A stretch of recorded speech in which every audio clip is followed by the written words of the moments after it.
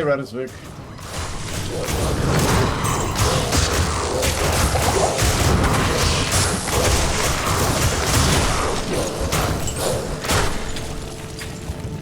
Hope your Tuesday is going well. Think about what day it was for a second.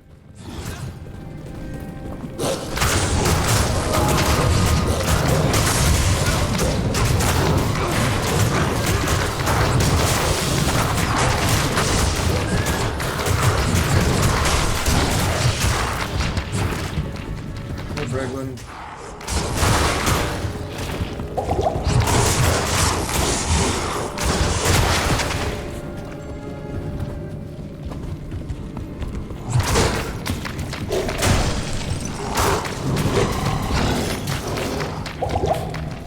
Well, that's appropriate given where we are right now, Radisvik, so I suppose that fits.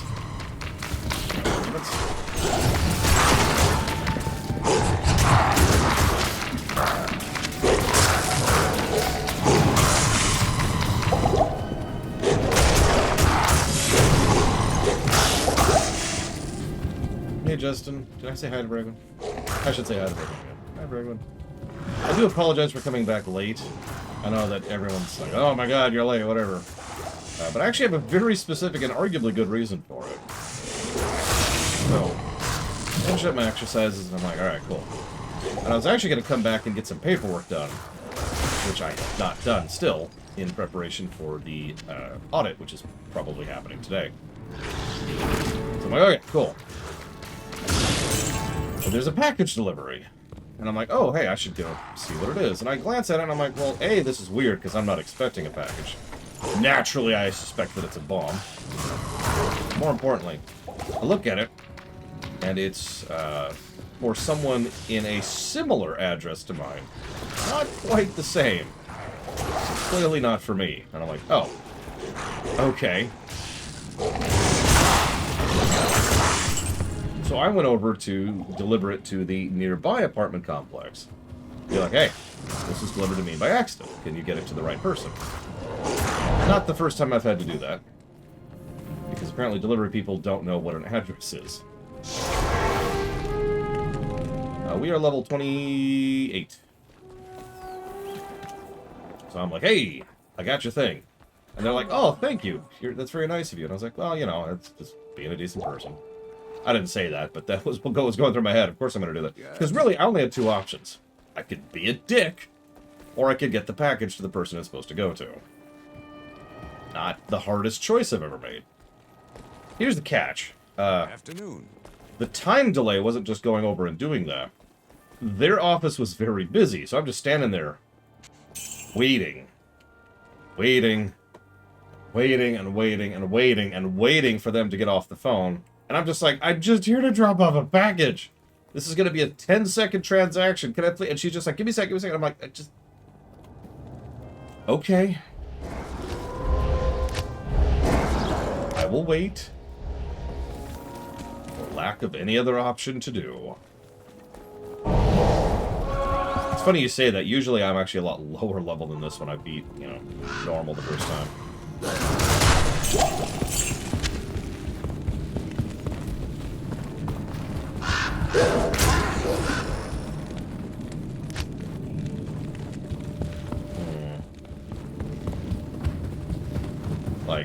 I'm honestly going to be a little surprised if we hit 30 at all. We might, just because we're taking our time and we're doing a side quest I normally skip.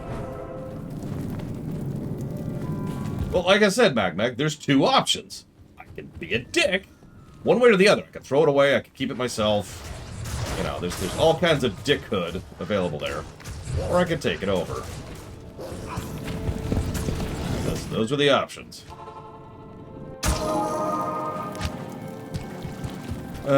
Well, let's go do this dumb quest while we're here.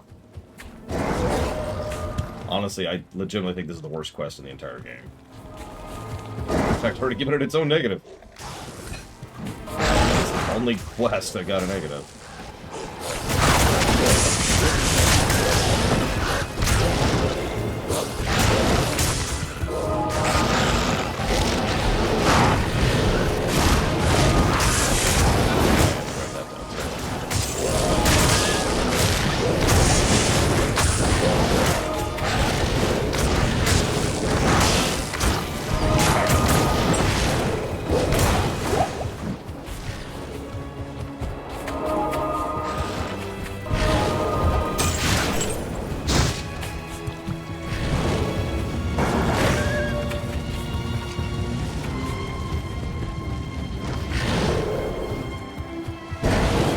grid-like, because that's how you do this quest.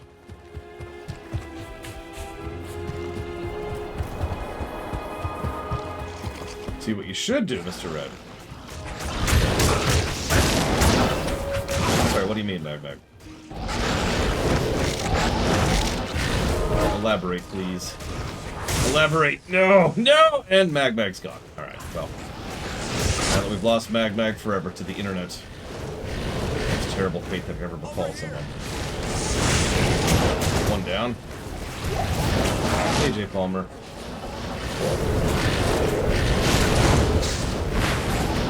We're gonna beat the game today, Tim. It might take a minute, because we're taking our time, but we are beating the game today, yes. How's the expansion so far? Let's see, I think it's a net positive at the moment. Story axis, at least. Oh, well, that's extremely wrong, Mag. In fact, no offense or anything, but not only have I played past Act 2, obviously since I've gotten to higher difficulties, I've lore run this game before on camera. So I've literally streamed all the way through this game before. So, yes, I have gotten past Act 2 before. What I said in the video was that this was one of those games that I don't like to replay past a certain point. Which is something that I know is a very common thing, and a lot of people have a similar reaction to in a lot of different games. For me, that point is Act 2. So, when I used to replay this game over and over and over, what I would most likely do is reach Act 2, and then put it down. And if I had, the score would be a lot higher. Just saying. What class did I play in the run? Sorceress, I think, because she can teleport. Because teleporting... Audio span, that's what I'm writing down.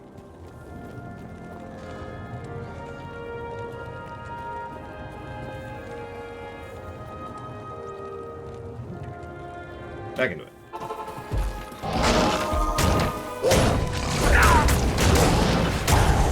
Whoops. This one. There we go.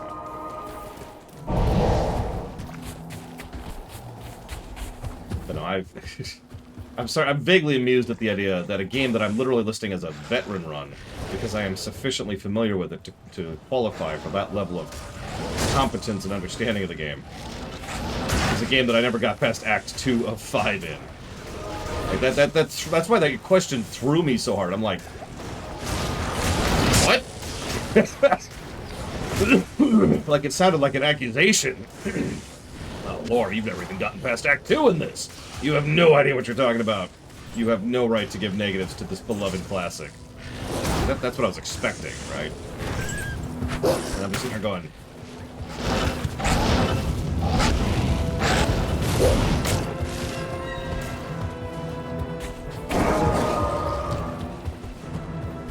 You've never even beaten the first boss with a stick on nightmare difficulty.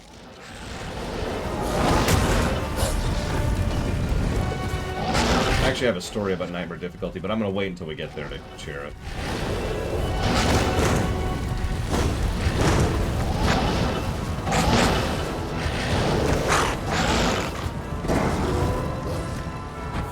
Wow, we are actually getting really bad troop lock here. How many times have I beaten Diablo 1 legitimately? Never.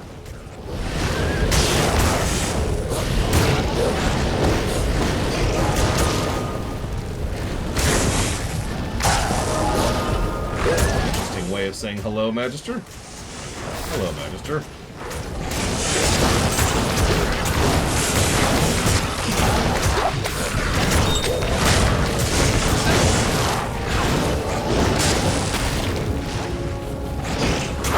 One more of these damn things. I love how it's actually buffing them with the aura while we're nearby. That's funny. It's gonna be top. It's gonna be top. So I should probably explain what I mean by how I've never beaten D1 legitimately. So for the lore run, we weren't playing D1. We were playing Beelzebub, which is a fully modded version of D1. So that doesn't count. Also, it was a lore run, so we were cheating our balls off.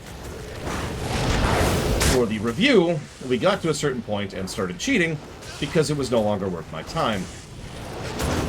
Back in the day, I never played the game solo, and I don't think I ever played a character that didn't have some form of hacked item, or glitched item, or edited item, or whatever. Even if I don't necessarily, like, intend to. Because you have to really understand this.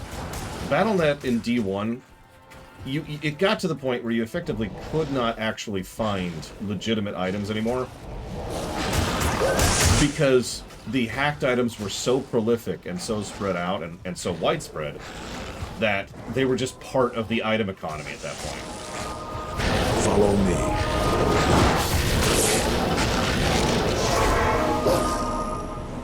So, well, I have beaten D1 several times back in the day with friends in multiplayer.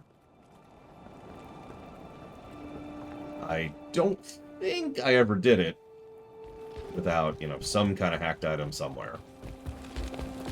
Thank you for rescuing my men. They have spoken well of your bravery in battle. Perhaps there is hope for us after all. If you wish, you may hire some of my mercenaries that you saved. And please, take this set of runes.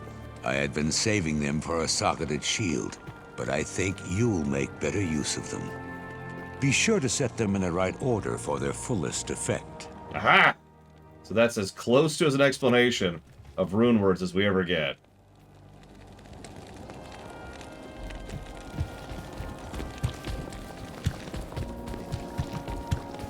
I'm not talking about that kind of thing, Black Malkin. I mean, the staff of 255 charges of Apocalypse, that's obviously a hacked weapon. That's not what I'm talking about. I knew people who started getting clever about it.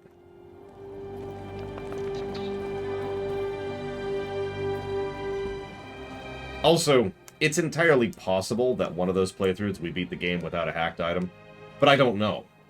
So I'm not willing to, you know, claim victory there, so to speak. Excuse me.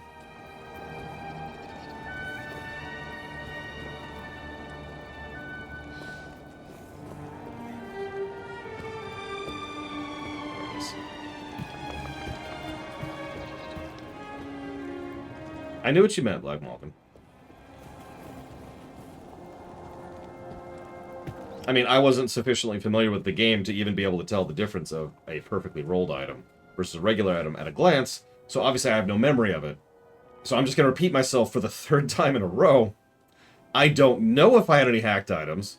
I wasn't sufficiently familiar with the game, so I can't claim a victory in that case. So I have no idea. I'm not going to say it a fourth time.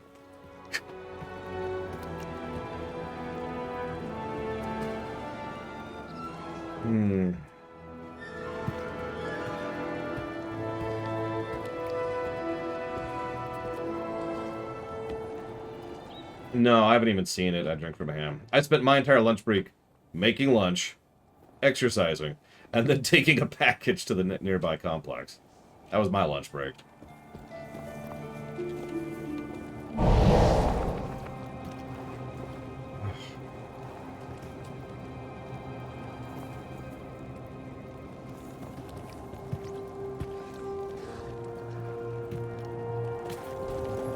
I have heard that some people are whinging, and I'm going to say it that way because I absolutely mean insult about that, that it is just Breath of the Wild 2.0, or Breath of the Wild DLC, or whatever.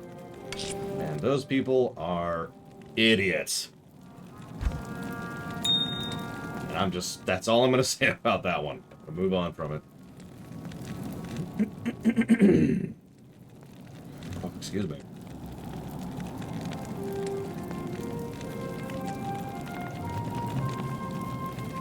So, I told you my first experience ever playing D1. My friend's first experience ever playing D1, because we were sharing stories last week, is he pops into the dungeon, and he's going through the catacombs, like level 1, level 2, hasn't even met the butcher yet. Some dude shows up and instantly kills him in one hit. He's like, what? I'm confused. So he messages his friend, like, some dude just killed me in the dungeon. I don't even know what happened. Like, because he didn't. It was his first time ever playing the game. So he has no idea, you know, how that's going to work. Oh my god, Black Malkin. I don't care! So, first time ever going through the catacombs of the game, because that's what we're calling it now, because I don't care. And as he's going through, there's this bit, so he gets killed, and he tells his friend, and he's like, what's going on? And his friend says, hang on, no problem. Friend warps into town, same game, same match, it's a public match, Battle.net, kills the guy in town, and then says, here, I'm going to give you an item. And he's like, what's the item? And it's a boot. And the boot just kills the player instantly.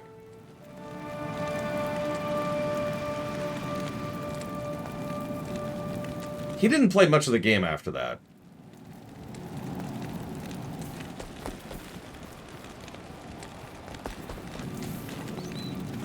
When I say that the hacked item problem in D1 was prolific, I'm not really joking. It's the reason why they spent so much time and effort under the hood and behind the scenes, essentially overhauling Battle.net. Like, Battle.net was for Diablo 1, but I've always said StarCraft and D2 are the games that Battle.net was really made for. Because... No, he gave them the boot, Dryhexy, so he could kill other people. Because Battle.net in D1 was a test bed, right? It was a prototype. And... No idea what they were doing, and it showed. It was like playing, honestly, Counter-Strike or the original Team Fortress, just rife with hackers and scumbags. Kind of like playing FPSs online nowadays. Anyways. But, mind if I give you one more story really quick? So, some of you may or may not know that my friend Gary and I used to play Modern Warfare 2 specifically when it first came out. And we used to play multiplayer with it together. We would group up, and we'd be on the same team, and we'd go kill a bunch of people, because that's what you did for fun. Now, that was fun and amusing and interesting, but the longer we played, the more hacking assholes we encountered. And it was always obvious. For those of you not aware, when you get killed in Modern Warfare 2, it gives you the kill shot of the person who killed you. And if someone has an aimbot, it's really, really obvious when their gun literally snaps to your head and then stays focused on your head while you're running through an area and just BAM! Immediate headshot. And it's like, okay, yeah, cool. And it got so bad that they drove us out of the game. We actually stopped playing Modern Warfare 2 co-op, or multiplayer, excuse me, because it became such a common problem that we got sick of it. Which brings me to my overall point. What is wrong with those people? Like, mentally, emotionally, what is wrong with those people? At what level have they failed at being a human being? At what point in their lives did some part of their brain drift off and seep out of their ear and down into the rivers of malcontent in order to lead them towards the idea of, you know what? I'm going to cheat in an online versus game.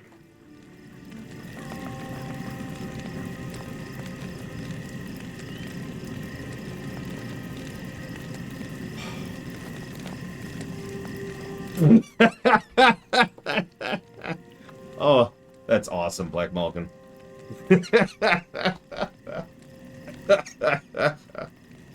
See, the problem here, trolling is actually a very gradient term. I know that sounds strange, but it's true. There's actually a wide variety of things that fall under trolling. I have trolled.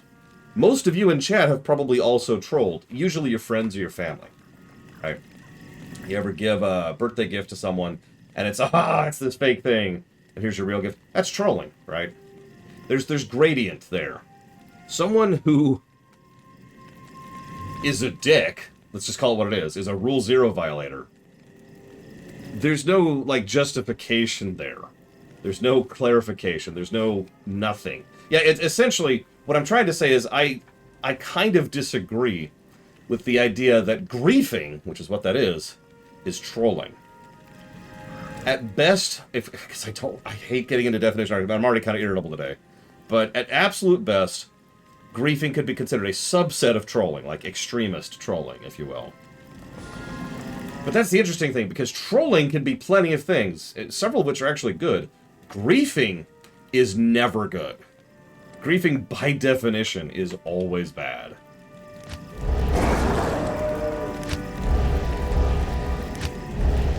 So, I think I can speak for all of us when I say screw griefers. What's a good form of trolling? Christ, of course you're putting me on the spot. I don't know. I don't know. I don't have an answer for you. You win, Mr. Red. There's no such thing as good trolling, because I can't think of something this millisecond.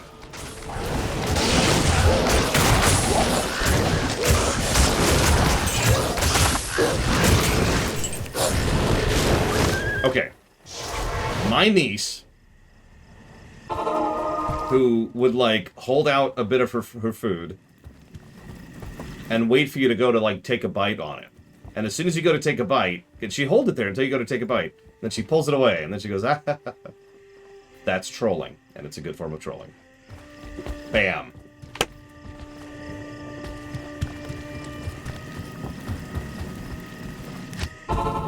So I've gone way too far the wrong way here. We're just all over the place on quests right now. Hang on.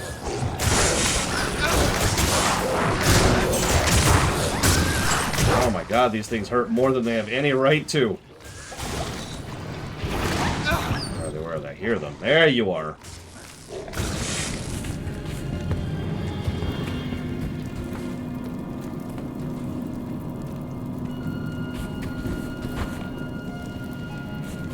Okay, hang on, we're gonna see something here really quick. And then you have EVE Online.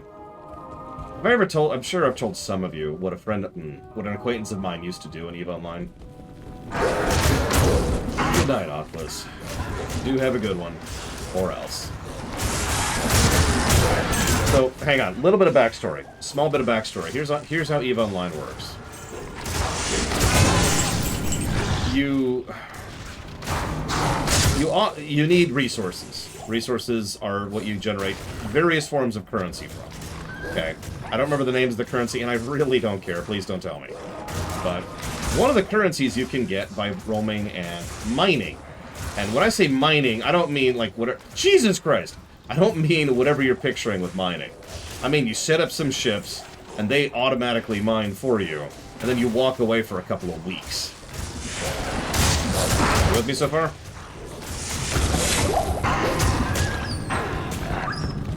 Now,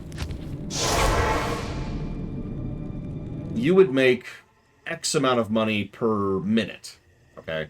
Let's just make up a number, because it doesn't matter. 1 million Mr. Red bucks per minute, okay? Now, that's important to keep in mind, because they call EVE Online the spreadsheet game, but there's a good reason for that. Most of life is actually more about economics than people think, but EVE Online is a lot more overt about how much about economics it is. So you need to be maintaining a throughput of X amount of money per time, otherwise you are losing money, which you'll never get back, because time is the commodity of EVE Online. You with me so far? This is all important setup, forgive me.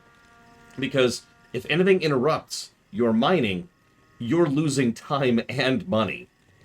Because now you can't, produce the 1 million Mr. Red bucks per minute that you were producing, and it would take you time to get caught back because everyone else is still going, and you have to go back there. So obviously there's a lot of economic warfare, but here's the deal. What my acquaintance would do, he would go out there in his dinky little destroyer, which is a nobody-nothing vessel, and he would start attacking and harassing the mining ships. This would prevent them from being able to mine, halting production. They are now making 0 Mr. Red bucks per minute. He would then message the owner of the ship, say, hey, give me 3 million Mr. Red bucks, and I'll leave you alone. Now, if you're not catching it, the amount of time it would take for that person to get their ships, go out there, and absolutely destroy him and his ship would be longer than the time, than the money cost in time for just paying him the 3 million. Make sense? That's why I emphasize the whole time money thing. Because it would effectively cost them 10 million to kill him and get rid of him.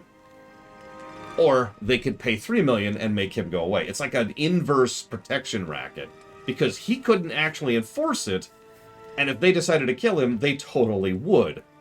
But it costs them time. That is EVE Online. in one story right there. Can I help you?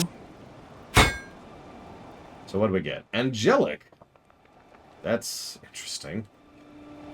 If that sounds awesome to you, Mr. Ed, then we're not friends anymore. Okay, so... don't mistake me, it's very clever. You know, credit where credit is due. But, yeah, that... screw that goddamn game. Alright, so we're just gonna put that there, because I don't have anything to do with it.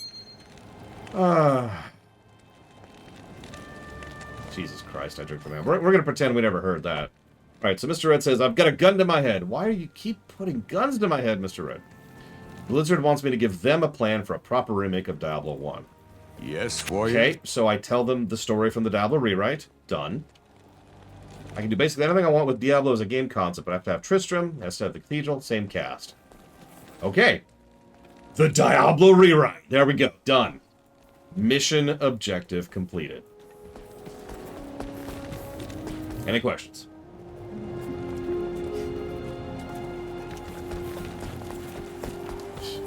The morning comes.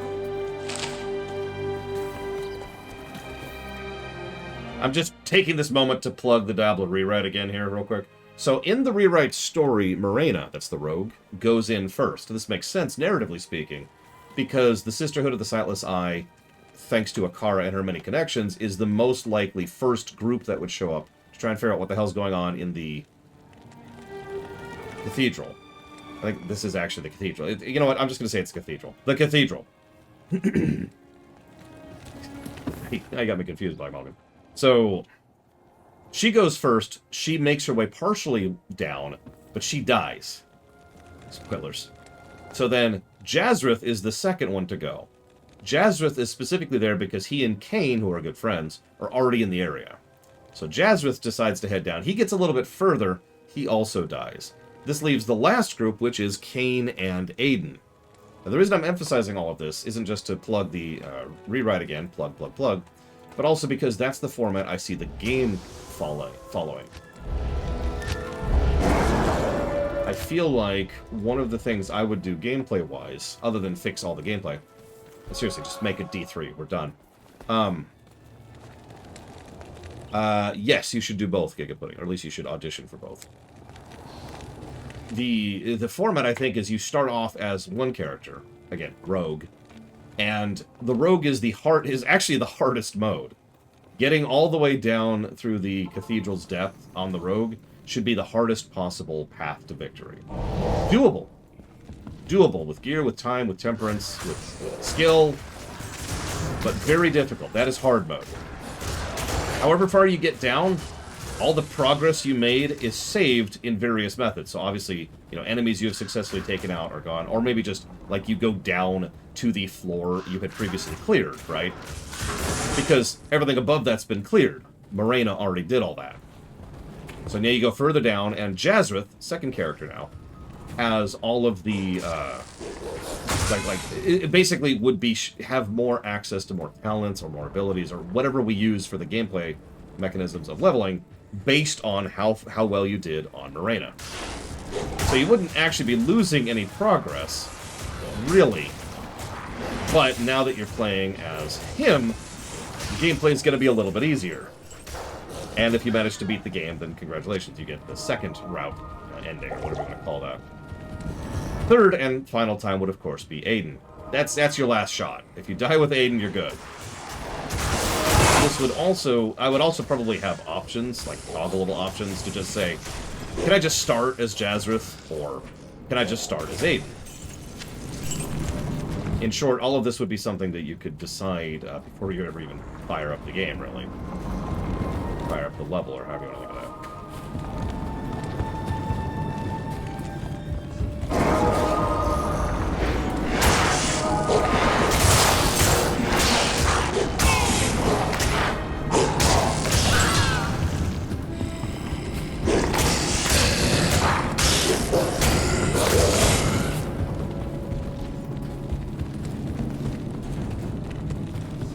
I admit the reverse difficulty idea is one I've had several times, and I've tried to apply to several game ideas.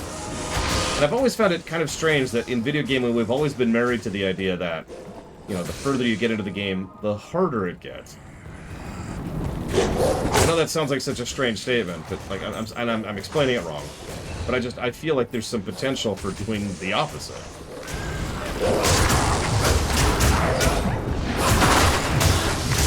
Like, rather than unlocking nightmare difficulty and hell difficulty, you unlock normal difficulty and easy difficulty. But obviously that wouldn't apply in all cases. Damn, I hate those enemies so much. It is in many ways based on the new Game Plus ideal. I will freely admit that. So this is not where I want to be. So we're just gonna.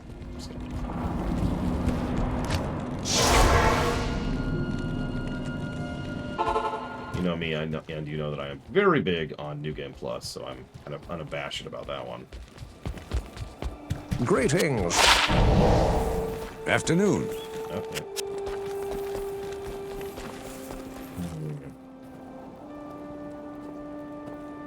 That's a terrible spear for being that difficult to wield.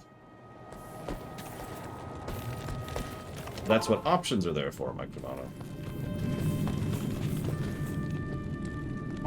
Although, if I'm being completely honest, if you're the kind of person to be discouraged from a game because it's not easy at the very beginning, then maybe it's not the game for you. Really, I drank from a ham. Hang on, hang on. Yes? Just shreds, you say. I'm sorry, I drank from a ham. I just got the report from the boss. He says you have to be horrifically and brutally killed. My bad. Now, hang on. Before you get upset, we do have an alternative. You could just have some donuts instead. Now, I know that's a bit of a hard sell, so you can have donuts or horrific death. It's up to you.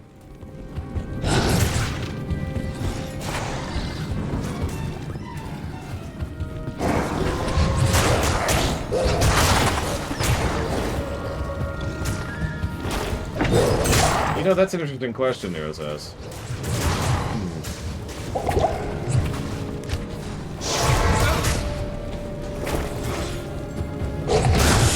So, if we had failed in D1, Diablo would still be in possession of Albrecht, and still active, doing his thing.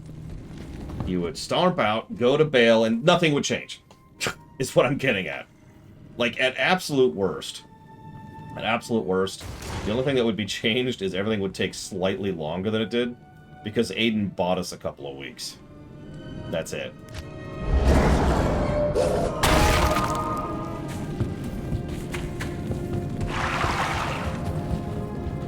I forget the exact timeline, but it's not a long period of time. Don't disagree, Nero says. In the greater scheme of things, not much actually happens at D1. Really.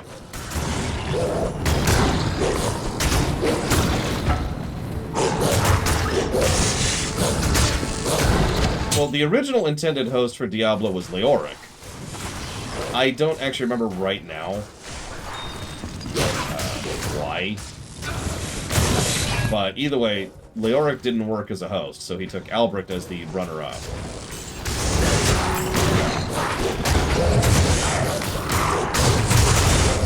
Go watch my lore run.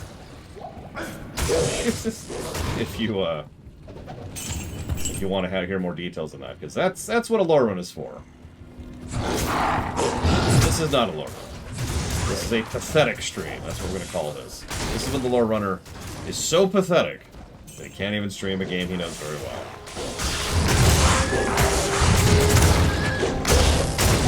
I mean, Lek Denon, whoa, did kill him. Although, how many of you even knew that until D3?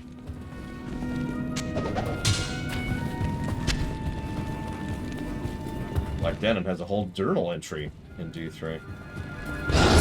Anyways. So,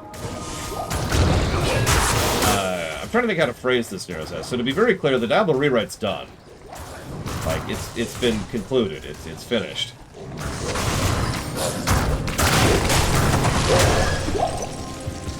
Now, hasn't come out yet, but, like, the video is completely 100%. I could let it go live 3 seconds from now if I really wanted to.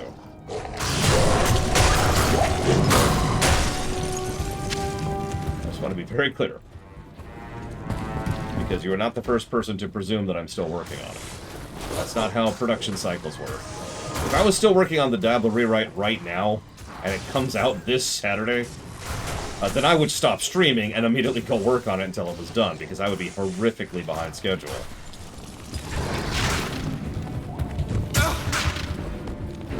That would be just really, really, really bad.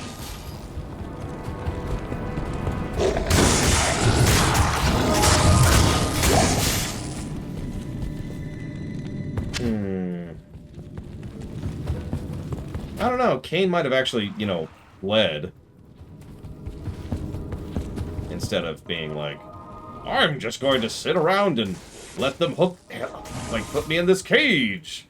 And they never explain why they didn't kill me, even though they killed everyone else in town. Literally everyone. Well, everyone was still there. Obviously, Adria lived.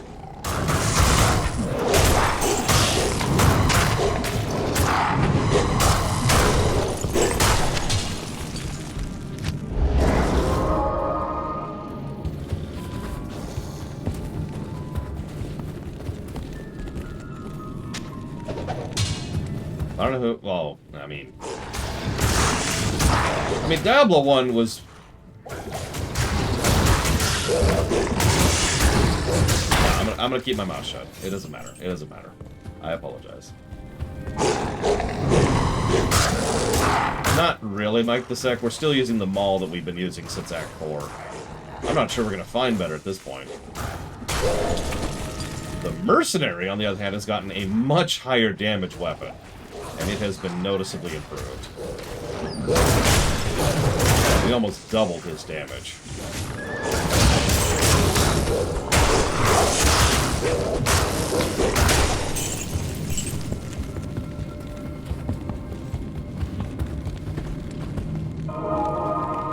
No, I don't, Black Malkin. You're right, he didn't tell me the order. He said, here's a thing for a shield, and then he gave me 3 runes. And then he said, make sure to put them in the right order.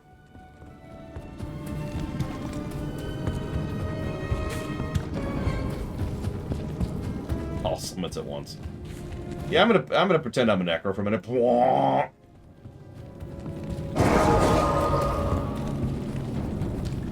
of the worst luck in this dungeon.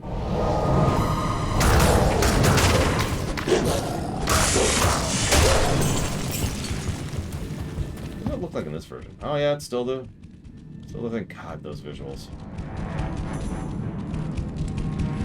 Let's stop doing that.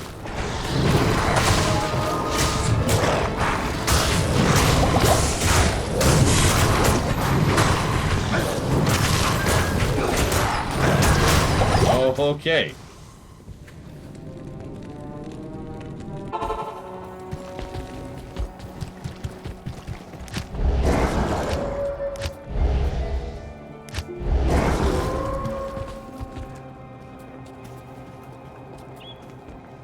You know, that's a good point, Black Malkin. You're right. I have done a Dragon Age lore run. It was only Dragon Age Origins and Dragon Age 2 because Inquisition wasn't out at the time. But we have actually done a capital L lore run of Dragon Age.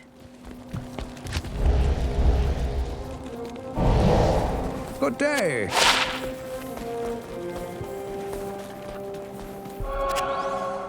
We have ironically also done an out-of-date review of Dragon Age Origins.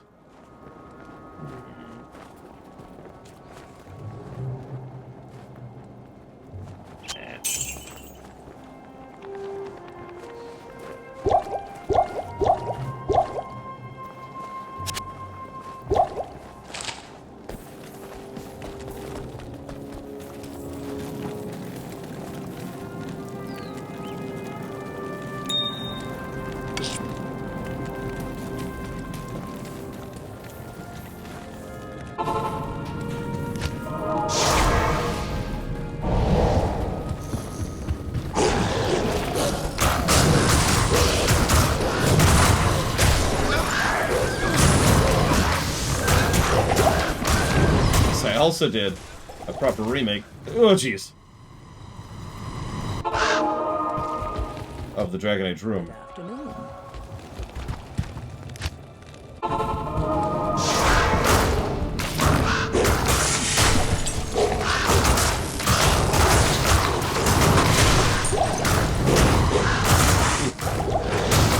Stop doing that. Dang it.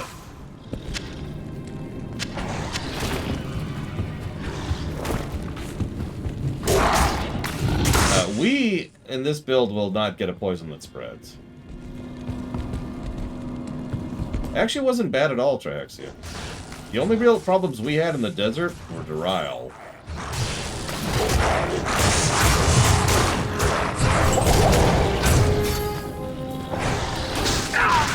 Come on. Oh, Jesus, I'm not. Oh, oh God!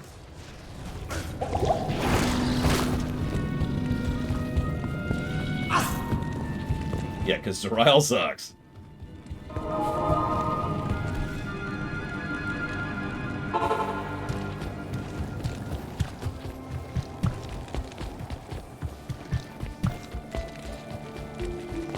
Stay a while. Yeah, playing this with no AoE at all has certainly been an interesting experience. We do get an AoE attack at level 30. It's even a decent one, I think. But, How may I be of help? we're not level 30.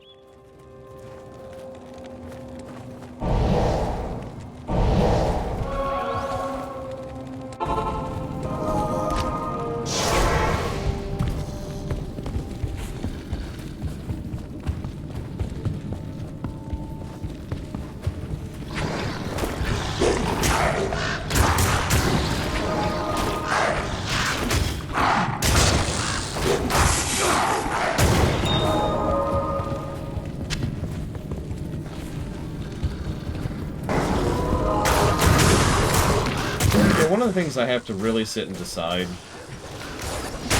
we're establishing precedence on class design. I know. We've covered games with classes before. Let's not get into that argument again. We've never reviewed classes like this before, so for all intents and purposes, this is, in the way that matters, the first time we're actually reviewing classes. So we're establishing precedence on how class reviews function. This will be relevant for D3, this will be relevant for WoW, Dragon Age. Like there's several games that we're going to be looking back to this one for how we design our reviews for class design. Little nervous, not gonna lie. There's the summit. We shouldn't even be at yet. Last, the summit of Mount Audit. That's pretty. That's pretty decent. And I don't remember.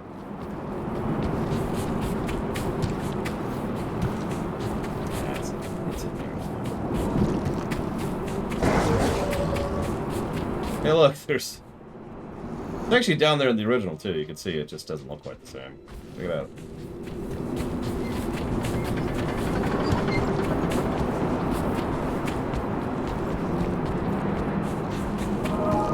Impossible. Oh.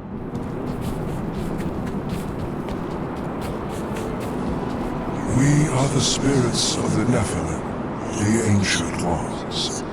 Oh, hey, they actually do mention the Nephilim here. God's sacred Mount Ariat, wherein the world's stone rests. Few are worthy to stand in his presence. Fewer still can comprehend his true purpose. Before you enter, you must defeat I us. don't know, the World Stone's actually pretty basic if you think about it. Well, shoot. I am not actually ready for this fight. I thought they'd be like, you have to go rescue What's-Her-Face first, and I'm like,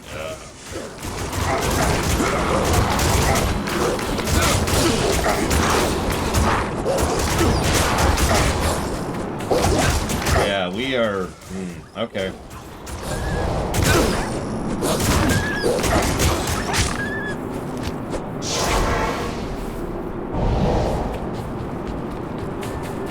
Oh, they reset. Without leaving... Oh, okay. Well, you know what? I'm okay with that. I'm okay with that. We're cool. We have not found any jewels yet. Huh. Good evening. What's this? I'm pretty sure we have the materials to make jewels if I, you know, Googled it, but we haven't actually found any.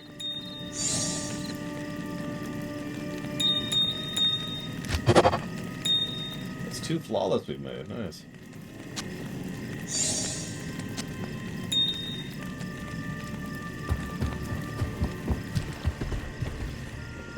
Well, no, I usually see jewels pretty early, too. That's why I sounded so stunned when you were like, oh my god, you're right. We haven't had any. Okay. So, we're going to do something weird. We're going to drop our town portal tome right there. That's what we call just in casing. Now, we need to go find something.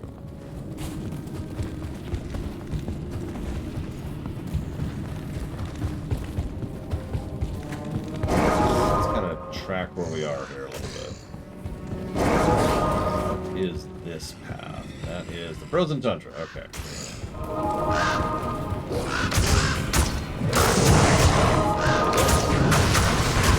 Blizzard would never do mod support in one of their games. They hate modularity and supporting mods and giving out the API freely so that people can make mods. They would never do that.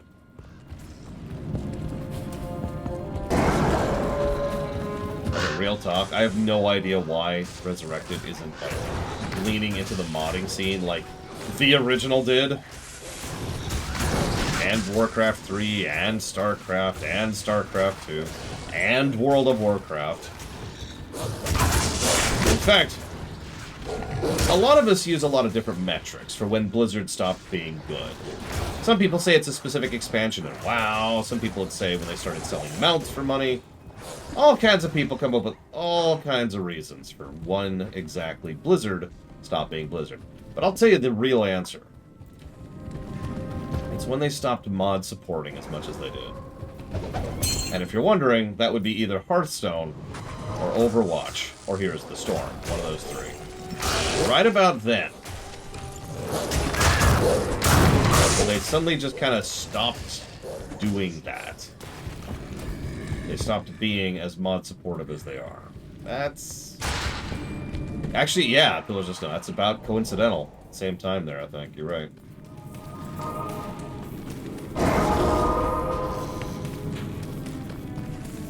Okay, so this is the one I went in early. No, I haven't been in here.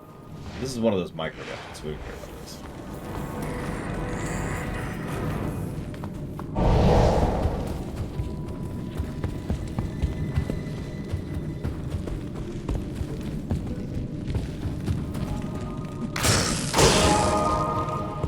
Not that I'm defending it, but as a reminder, games as a service itself isn't the issue.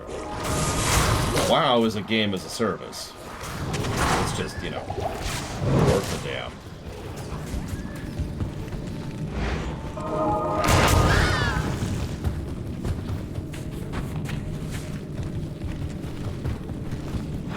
Let me ask you something, Papaneeks, because it would only be the 37th time I was wrong today. Are those mods for the game? Or is the game modular?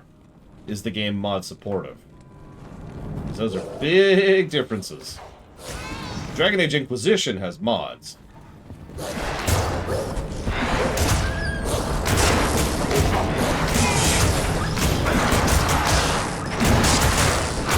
Hey, Mockingbirds. I'm about ready to strangle somebody. How are you doing? God damn it! I hate these enemies. They hurt so much harder than they have any right to. Oh my god. Okay, this is what's happening now.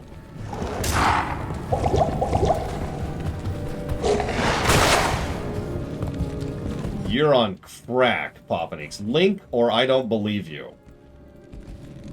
No offense, but I absolutely do not believe you.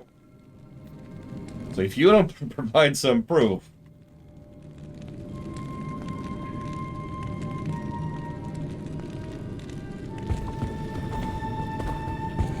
Oh my god.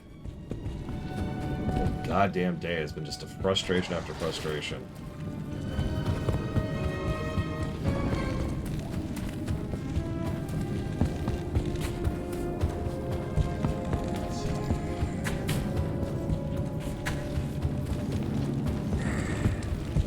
Hi, Mockingbirds. Did you already say hi? God, I don't remember. Not like it matters.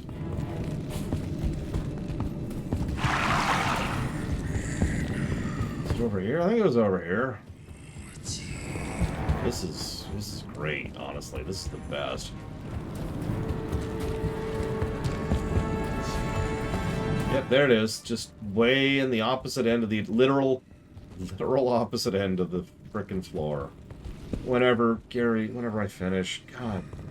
Sorry, I hate this game so much. Okay. Hang on, I gotta lope back because I keep running out of stamina. The opposite end of the entire floor.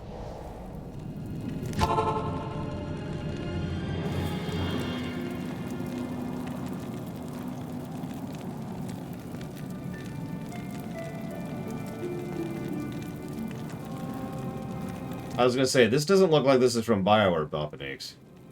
It's nice that people have made a mod for those games. Oh, at least 20% of it played Javal. The best part is I'm completely locked in now. I mean, I could change my spec, you know, once, but I'm locked in. There's no swapping to another class. There's no changing it around. There's no just switching to a sorceress, or switching to a necro, or a paladin, or an Amazon, and just having fun. We're locked in. We are a druid. Now, I don't really regret that decision. As I mentioned, I was the least familiar with druid, and the others I'm going to be reviewing from memory. So I needed to, you know, I needed to play the class I knew the least. Had to do it. That was no choice. Yes?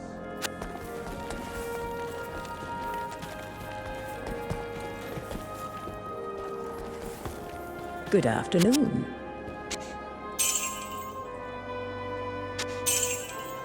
I'm guessing you didn't see our Durial fight. Pillars of Snow.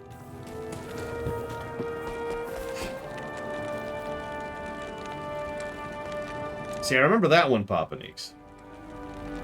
I'm actually familiar with that one.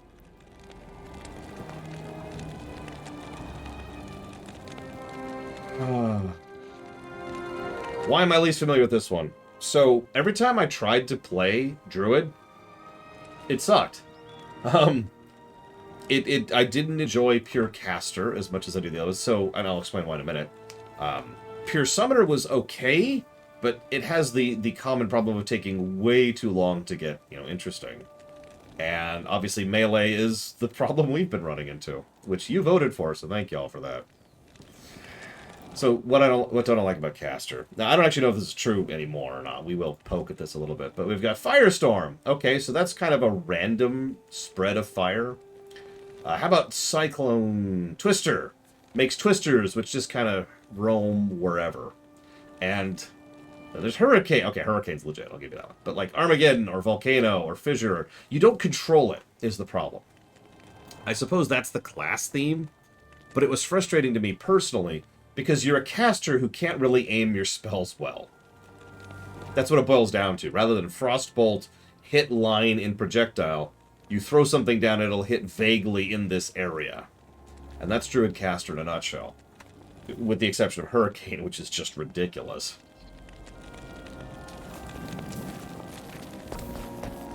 Okay, spells.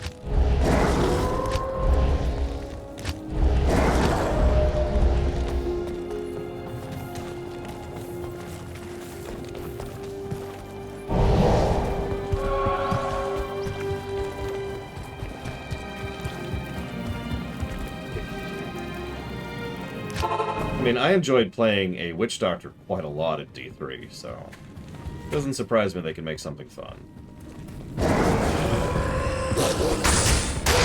So here's what I'm thinking.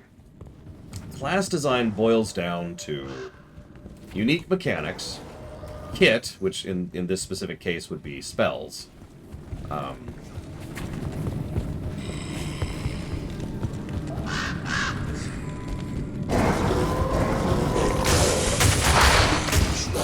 I guess viability? That's a weird one to judge, though. It's valid, though. We've actually given negatives for things that aren't valid, so... Yeah, no, that works. Okay, so fantasy, kit, and viability.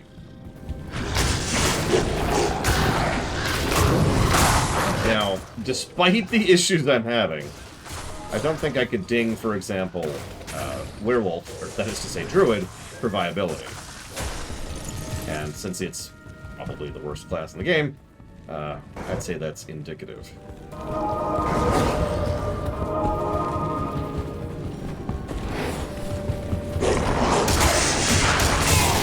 That being said, I would say some of the classes are a lot more viable than others, so we could give more positives to, for example, Paladin or Amazon, or even Barbarian, than we could to Sorceress. Okay, here we go. Die quickly, die quickly, can't completely destroy my mana. Pick up the mana potion. Okay, we're okay. I mean, there's always going to be a worst class. The question boils down to whether that class is still good or not. Right? Like, Rogue is the worst class in WoW. But, like, that's... Oh, crap. But that's still pretty good compared to, you know, a lot of other games I can mention.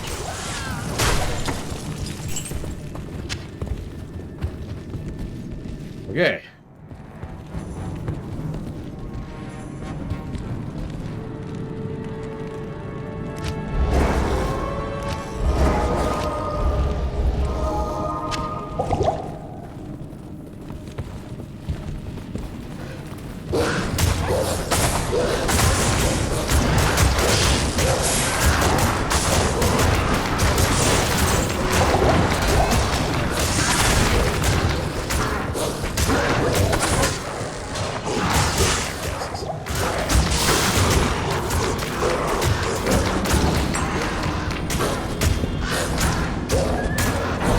That's part of the problem too, Tyron.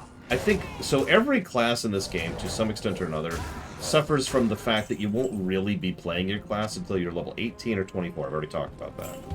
It is just my opinion that Druid suffers from that more than the others. Probably because they weren't thinking about leveling, or low levels. You know, Diablo had been out for a bit. Diablo 2, rather, excuse me, had been out for a bit. And they were thinking about people who'd been playing the game for a while, so they were thinking, alright, we need to come up with viable stuff for the level 40 to 50 range, right? Because you're absolutely right. I've played a high-level druid before. Cheated, but still. And later on, way better.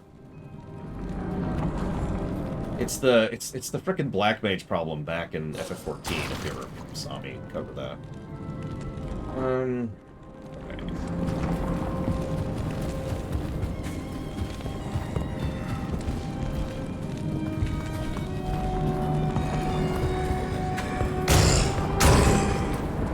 Which is funny, because they didn't pop an X. Yeah,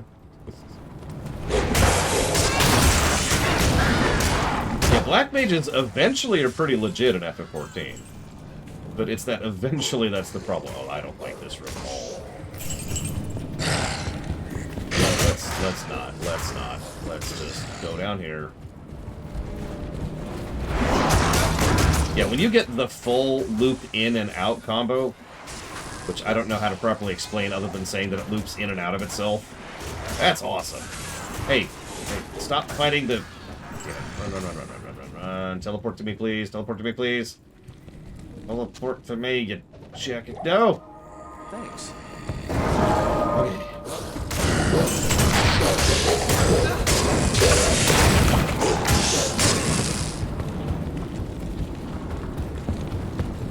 Hi, Mr. Red. So I got these 2 million Mr. Red bucks, right? I'm wondering, what can I get with my 2 million Mr. Red bucks? What's the inflation rate like here?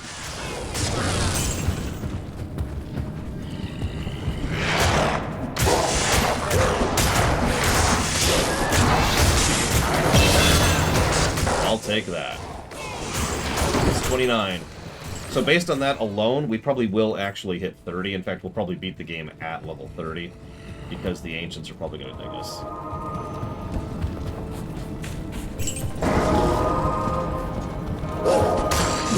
Anyways, the relevance, Popanique, sorry, I never actually explained myself, because I'm stupid. The relevance is that games review, for the game review purposes, games get credit for mod support, but not for mods. And that's a very key distinction, which is why I asked, did this game have mod support? And everything I know says the answer is no, it absolutely does not. Which is why I went off on that little tangent of Blizzard stopping mod support. Right around the mid-aughts, I guess. No, that would be the mid-10s. It's more recent than that.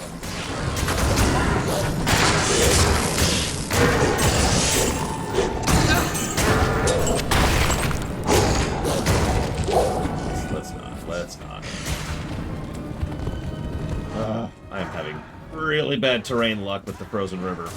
Oh, Jesus. Oh, Jesus. I am completely body blocked. Start biting. Start biting. Fight my way to victory.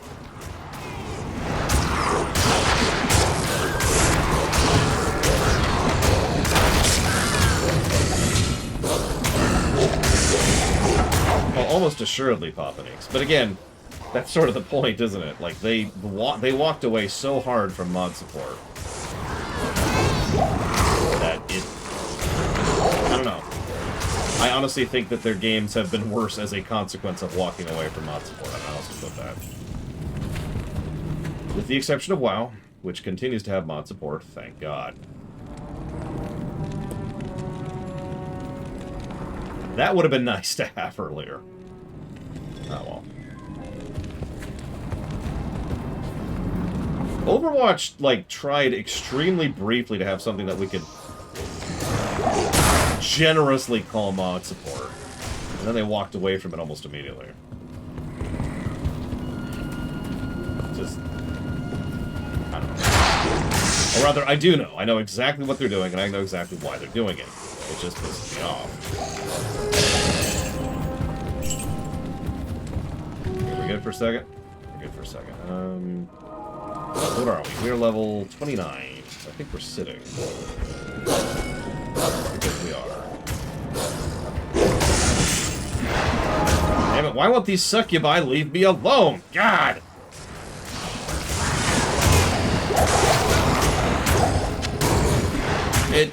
It would actually take a while to explain, Mr. Red. It boils down to a variance in target customers. I hope that explains it, because I don't feel like talking about it for an hour. Obviously, part of that is the push towards the esports scene. But mod support... Games that lean heavily on mod support are games that, from a philosophical perspective, in the development and construction of the game, of how they monetize it and how they support it, all of those things are pushed by the idea that they want the players to have access to play that game, not just the way they want to, but for a long time after the game stops being financially feasible. Right? In short, they want to be a part of the gaming space for longer than they're making money off of it. But if you're trying to be a part of the esports scene, if you're trying to keep your game in a specific way and focus on the ladder and all that fun stuff, then what you're doing is you're trying to keep your game relevant and also make money off of it while it continues to be relevant. You want that to be a rental rather than a sale. Put very, very simply.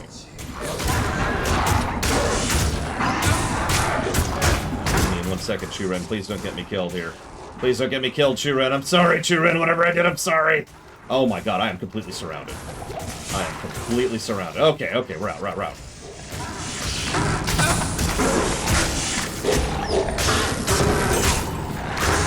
That's one of the reasons why, despite all the crap they've pulled over the years, and they have pulled a lot of crap, I am still a bit of a Bethesda supporter.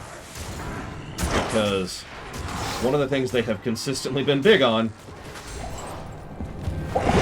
is mod support. They do still want people to play Skyrim 10 years after it came out. Go get your jokes out of the way. It's cool.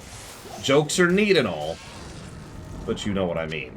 I am overburdened. They have not pulled back on that, and that's awesome.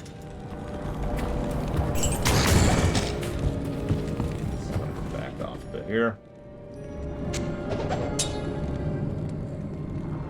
And Oblivion. People still play Oblivion. People still play all kinds of stuff because they can. Because that support exists. Hey, our first jewel, by the way.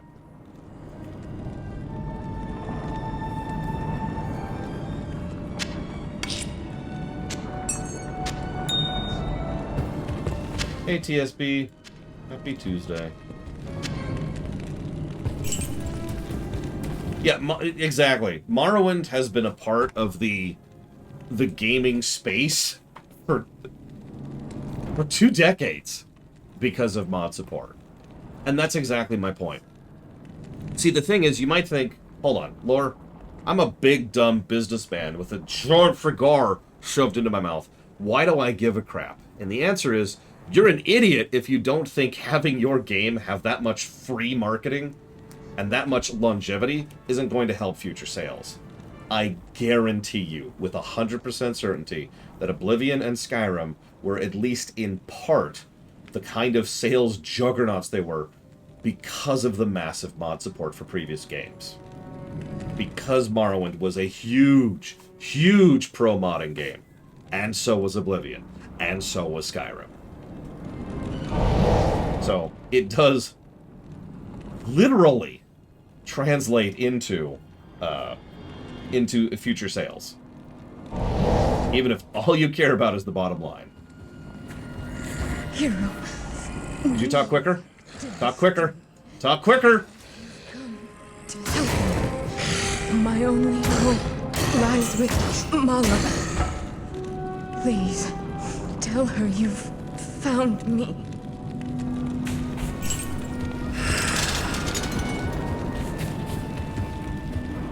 Like, don't mistake me, Bethesda pisses me off as much as anybody else. I'm not trying to, like, go to bat for them. But that one point, they were right. And I firmly stand behind them on that. And I'm not just saying that because I'm legitimately excited for Starfield, which I am. This is great. Is there a waypoint in the frozen river? There isn't, is there? Diablo 3 does not have mod support. Neither does D2, as we're playing it. Neither does D1. Okay, I hate to do this because I'm going to lose the ancient way, but screw it. I don't feel like making that run. Let's just lose it. Evening. Hello. I think that was Laura Bailey. It sounded like her. We'll hear her more clearly in a moment. So, that snake Nilaithak was behind Anya's disappearance, and he trapped her with a freezing curse. Here, take this potion to Anya and give it to her. That should release her.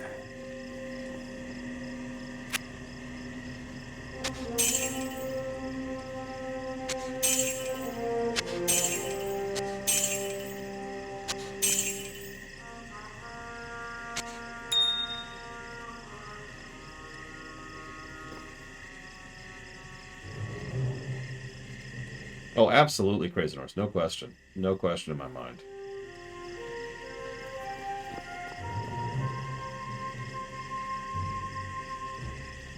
Oh, that's better than ours. Good evening. I don't want to sound like I'm preaching about the evils of publicly traded companies. But the fact of the matter is that publicly traded companies will always have more limitations than every other type of developer out there. That's not, you know, that's not preaching. That's not like ills of capitalism, whatever. That's math. That's just how that is. Since we've already given up on this.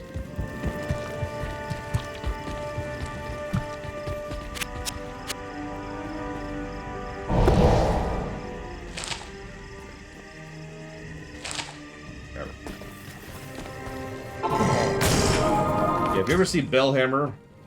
Excuse me, Lore Runner go public? We got problems.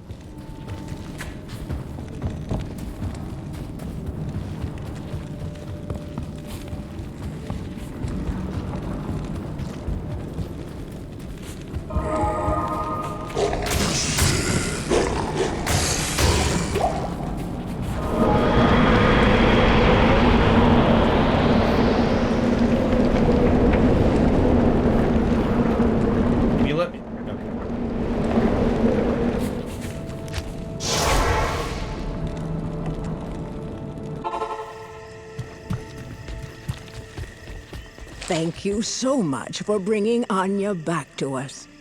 I have devised this spell to increase your resistances as a token of my thanks. I know it isn't much, but I hope you find it helpful. Please, go talk to Anya. She has urgent news concerning Nilaithak. Alright, so who's ready to die a whole lot? I love that. This isn't a big deal. It's 10% resistances across the board. It's probably one of the best quest rewards in the entire game. Sorry, this is so minuscule. Listen, I know these $5 million aren't much, but it's all I've got to give you.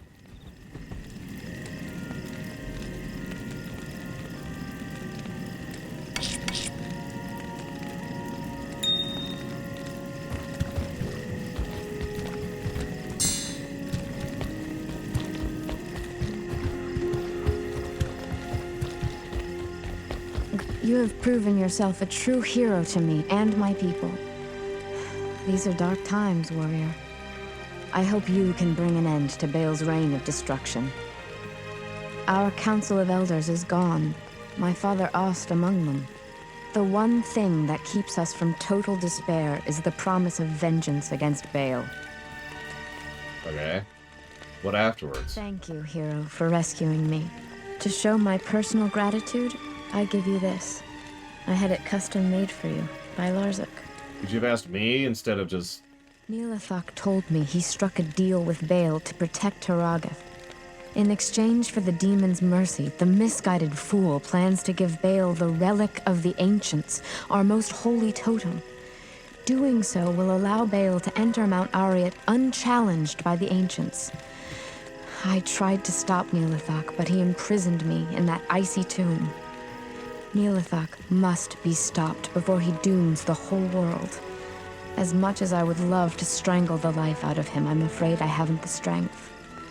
You must go to his lair through this portal I've opened, kill him, and then bring back the relic of the ancients. Stop Nilaithak from destroying what we have striven for eons to protect. So I have no fond memories of this upcoming dungeon. Oh, wow. Still not as good as level 30 Helm.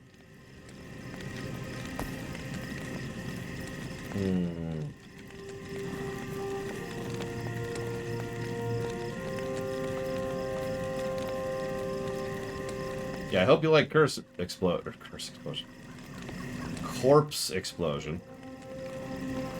Because Corpse Explosion likes you!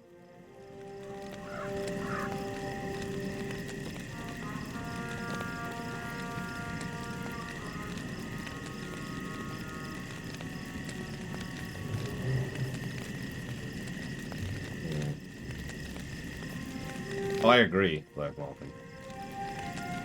The only... I'm gonna hold on to that because it's got 2 sockets, but, like, that's the only benefit of it, is it's got 2 sockets. Consequence. Although... So let's see, we've got... What's our require? Ort Soul. I don't think we have either of those. We do actually have an Ort, never mind. We don't have a Soul, of course. We have 2 Orts. Well, you know, I keep getting that question. I never actually understand that question, Saffron. It was requested by you guys because you wanted me to have it there for sake of people who are wondering how long we've been streaming, or where a specific point in a highlight is, or where a clip is coming from. It's just a way to have some degree of continuity within the VOD.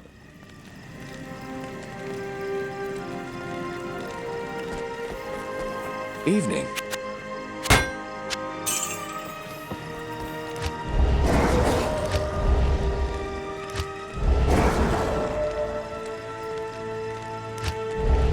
Oh yeah, speaking of things the game doesn't tell you about rune words, you can't put it on a magic item. Which, ignoring the fact that I disagree with the fact that that's how that works, nothing tells you that's how that works.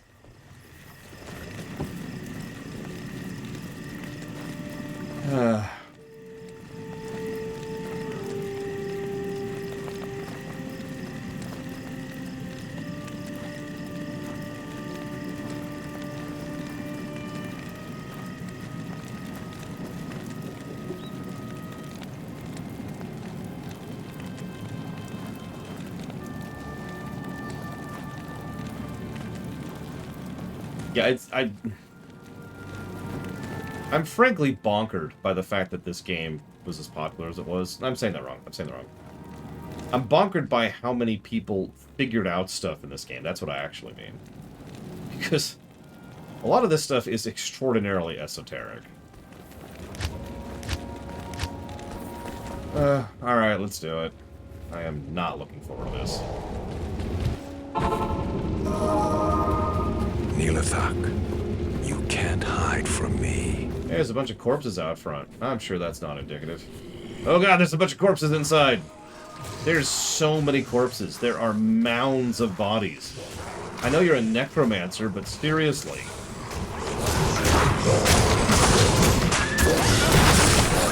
Good alternative games out at the time? That's a good point. Were there good ARPGs out at the time? Yes. Were there good RPGs out at the time? Yes. Good PC games? Yes. Good dungeon crawlers out at the time. See, now we're getting a little bit weird. Now we're getting closer to maybe not. I hated how this place looked back in the day. It's just this ugly, rotting-looking, gross place in the original. And it's just as ugly and gross here, so that's cool.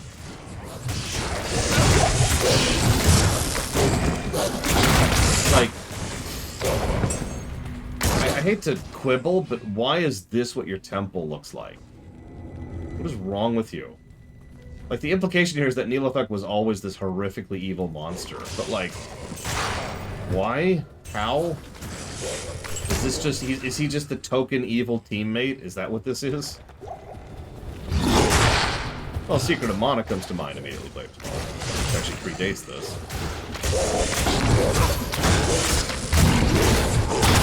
God. Oh, it looks way better. Speaking of which, I hate to do this, but this looks bad. Like, it doesn't just look gross or off, or just... It looks bad. It looks cheap, is actually probably the word I'd use. And then there's the fact that it all looks pretty samey, and it's got that brown problem I've already complained about. Like, just taken to the next level. The whole level in the original graphics is this nonsense. This is a big step up. Speaking of someone who does not like gross, Crystal Sword. I absolutely do not like that. See, the thing is, when I say gross, I'm using the wrong word. It feels dirty, right? Like, it feels like this is someplace that someone hasn't cleaned for a while. And it's just... what crap. This... well, I mean, this is evil, but still looks loads better. Am I? I am, okay.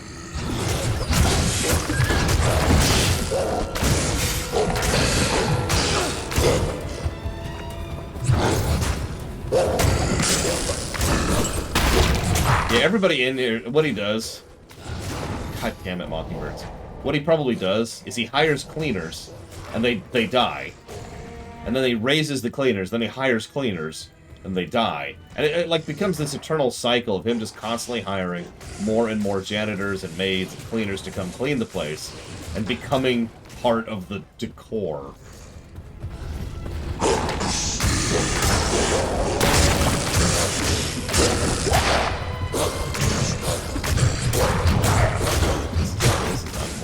awesome. Mean combo. The frenzies, the slow nukers.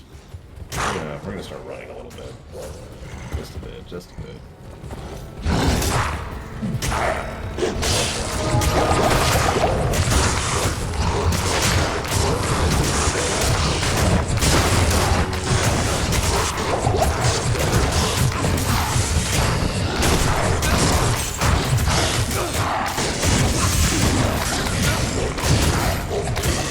No, I think I agree, Black Malkin.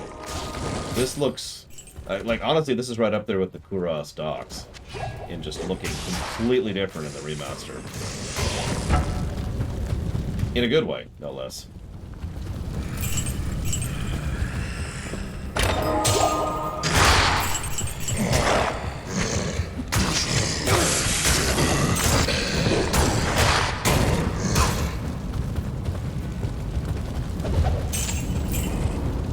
So, hey Nilaithak, why do you live in a dirt pile that's filled with blood and bone? Bone? Blood? My appendices! That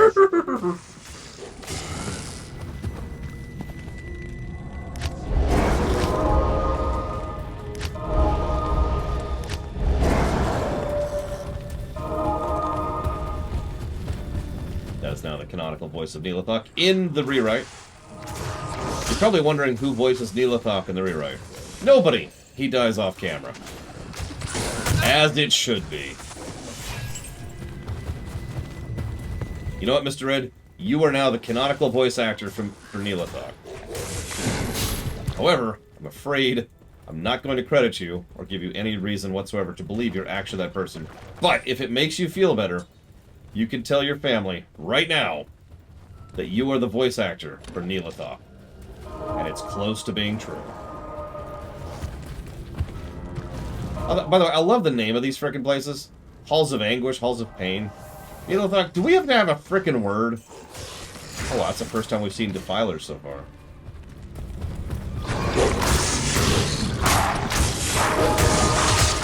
But Mr. Red, you are technically correct. The best kind of correct. That's not true, I hate that. I don't hate that episode, I hate that concept.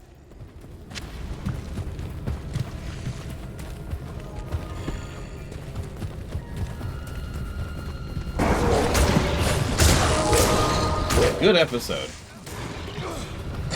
Screw those people. Crystal Sword.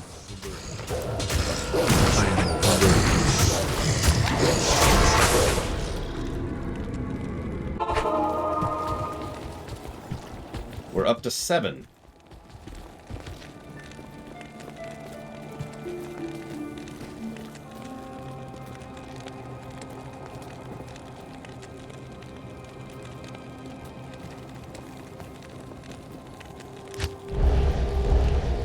They drop far too often, Mockingbirds. That's the joke.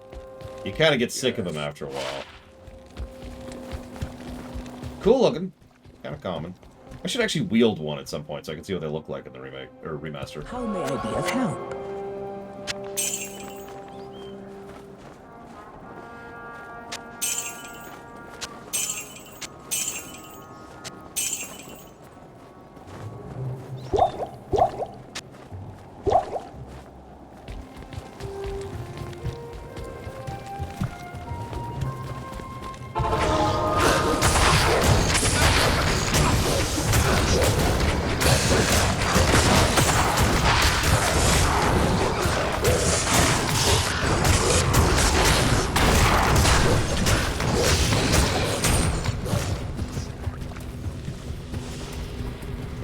These floors are long too. What, 3 of them? 4 of them?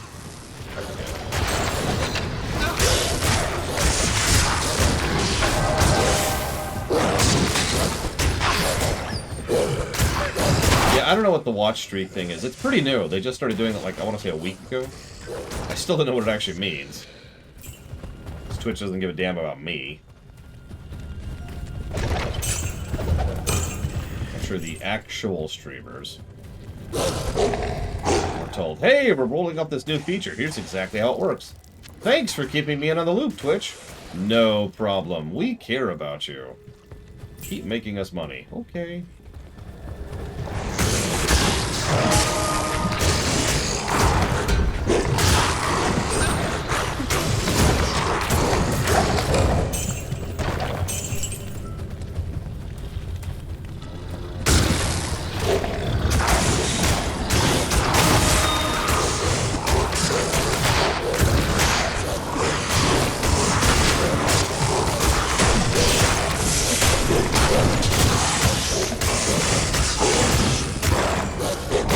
I thought you were going to go the other direction with that, Crazy Norse. So they've got this watch, right? And then it goes flying across the football field completely naked. I mean, they don't say that to me, Maz, but, you know, I'll take that as a good thing. There's just a pile... It's not even interactable. There's just a mound of dirt and bones. Nilaithak, dude! Clean yo crap.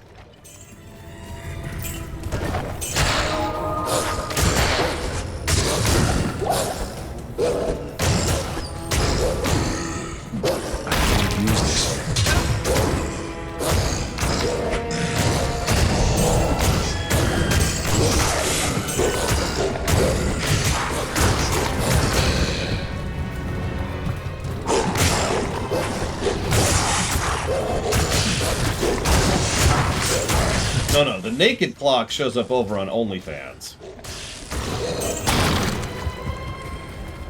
So really, a watch streak is just when you get pointed to OnlyFans and told, "Here, go watch the rest of the video over there." Reminder: if you subscribe to my OnlyFans, you'll get to see me describing the in-depth lore of the Elder Scrolls while very slowly taking off my robe here, or cloak, coat. Thing I'm wearing.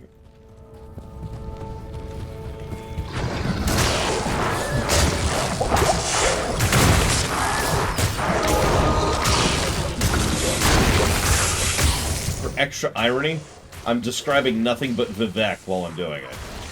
Points if you get it.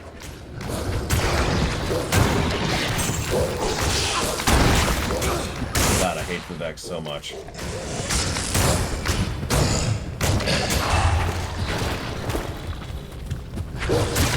I don't know, near as I can tell, OnlyFans is actually pretty mundane. Like, hey, here's porn. Here's pseudo-porn. And then, like, you know, the other 1.3% of the channel is non-risque stuff.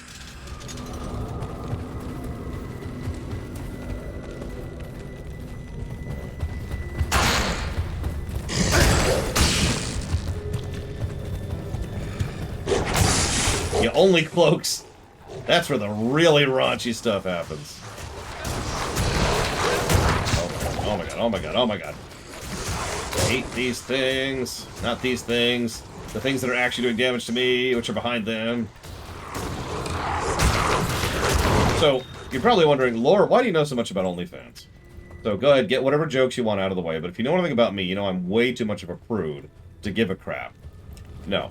The reason I know a lot about OnlyFans is because I take my job seriously. So when it first came out, my first reaction was to look into it, to see is this something I need to be leaning into, like I did with Patreon. Because it's my job. I take my job very seriously. I also like continuing to be able to pay the bills. So I looked into it, and I was like, oh, okay. Well, this looks like this might be a thing. So I got an account set up. Didn't really do much with it. A little bit of time passed. And then right about that point in time, people started being like, "Rah!" about Patreon. People asked me for an alternate way to donate. So I was like, well, let's look back into the OnlyFans thing. Oh my god. And then we didn't do that ever again. Any questions?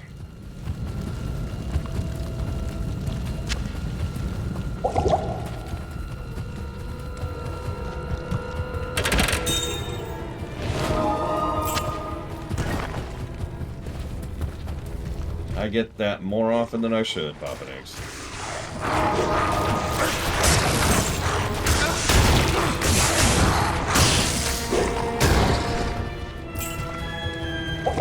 Lore does have an OnlyFans account. I have a lot of things account. Most of them are just squatting on the name to make sure nobody else tries to impersonate me, which has already been a problem. By the way, fresh reminder, if you see a lore runner on Imager, or not Imager, sorry, oh god, which one is it? I don't remember which one it is. Is it TikTok? Instagram, thank you. If you see a lore runner on Instagram, that's not me. I'm not sure who that is, but it is super not me. Good day. People who are trying to harass, troll, and otherwise cause, shall we say, criminal harm. Mockingbird, to leave it at that. Good afternoon.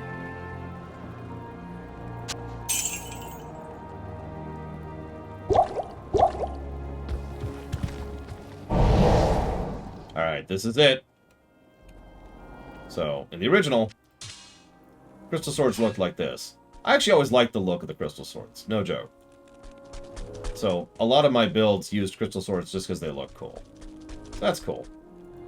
But how do they look in the new graphics? Dramatic pause. Behold! That's actually not too bad. Still looks like it's made of ice, but you know what? I'm okay with that aesthetic. Not here.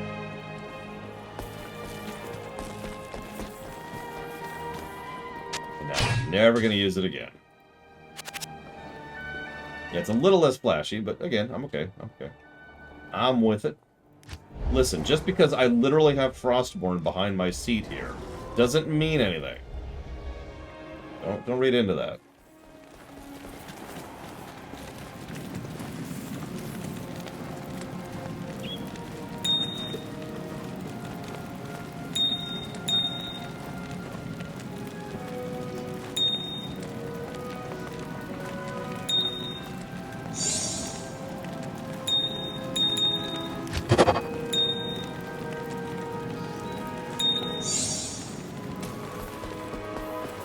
Afternoon.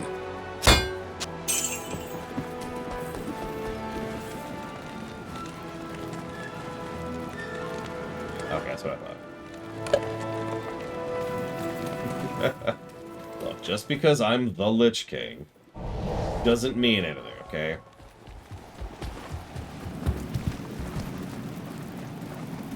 I know, right, Mockingbirds?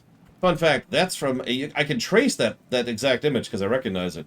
It's one of the first images I ever posted on my Twitter account, at this point about 7 years ago. So, you know, publicly available picture so someone could effortlessly steal it, as someone effortlessly did.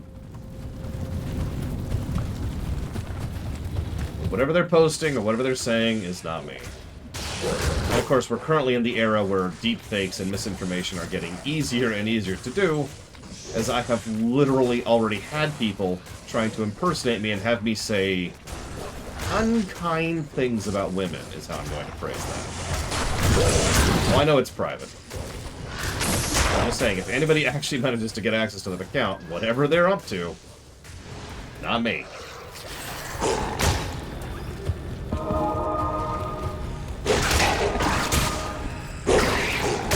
It's weird, Wadid, but believe it or not, it's true.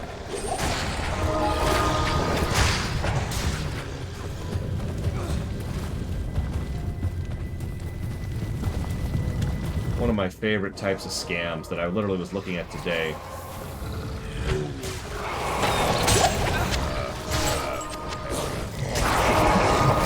Oh god, oh god. Alright, hang on. It was, I keep getting emails from my aunt. Of course it's an older relative, right? And it's something along the lines of, hey, I'm sorry it took so long to get these pictures to you, but they're finally here. And, you know, it's all like, I'm so sorry about this, blah, blah, blah. It's a complete scam. It's just them sending me a link to a bunch of virus-riddled ad crap.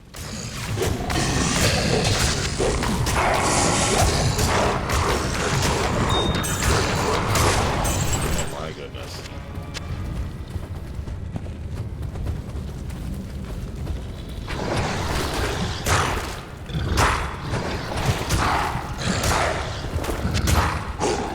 good, Papa Nix. As it should be.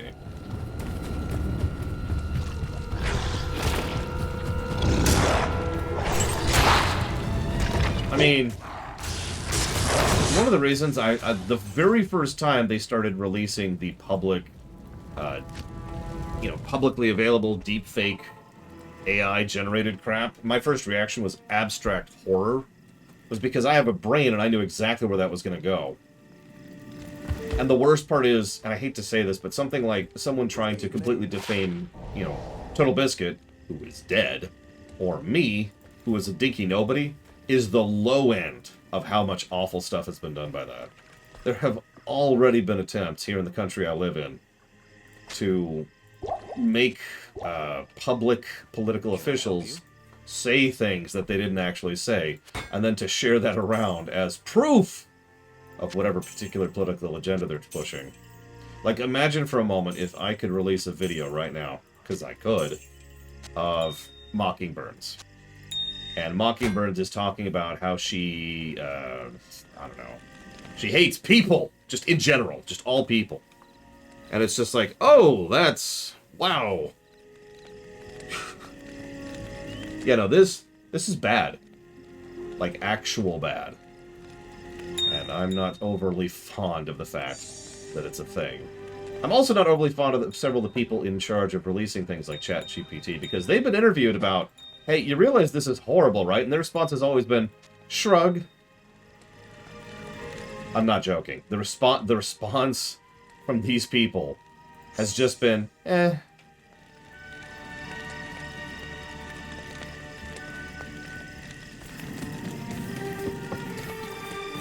Yeah, we're not responsible for its use.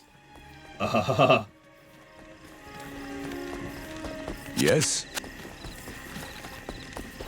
There's, do you think anything good will come of it? No.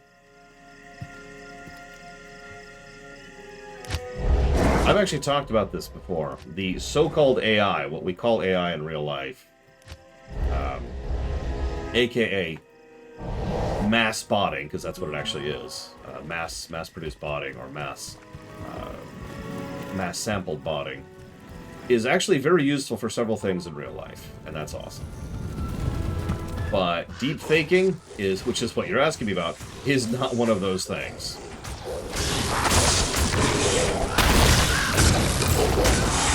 I've got a lot of things to deal with after I take over the world, but one of them is I'm just going to straight up make that not a thing.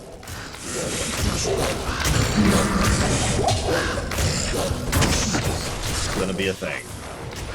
We're just gonna be like, you know what, I'm all for technological progress and open development and all that, but we're gonna etch-a-sketch this one. Flick! That's a left hand snap, of course, so that's all gone now. Ash. Nothing good can come of that.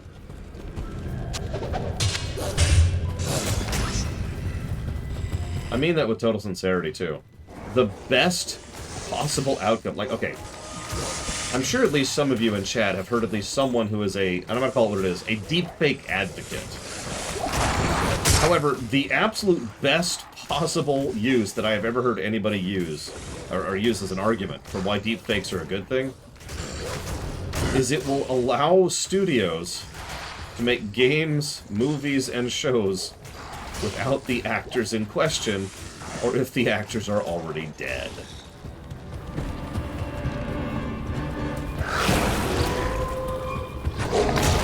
Now, maybe I am slightly old-fashioned, he says as he's streaming as his primary career. But, no. Here's my reaction to that argument. No. No.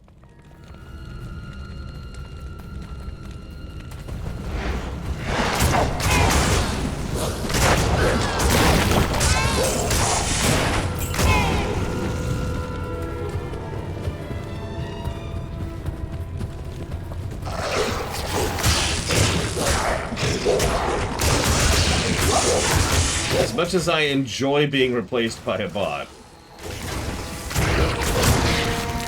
no. don't even want to get into AI art, which, let's just be very, very clear here, can go directly to hell.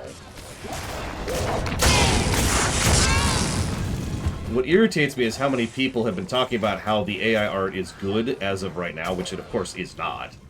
But the reason that irritates me is because we're in the very beginning phases of that crap. So it is going to get better. That's going to be much worse. Well, it's funny you say that, Papanik. So I didn't really... Hey, we hit level 30. I didn't really like them putting Tarkin in Rogue One. I get why they did it. But the way they did it was wrong. You know what they should have done? Because this is what people have done for this exact type of thing for literal decades. They should have hired someone else whose job it is to impersonate frickin' Peter Cushing. And there you go. Just frickin' recast Tarkin. You've technically already done it twice. Hell, you actually had an actor there acting out the scene. You just pasted some silly putty over his face.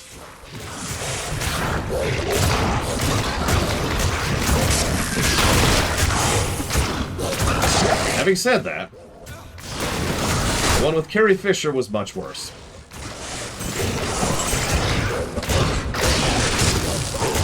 Like, I mean, not objectively, like, in terms of philosophy or objectionability or whatever. I mean, it looked awful. That didn't look like Carrie Fisher. It looked like some kind of nightmare mannequin creature.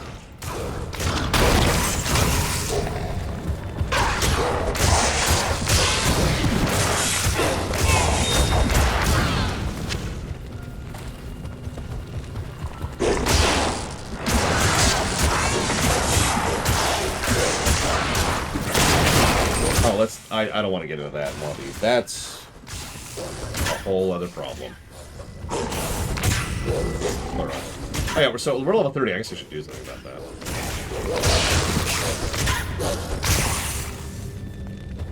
I mean, that's cool, Papanikes. I'm not okay with that.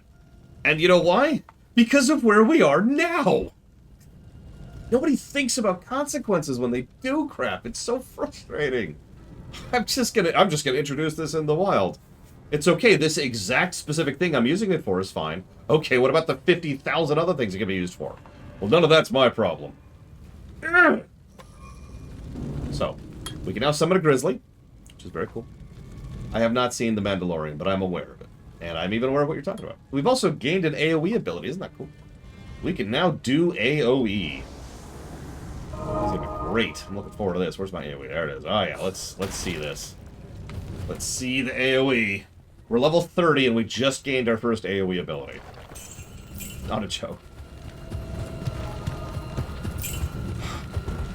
I need to stop. I'm already pissed off. I'm already irritable. And we're talking about something that legitimately angers me. I should just walk away from it. Just walk away from it. Nothing I can do about it yet.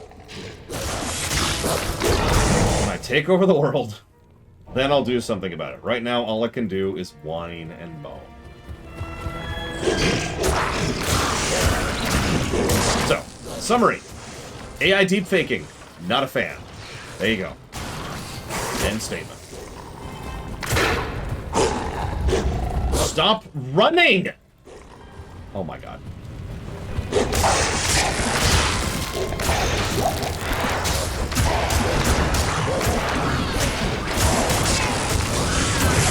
I'm sorry, what was the question, Mockingbirds? Oh! Nope, I remember. It has to be a one-person ship. It has to be a ship you live in, instead of, like, a real ship. I mean, you know what I mean. You know what I mean. Yeah, could you go tank for us, Mr. Bear? Mr. Bear?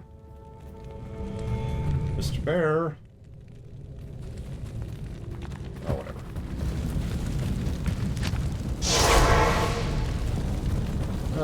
Okay, so I have to pick one ship that isn't any of the awesome ships in Star Wars.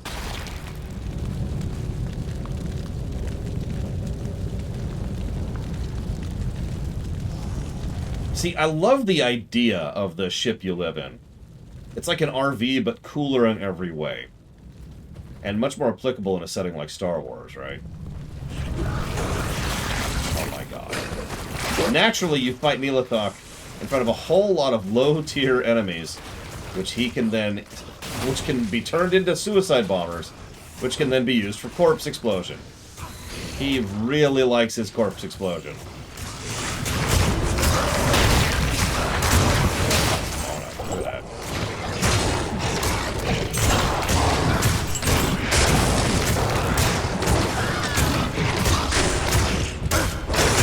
We need to get away from this corpse pile immediately, because this is just waiting to kill me here. You hear that sound effect? That sound effect means corpse explosion.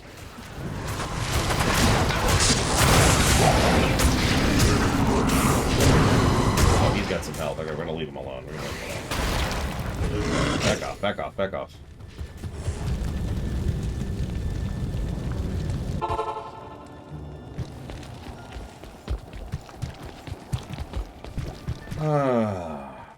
Okay. Afternoon.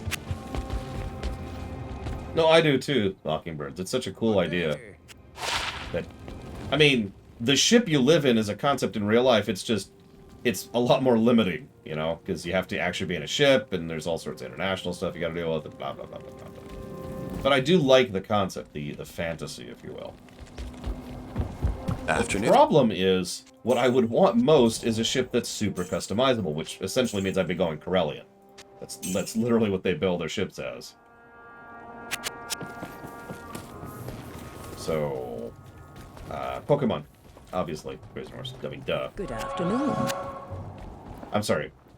I don't actually understand your question.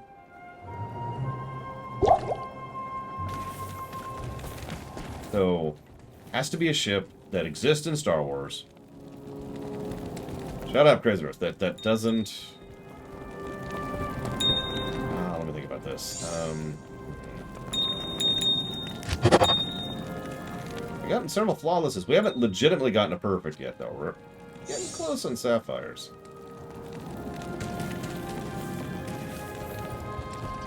I mean, the Millennium Falcon, what is it, the YT-1300, I think, is, it's actually a pretty legit ship. It's, of course, you know, what a piece of junk! But, no, all joking aside, that is a custom craft. And you can set that thing up however the hell you want to. There's a reason Londo was so damn proud of the thing back in the day. Okay, so I need you. And just for fun. And just for fun. We're just gonna do everything. We're just gonna do everything. But I don't know of a specific ship, so I think I'm just gonna default in the question, Mockingbirds, because none of the ships as is are really my thing. I would want a ship that I could then take and roll with, right? Really do some custom work on it.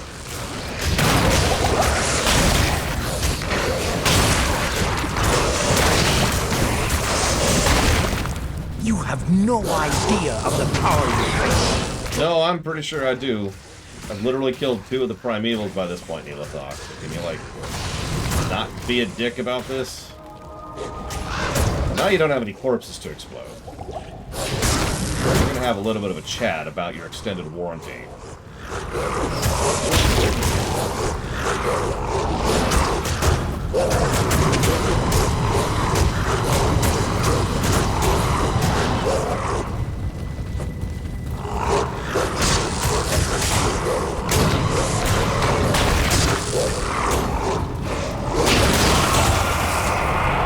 Two uniques. Wow.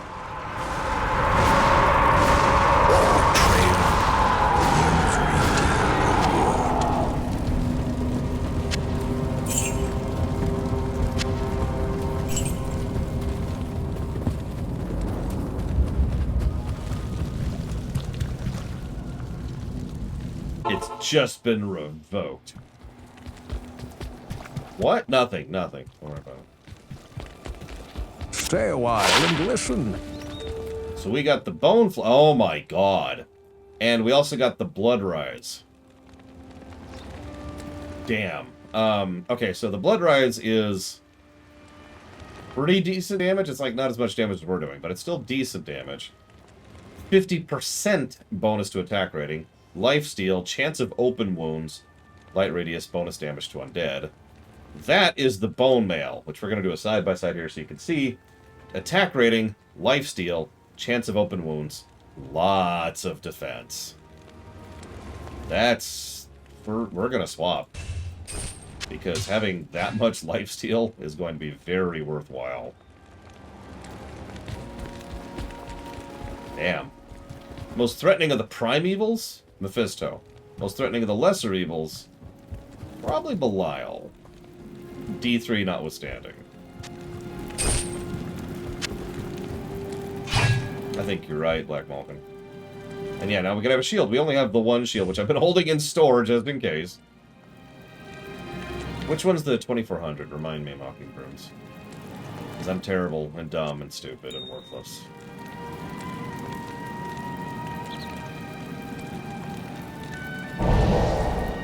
I knew there's another reason I was in here. And now we have +1 to all skills, which is that's just great. Ah, the Outrider. Yeah, no, I can see that. I can also see the, I don't remember what it's called. It's the one that you get as the bounty hunter.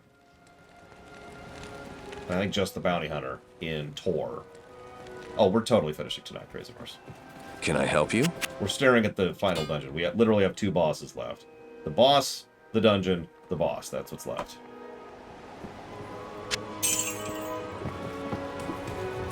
Yeah, I also agree. You'll notice that if I could have the Falcon as it appeared in the Solo movie, I'd be a little more inclined. The D5, that's the one. It's got a nice interior, I like it. Beware, Baal. I don't like the Jedi ship, I never have. Good morning. You have stopped Nilaithak, but he didn't have the relic. He must have already given it to Baal. Now Baal will not be tested when he reaches Ariat's summit. Damn Nilaithak. I do thank you for trying, though. Please, allow me to honor your courage by magically inscribing your name onto an item of your choosing. It's the least I can do. Now we get to have a personalized item forever. I'll think about it. We should do this set item. Okay. I don't remember Anakin's ship in Clone Wars. Yeah, most useless reward in the game. I mean, the agent ship is the best Tor ship, no question. It's literally a yacht, so it's got comfort and, you know, all the things you need to just live in a ship. Also, it happens to be a spy espionage vessel, so it's fast, and it's maneuverable, and it can live. Yeah, that's, that is the ship. Look at the interior, Mockingbirds. Because again, it's literally a frickin' luxury yacht, or at least it started its life as a luxury yacht.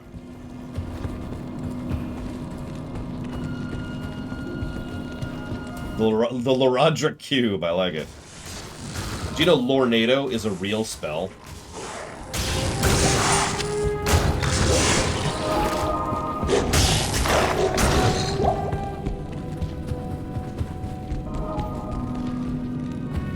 Yeah, exactly, Crazy Horse. Like, that's the real answer to your question, Mockingbirds. The agent ship from Tor is the ship I would take to live in. Because I need something that has utility, and I need something that's comfortable to live in. I don't want to live in, well, in a caravan, to put it bluntly. I want to live in something that's nice. And also happens to be able to run blockades, you know, have stealth systems, and good scanners, and all that kind of fun stuff.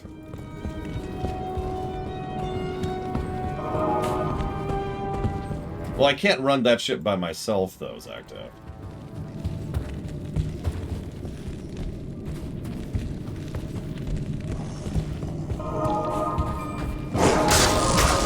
That being said, if I couldn't have a full-blown battleship, I'd take the Errant Venture. For those of you familiar with that ship.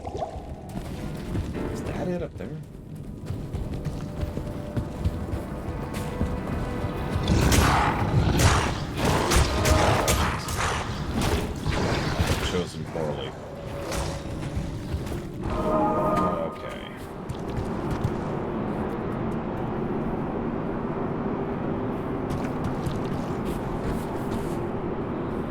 I don't remember the Lysankia ever being run by one person, but like that feels like a massive technically, you know. I don't think that counts.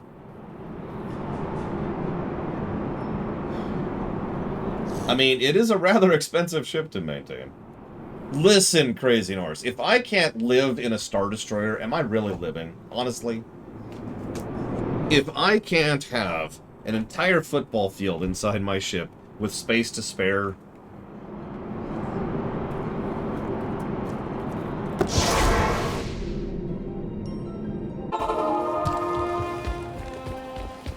How may I be of help? Pull up there. I don't remember that ship's octet, so I don't know. Greetings.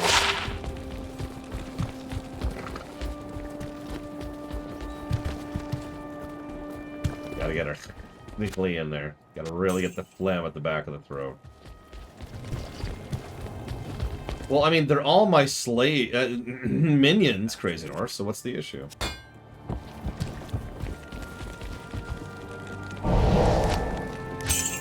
Okay, time to die. Any predictions on how many times we're about to die?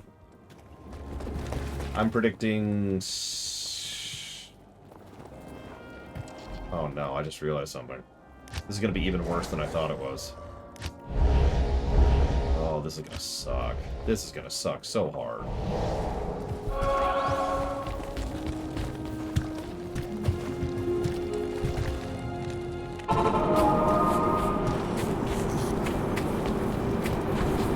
Come on.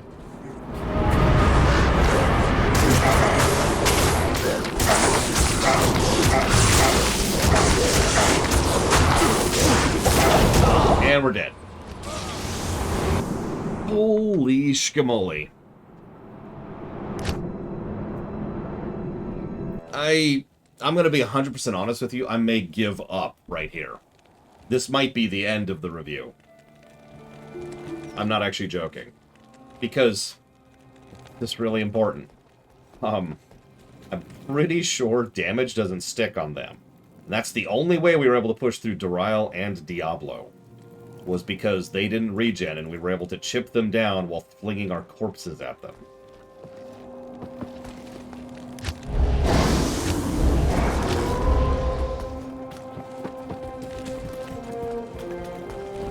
We'll find out in a second. Good afternoon. But I think we are turbo screwed here. Whoops, wrong one.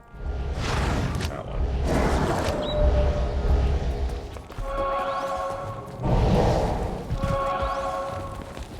So, we may be about to call this a did not complete.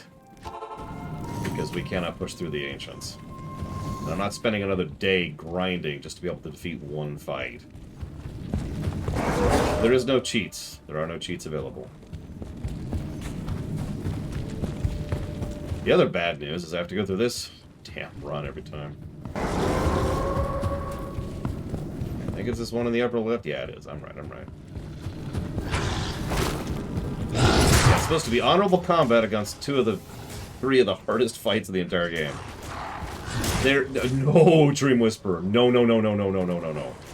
I am not getting my Battle.net account permanently banned and losing everything I've ever built in WoW. And D3 and D2 to cheat in this nonsense. No, there is no cheating. Even if Cheat Engine exists, I'm not even going to try it. I'm not even going to open the program.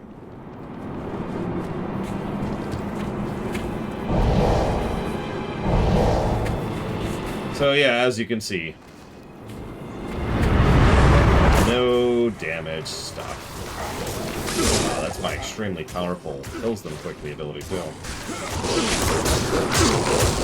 Great. Notice that we're already screwed here.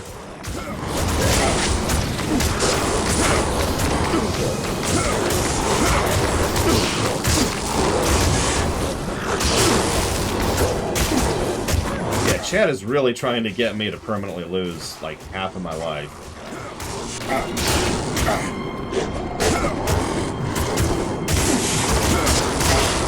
God, I don't even know what I'd do if that happened.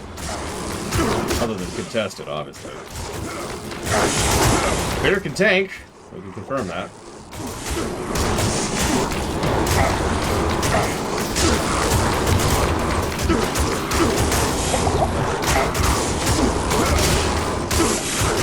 Doesn't help that their defense is so high, it's hard to even hit them, and a lot of my abilities rely on my attacks hitting. So, okay. Cancel that.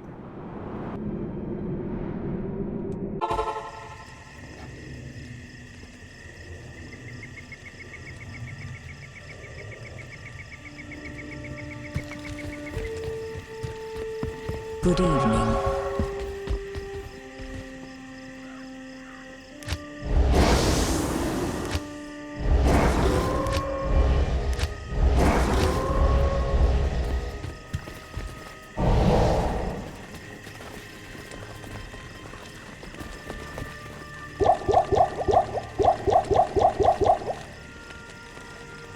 Hi, Lanowin. I'm about to quit D2.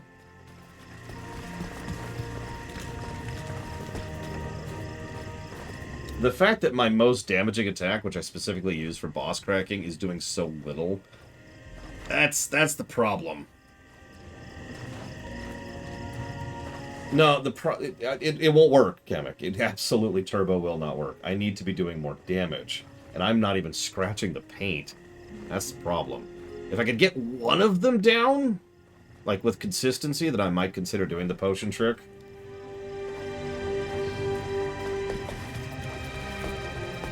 But right now, it's just not even worth attempting.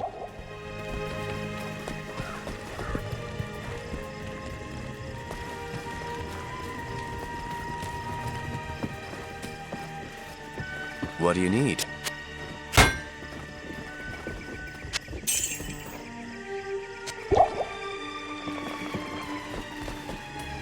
We just got an upgrade too to our gear. 2 uniques, which we're using both of them.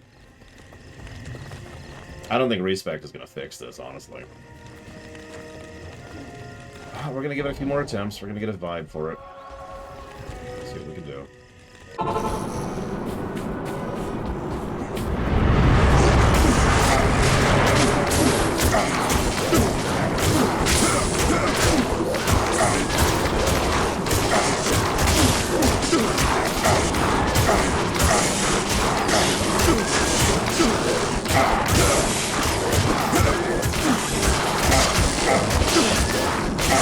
I mean, if we're at that point, then yeah, we have quit the run, but I'll go and show off being a caster for a minute.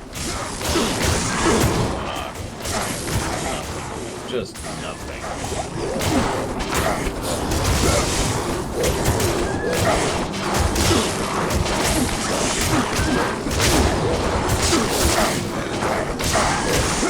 Error spreads across Sanctuary? Question mark?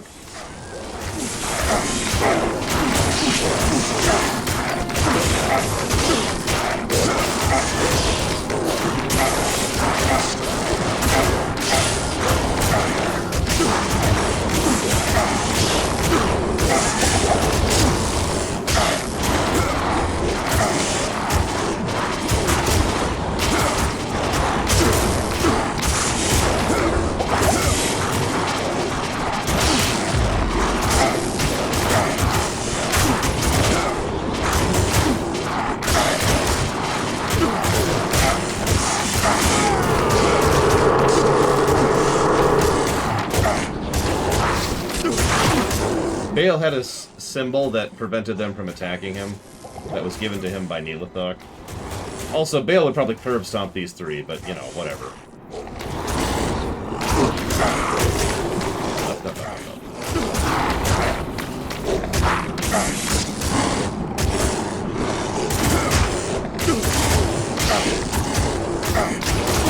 Yeah, we only have a 77% chance to hit. That's why we're having so many issues right there. I know they have something called terror zones, but nothing ever explained what that meant, so I never... This is the first time I've seen one spawn or proc or whatever. First time I've seen the message, for sure.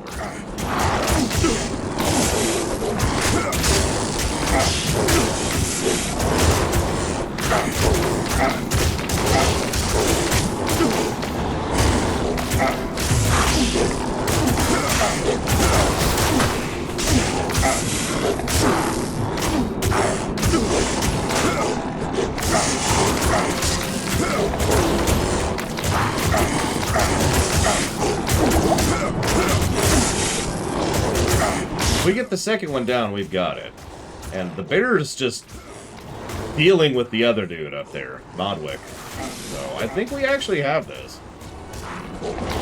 Which is bonkers stupid, because if you're paying attention, this means if we didn't have the bear, we wouldn't do this.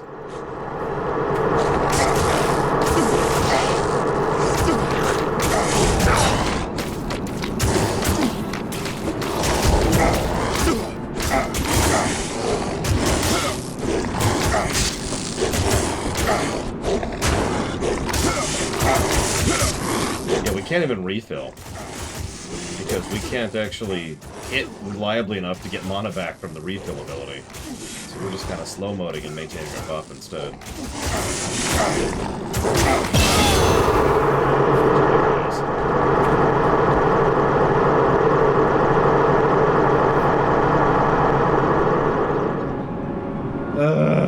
Okay.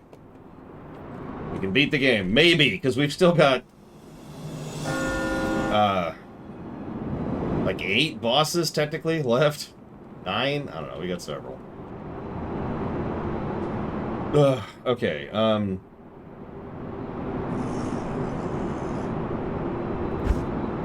so what's our bear, what does upgrading the bear do? That is a substantial boost to the damage of the bear. And health. So we're gonna raise the bear, I think. Let's bear it up a little bit. In fact, what do you get bonuses from? You get more life from Direwolf. You get more attack rating from Spirit Wolf, and you get more defense from Spirit Wolf. And you get more Lanowin from Lanowin. Thank you, Lanowin. Like, I say without hyperbole, I'm pretty sure the bear is the only reason we managed that. I think that was doable, that's why I was willing to give it several more shots. I have a pretty good vibe on when something is actually impossible. But the bear is what made that, you know, feasible instead of teeth ripping.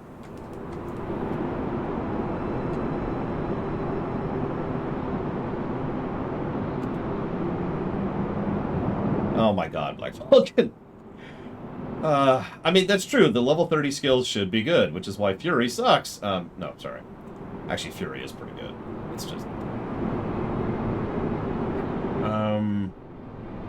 Lanowin, if you know what you want to put that towards, up to 3 things, please let me know.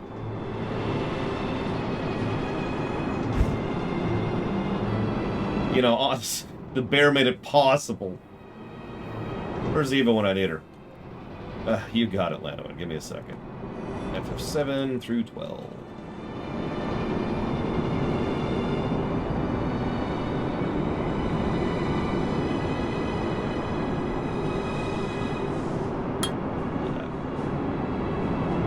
Especially since we're actually using those damn things.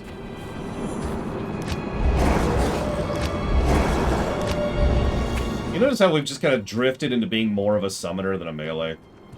Inch by inch. As we go.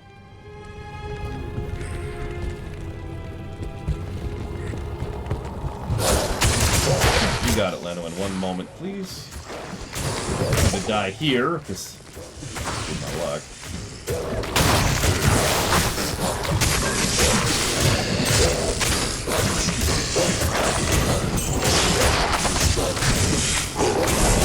God, you're all terrible. I want you to know that. You're all terrible.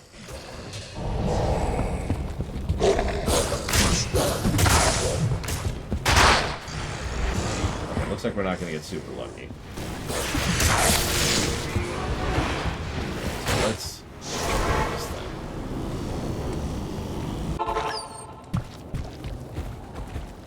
And thank you for the lore coins as well, Lanowin. I will also put that towards 7 through 12.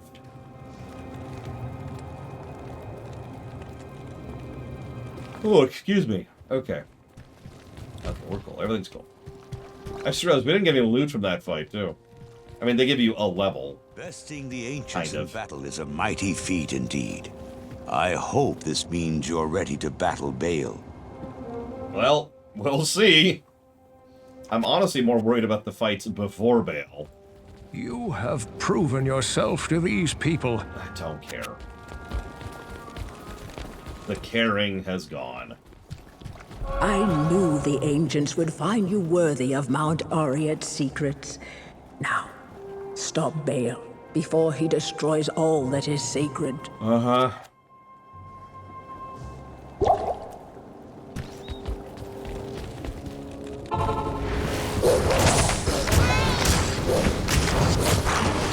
So as getting back into traditions, final level of a Diablo game has to involve lots of succubi. They are actually, well, okay, they're better designed than they were in D1, but they've got a similar problem. They're ranged, they like to run, and they like to debuff. They like to do curses. Periodically, as you're going through this level, you'll also hear Baal, who will be like, hang on, I'm not done yet. And once he does that, he'll do like a random attack, and it'll be suck. There will be suckitude. Also, title screen music, which to this day I remember more as the music for the title screen than the music for the final dungeon. Speaking of which, could someone type !guess into chat, please? And coincidentally, if you've not gotten your guess in, this is a very good time to do so, because we're chopping it off, I'd say, as soon as we start the boss gauntlet. Get 2 jewels now.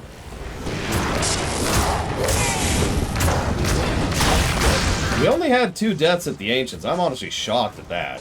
I was expecting way worse. I don't know. What's it worth to you, Mike the Sec? I'm joking. Oh, I did pick it up. I did pick it up! You lied to me. Ah. Okay, so, what was that? So, something we started a couple of years ago, is, just for fun, just for the hell of it, you can guess what you think the final golden number of the game is going to be.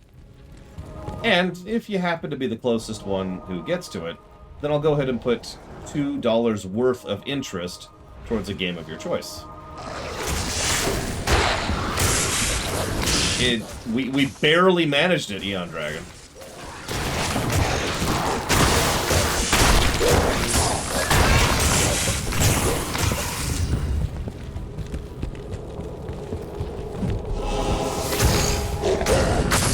Hi, Mr. Floyd Pinkerton. What do I think about the Drakthir race? Well, I think the ridiculous and massive, unnecessary retcons they add to the lore suck. However, they've actually been doing some pretty good stuff with the Drakthir themselves, and most of the actual Drakthir NPCs I would consider to be net positives.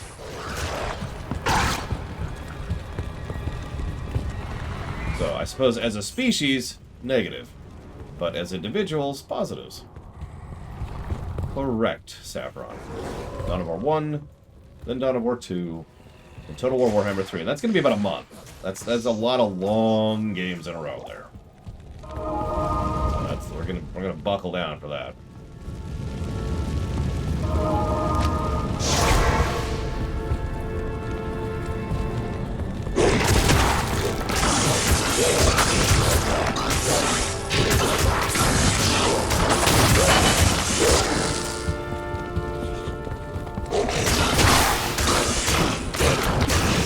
Gotta have banelings, gotta have the banelings.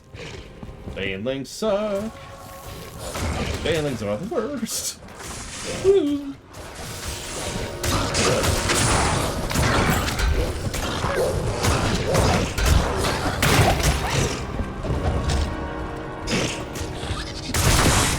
Ow.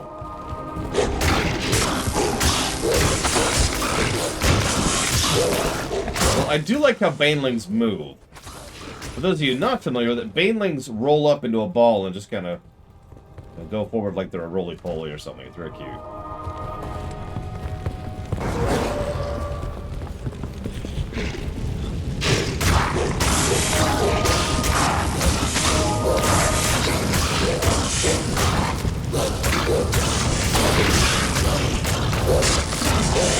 It's interesting you say that, Kemet, because I actually disagree. As I've said many, many times, as recently as just this last Sunday, a good game is a good game, no matter when it came out. good design is good design. You know what I mean? I will say that older games don't have some of the tools that modern games have. So, for example, FF6 will never score as well in voice acting than FF14, because it can't. There is no voice acting.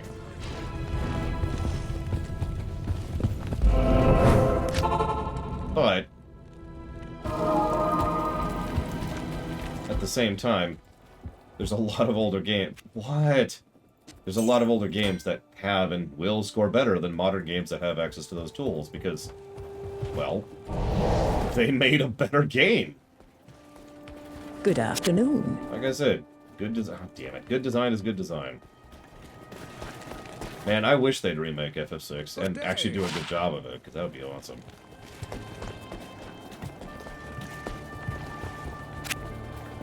They won't, of course. Until I take over the world. But when I do...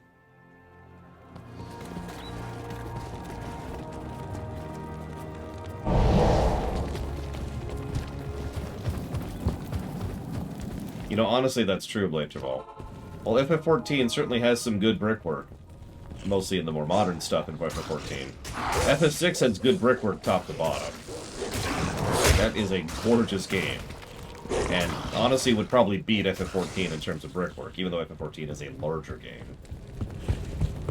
FF6 will also score better on the music axis than FF14. That's something that a lot of people would disagree with, but it's still true, so...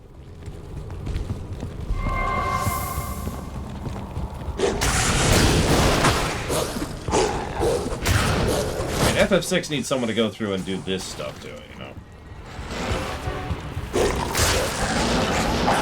As an aside, this is what it used to look like.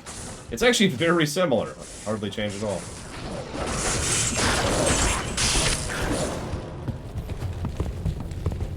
I mean, I call it brickwork and sprite work, but the harsh truth of it is that that applies regardless of whether it's literally sprites or not. It's just the terminology I use because that's the terminology I've been using for 30 years. Still, I have seen SNES games that look better than games that came out this year. To use direct comparisons there. Ugh.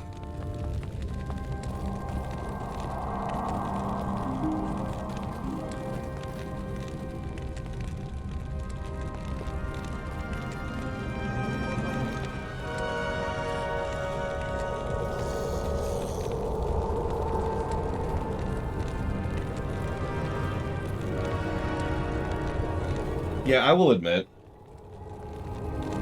this frame rate is garbage. Like, this frame rate is actually headache-inducing. Look at that. Look at that. In case it's not obvious, here's what it looks like when it's not 25 frames per second. I do think some of the little details are better, but I'm actually with you, Black Malcolm. This dungeon didn't need much and didn't get much, which makes sense.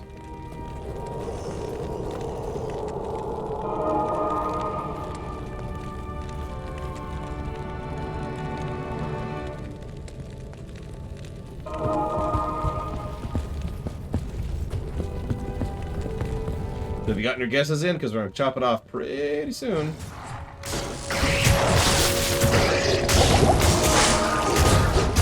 That's a good question, Mr. Red. Let me ask you something. Why are there paintings that were painted hundreds of years ago that look better than something that I could paint now with modern tools and conveniences? I'm actually going to chop it pretty much right as we reach the boss gauntlet. I think I already said that.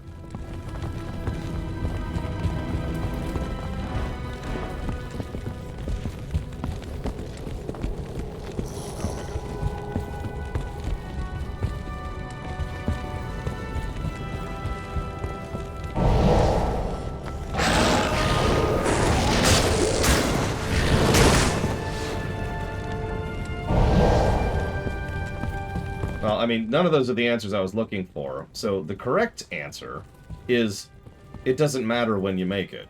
What matters is whether or not you make it good. One person with a chunk of charcoal who puts the time and effort and has the practice and talent can make a better visual, can make a better drawing than someone with access to a tablet and Photoshop and a high-end computer and a nice office and a comfortable desk and all that other crap. It's the same thing with everything. It's the same thing with cooking. It's the same thing with cleaning. That's not true. It's a similar thing with cleaning. It's the same thing with cooking. It's the same thing with writing, game design, movies. Do you know why movies from the 70s and 80s still hold up today? It's because they're good. It's not because they're classics. It's not because of nostalgia. It's not because that, you know, they were made in a better era when people were less money focused. That's bullcrap. Do you have any idea how money hungry Hollywood was since the 20s? No. The reason that movies in that era, are, some, not all, have managed to hold up and are still good is because they're good. No other variable. That's the reason.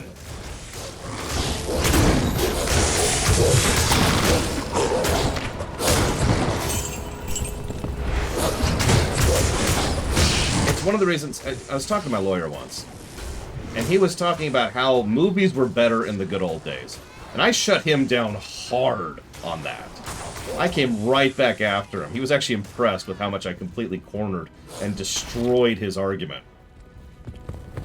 See around now, Nefarious. Because, and the way I did it in simplicity was I said, no, that's an incorrect, false approximation. Because there are really good movies from back in the day. And then there's a whole lot of dreck, which you don't remember. Which you don't think about when you think about the old days and the old movies and all that fun stuff. There was always dreck. There's dreck now. There was dreck then. It's dreck all the way down.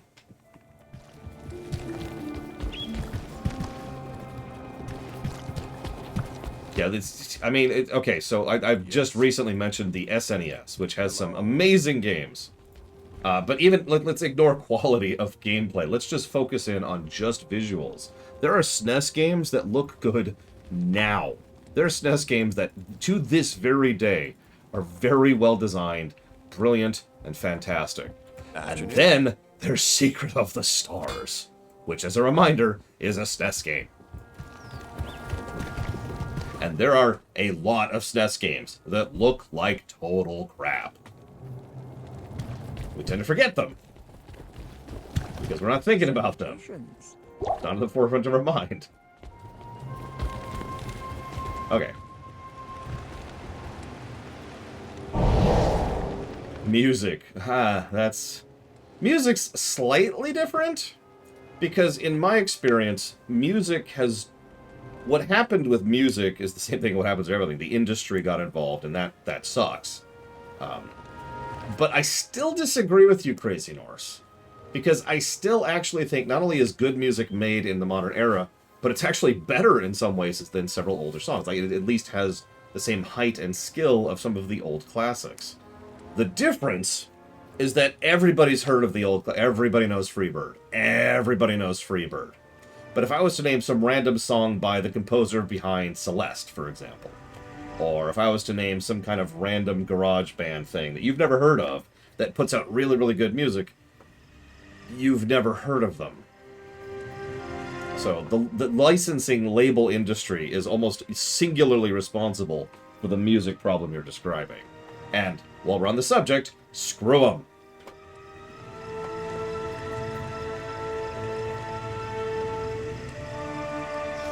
The other problem, which is ironically harder to prove for the exact reason that it is the other problem. Put that to then. Guessing game is now closed.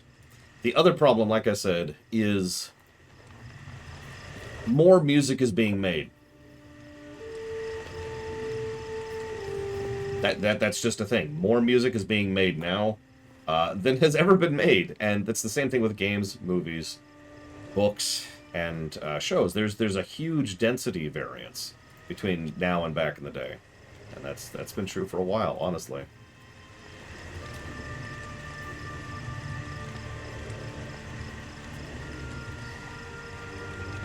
Sorry, one moment.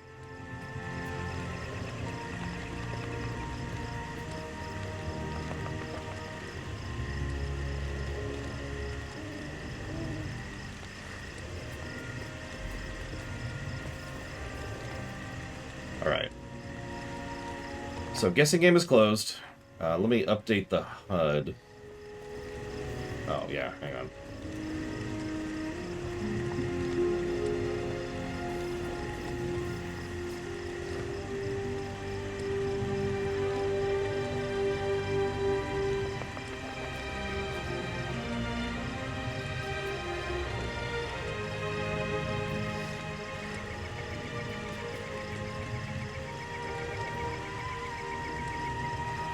Isn't it?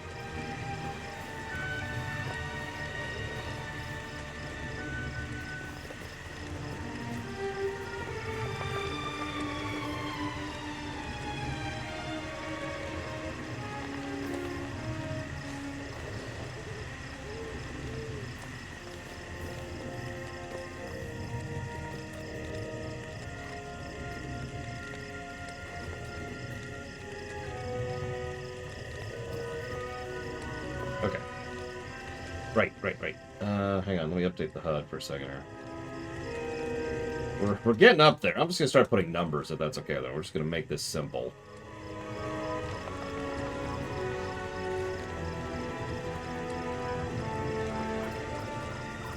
Now, gameplay is not codified yet.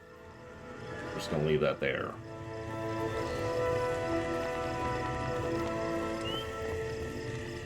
Let's go beat the game. And by that I mean, let's go die 7,000 times to Baal's various bosses.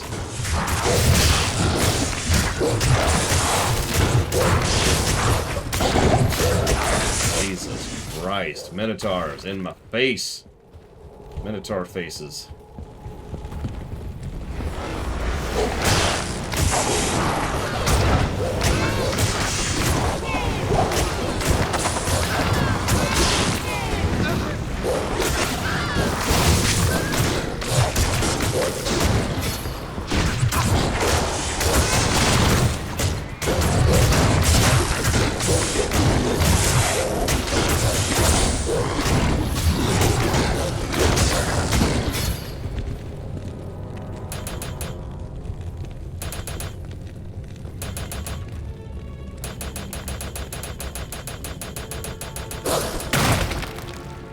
That's gonna have to do.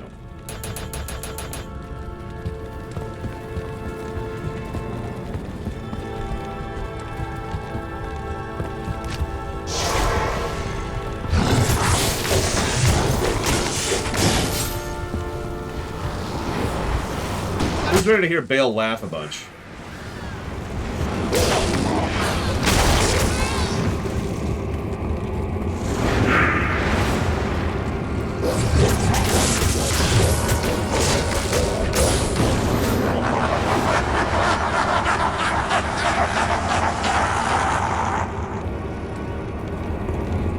Come on.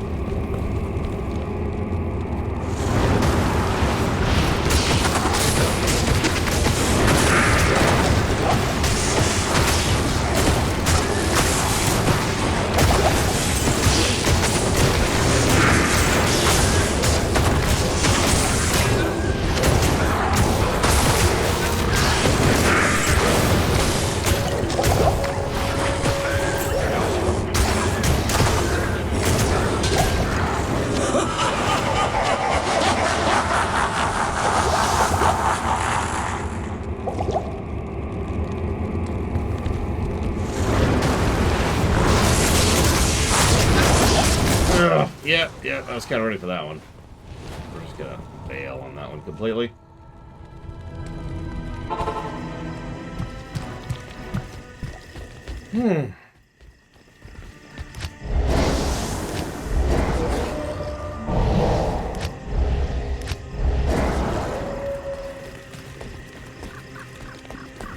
Stay a while and listen. Yeah, if you're wondering why I call this the boss gauntlet, oh, here we are. Can I help you?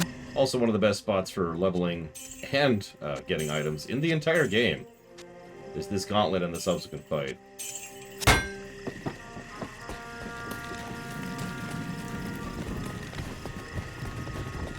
Baal, he's having a good time, you know? He doesn't get to do a lot of stuff down in the depths, you know what I mean? Sometimes you gotta make your own fun.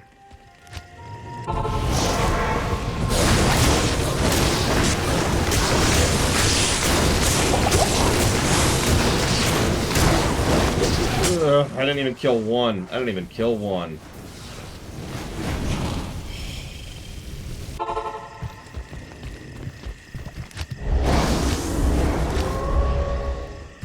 Hello. Not here.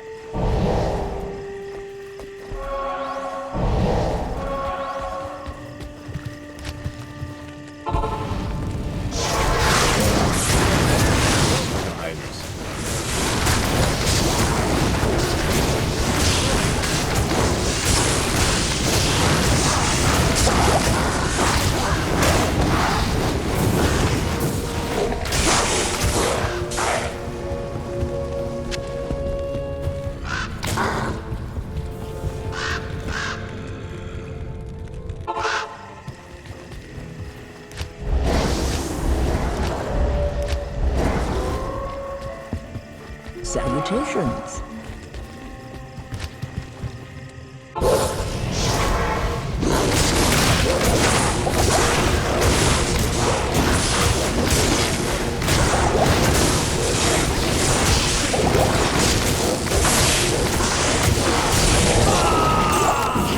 Got him.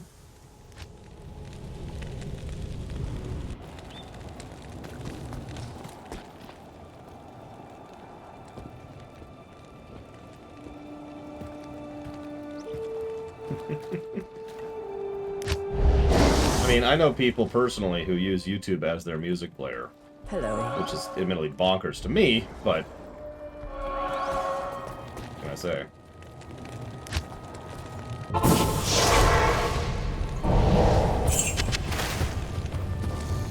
It is a true statement.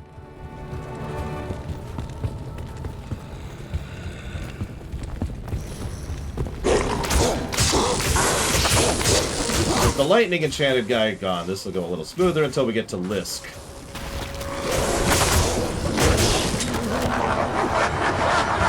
Baal says, laughing.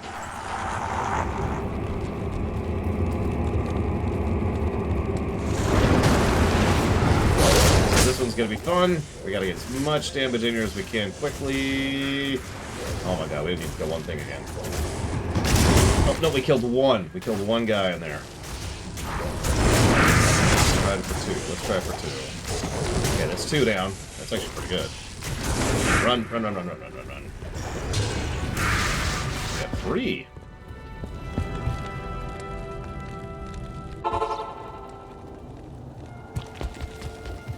Good afternoon. I mean, I'm the outlier in terms of music, and I know that. Afternoon. I actually prefer MP3s, and I use playlists to sort everything, because I don't follow artists, I don't follow albums, I don't follow anything. I have individual songs, which I like to sort by theme and tone. So, that's how I do music. And you're probably thinking, why do you prefer MP3s? Because it needs to be on my phone, which is probably at least half of where I listen to music.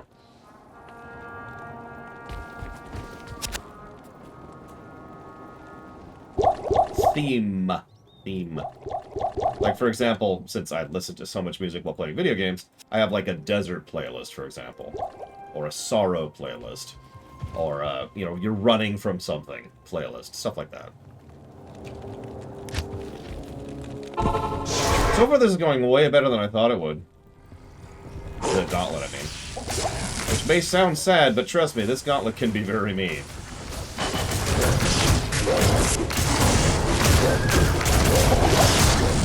We're doing way better than I thought we would be.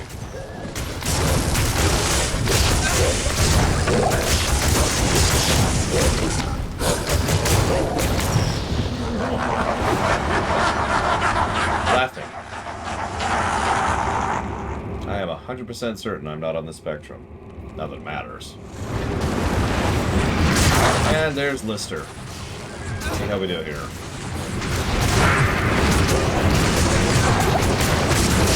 Oh, that's slow. Oh, that slow sucks. We're gonna back off for a second. I mentioned these all have a stun attack, and they hit like a truck. Ooh. Well, Baal is played by Mr. Red. Per Necromancer build, for fun, pure skeletal mages. For feasibility, Golem. Or, actually, that's not true. Poison is probably the most feasible, then Golem. What am I doing?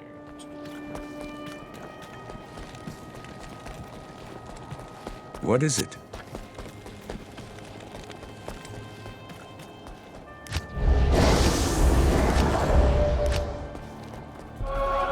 That depends on my mood. Technically, Blood Golem is my favorite in terms of gameplay, but I hate how gross he is. So I tend to prefer Fire Golem. But the problem with Fire Golem is everything. So Iron Golem is functionally probably the best, but, you know, it's got its own limitations.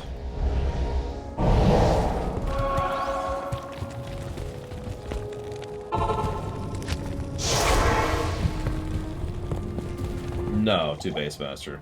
I have no purpose or use for streaming music. For music that I own. Oh my god, they all have so much frickin' health.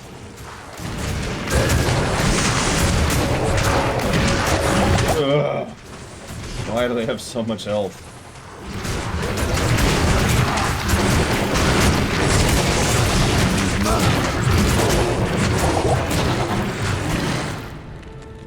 Well, they're all dead. How may I be of help? We're gonna stop rezzing the mercenary. He's officially not worth it at this point.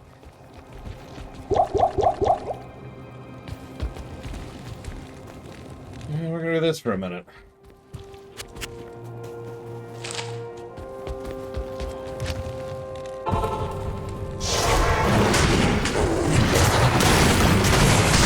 We haven't killed a single one of these things yet.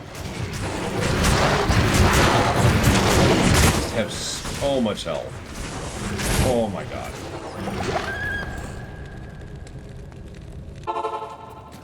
Yeah, they're the highest level enemies in the game. Yes, really. Good afternoon. Why they drop such good loot usually. Or can, I guess I should say it.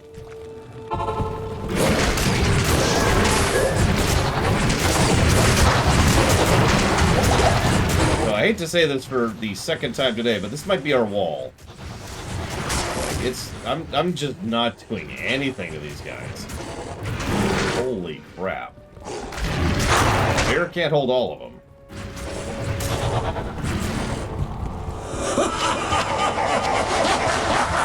Oh yeah, I forgot that trick even exists.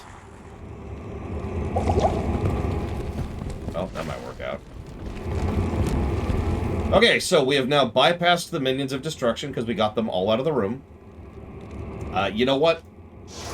I'm gonna go with that. I'm not gonna fight those guys. We're good. No, yeah, we specifically picked excuse me. Druid, because Druid kind of sucks, but also, and much more importantly, because I didn't know Druid as well by memory, so... Properly test for review purposes.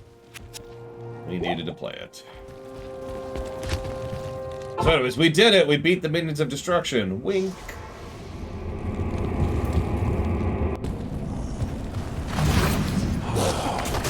Legendary Worldstone, guardian of the natural realm. Let's see how this treats us.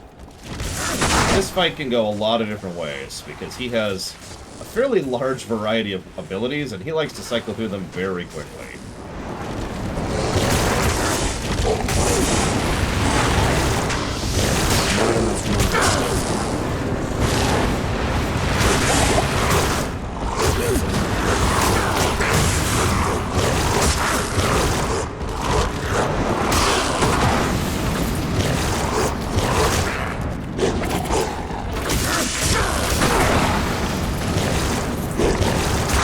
because this is what I looked like in memory.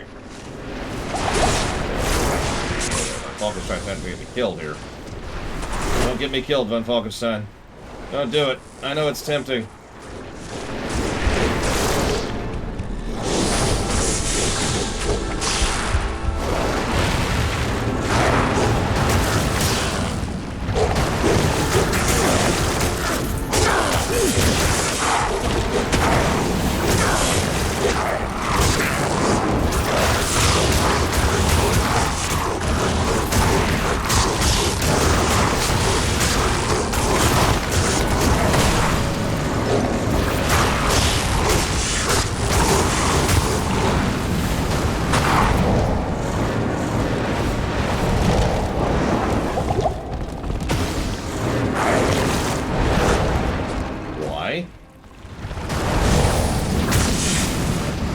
Understand what just happened there.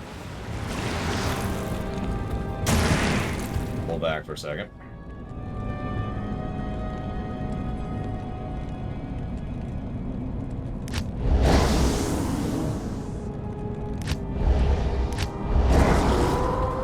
Bear died. Bear melted. He's a boss. Bosses do extra damage to summons. Not a regen though. Thank God for that. That's the presence God has in the setting. He's like, alright, I'll make it so the bosses can't regen. It's like, oh, thanks. You got anything else for us? No. Okay. Bear? Bear, could you... Bear! There you go. Get over here. And Bear's dead.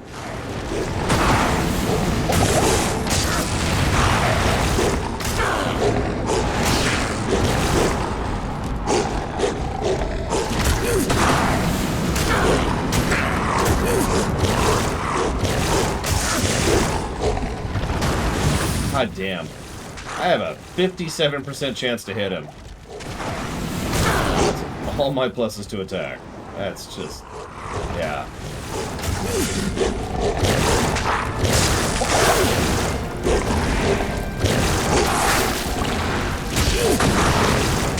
What that means, practically speaking, is it's not worth using almost any of our abilities.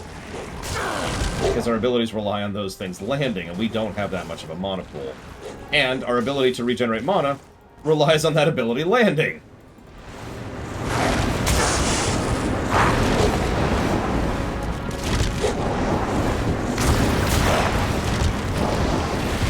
Could you stop, please? Oh crap, oh crap, oh crap. Not enough mana. Okay, we're gonna do this.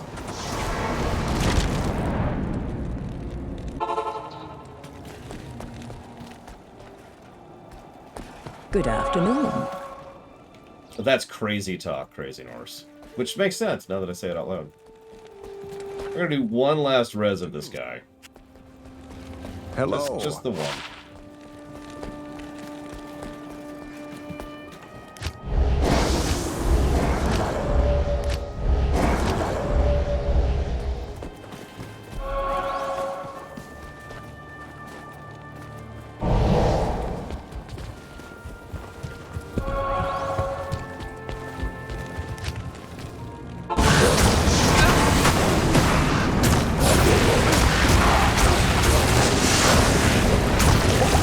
Should have bought potions, but whatever.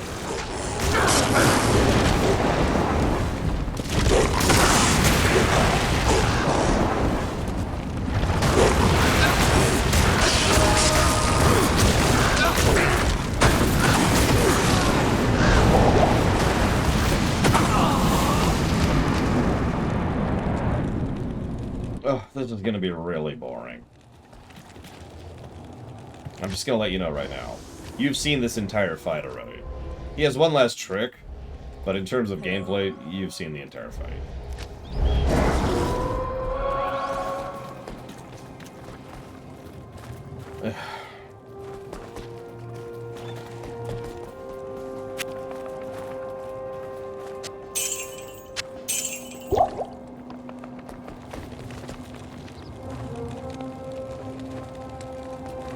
I don't know, Dagoth Gilvoth.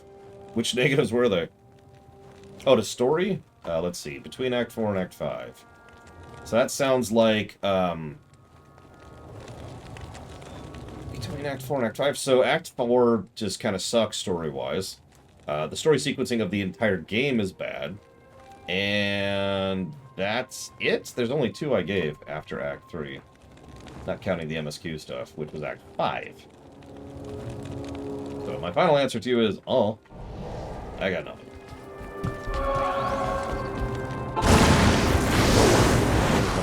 Oh, Jesus Christ. Could you stop with the spam for 5 seconds? Thank you. My brothers will not have died in vain. Then he starts cloning himself. That's the other mechanic. Oh my god.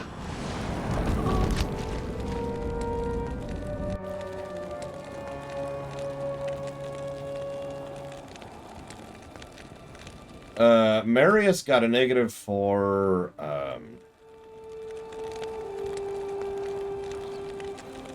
being in the durance of hatred in general. And I think that's technically it. Oh, nope, I'm wrong. Also the fact that Teriel's like, Marius, random old guy who has no gear or equipment or skills whatsoever. Go through hell twice. That's more on Teriel than Marius, though. Good afternoon. Could you just... Thanks.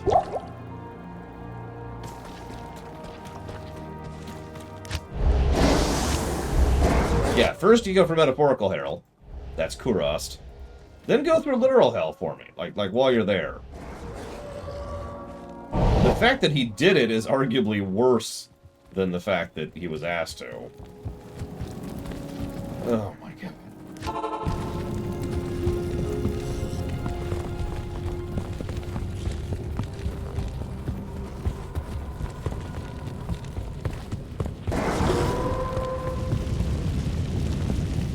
I mean, if the argument you're going to give me is that Tyrael's a moron, I don't know how much of a defense that really is. No, I don't agree, though. The problem is, everything about the scene and the way it's framed is the same problem most of Diablo 2's plot has. Because plot. Like, the whole argument is that... not argument, I'm saying this. The whole point of why the story is structured the way it is because they want to get from point A to point B, and they didn't think about how to do that. It is the definition of because plot. Now, this is going to suck for a second. Because, yep, guess who we never actually killed? He's gonna not.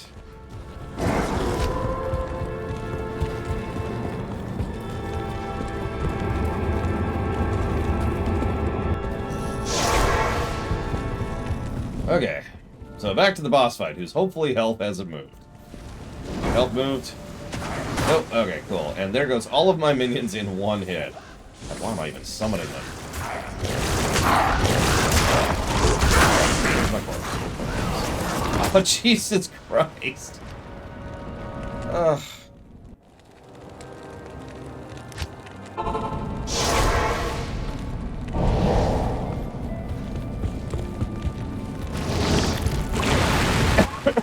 Oh, excuse me.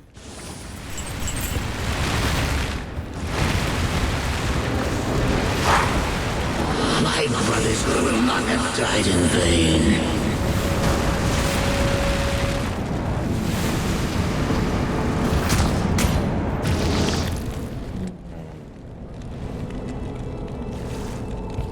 I'm not even sure we can really corpse bomb this guy. This is going to drain our coffers very quickly, and then we'll stop being able to keep up. Oh no, this is a gear wall. This is a massive gear wall. Always has been. There is no god in this setting, Mockingbirds. Well, okay, actually it's more complicated than that. There used to be a god, then he died. And when he died, he created Baphomet. Well, okay, I'm saying this wrong. Look, it's dumb, okay? There's the summary. I don't feel like getting into it, because it's dumb. There's your answer. Any questions? The point is, he's been gone for millennia.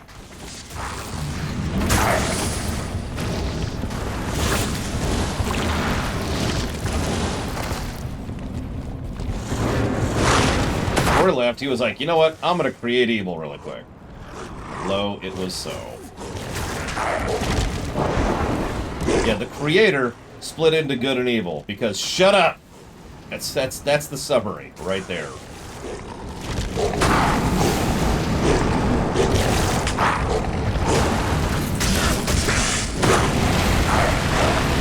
Can't even move. Can't move.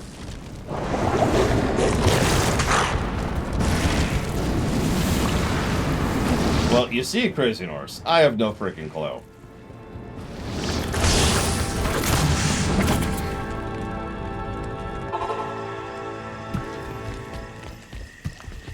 How may I be of help?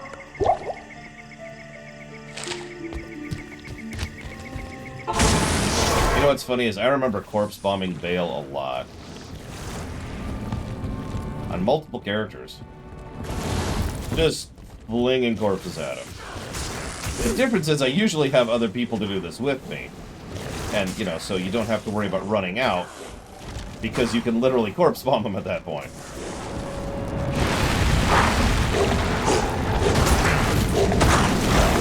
See, the thing is, right now I'm running into risk of running out of not just potions, but town portals. So with another person, I can just set a portal right here and rush through it, and oh, here we are. As is, what I'm doing right now is I'm rolling dice.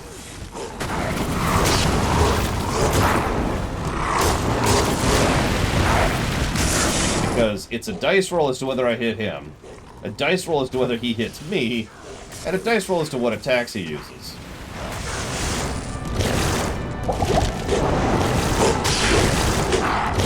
No one who's high enough level, Mockingburns. The only person I know of at all is like level 14. Oh, Jesus. No, stop. Run, you idiot.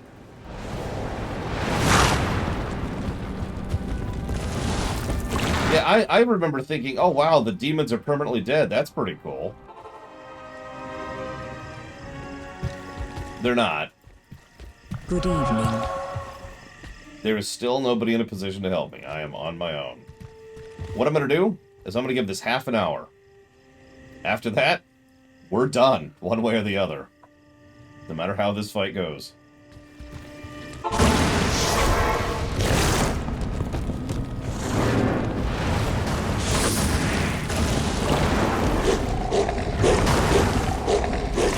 Oh my god, land!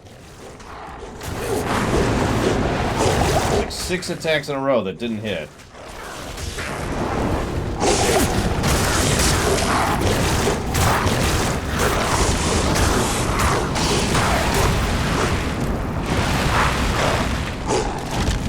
Did I mention he has a mana burn ability? I don't know if you caught that. So that's fun to deal with, too.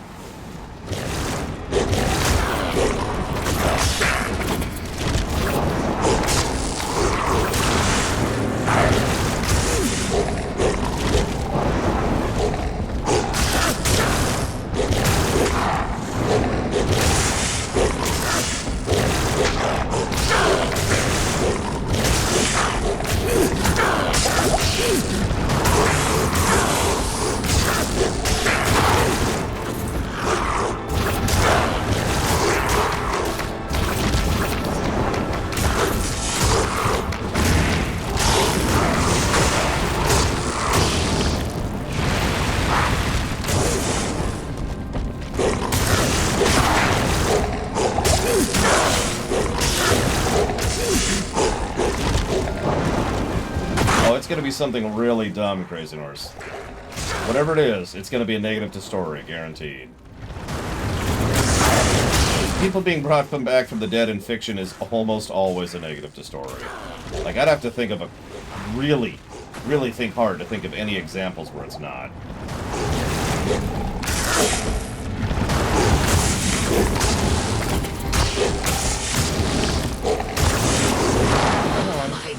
Will not have died. Second split.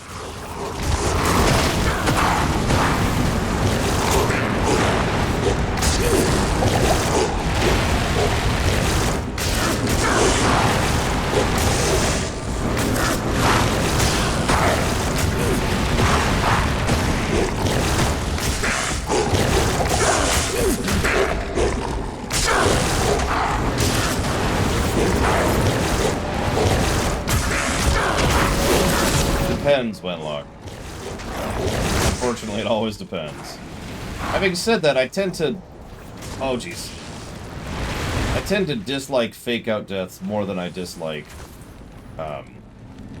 bringing back from deaths.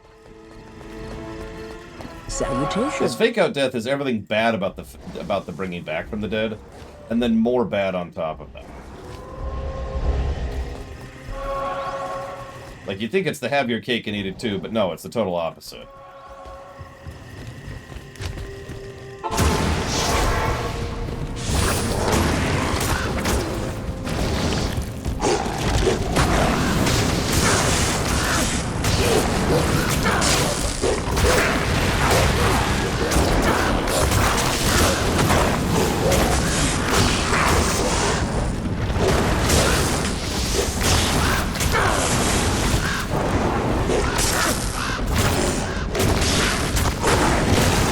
Oh god, don't even joke about that, Crazy Norse.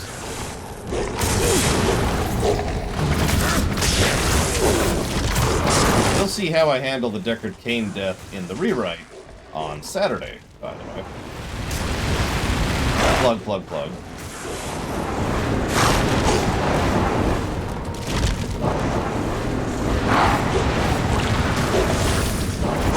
No. I don't know anything that happens in D4 other than Lilith is an idiot and Arius is an idiot.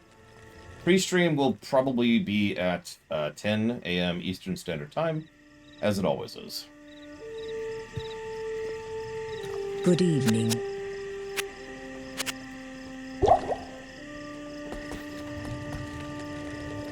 While I'm here.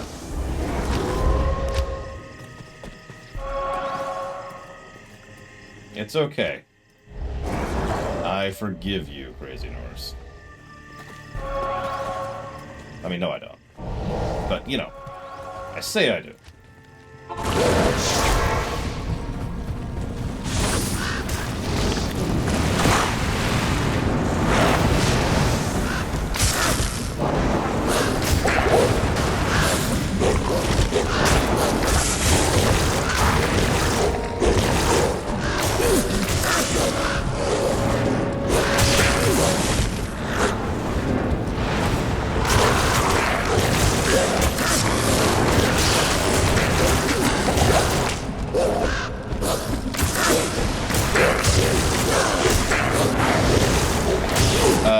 Zero Eternus?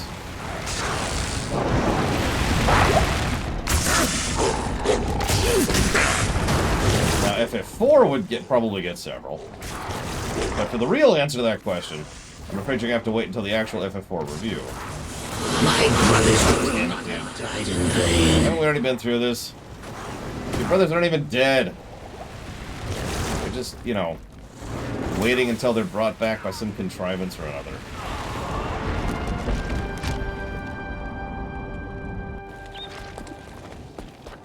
The morning comes. You say that. I can absolutely do this. This is just really, really boring. It's also non-sustainable. We can't do this forever. We're kind of fighting the clock, as we always are in this game. The ravens do nothing. I'm just summoning them because why the hell not? The ravens probably do a grand total of... a little math in my head here.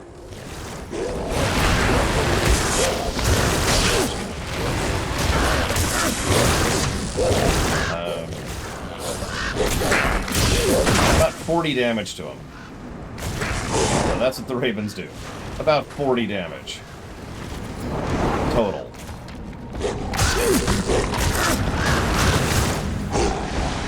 Not always to him, too, which is kind of important, because... I don't know if you noticed, but he keeps spawning these tentacle things all over the place.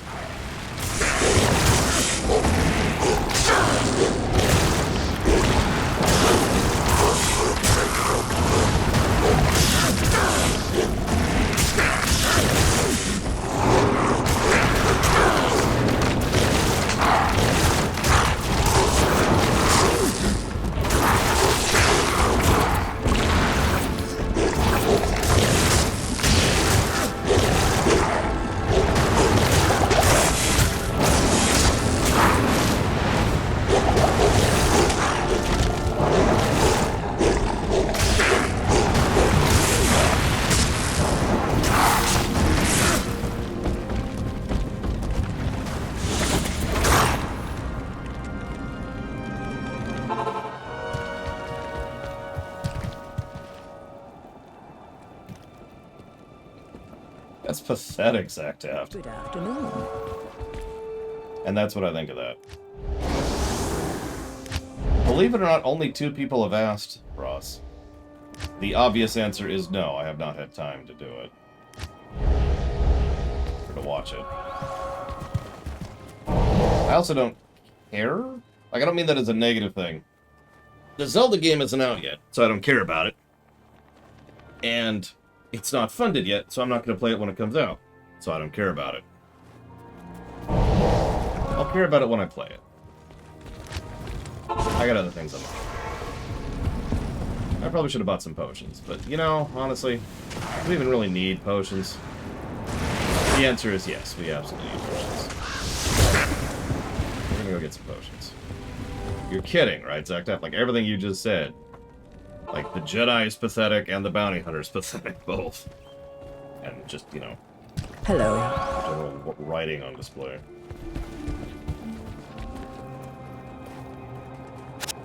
Yeah, nobody cares about Zelda, which is weird. If I might be so bold. But I get it. I'm the weird one. I do not mind. Hang on, DirectD. Hang on. I'm actually taking a lot of my concentration.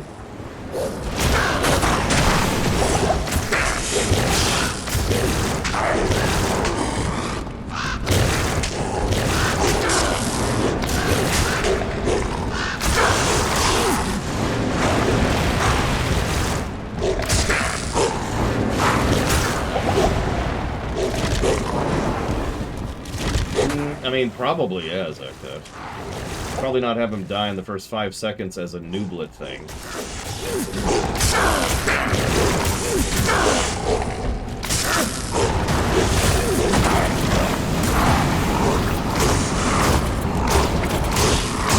Hold effect is the worst!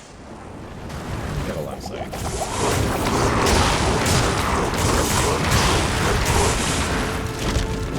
No, not now, not now!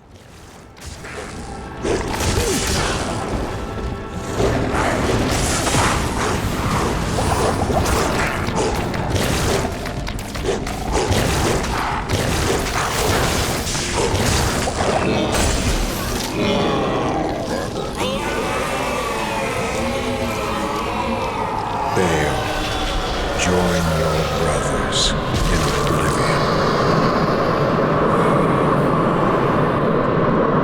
Nothing. Total Jean-Claude.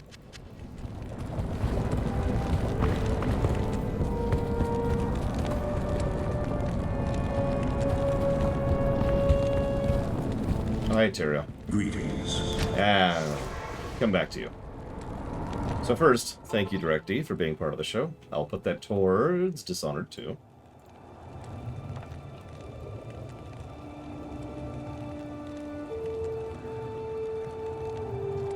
And thank you, Eternus.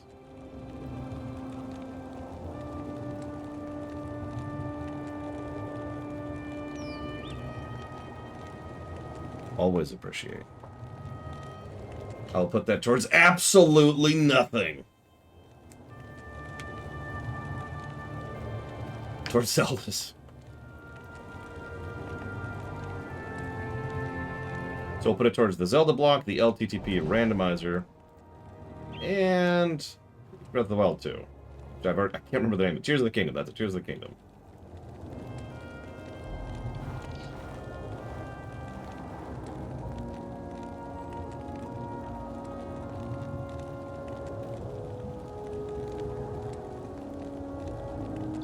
So what's the question, Venters?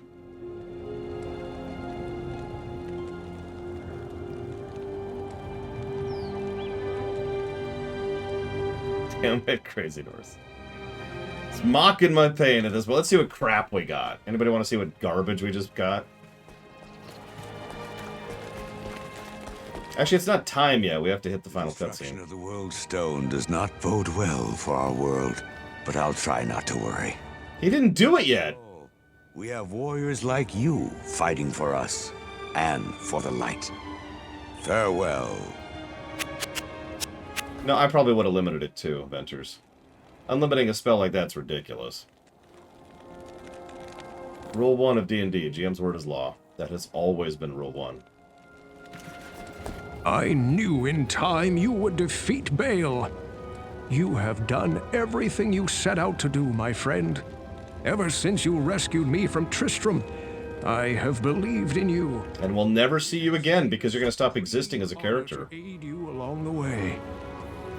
So, the World Stone was corrupted by Baal, and now Tyrael must destroy it. Worry not. Through whatever lies ahead, I have faith that the light will guide us both. Go now, back to the World Stone Chamber, and enter the portal Tyrael has opened for you.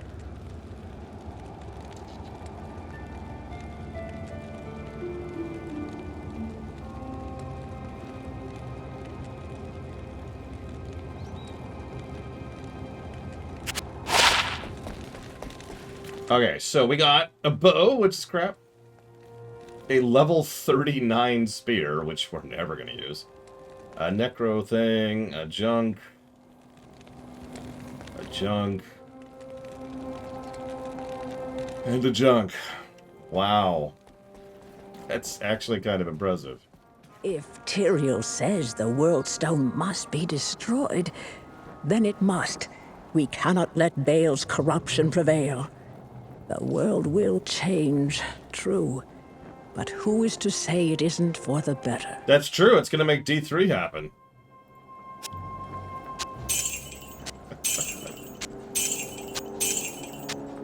Give me some of that money back. There we go. Okay. Okay. That's a good point.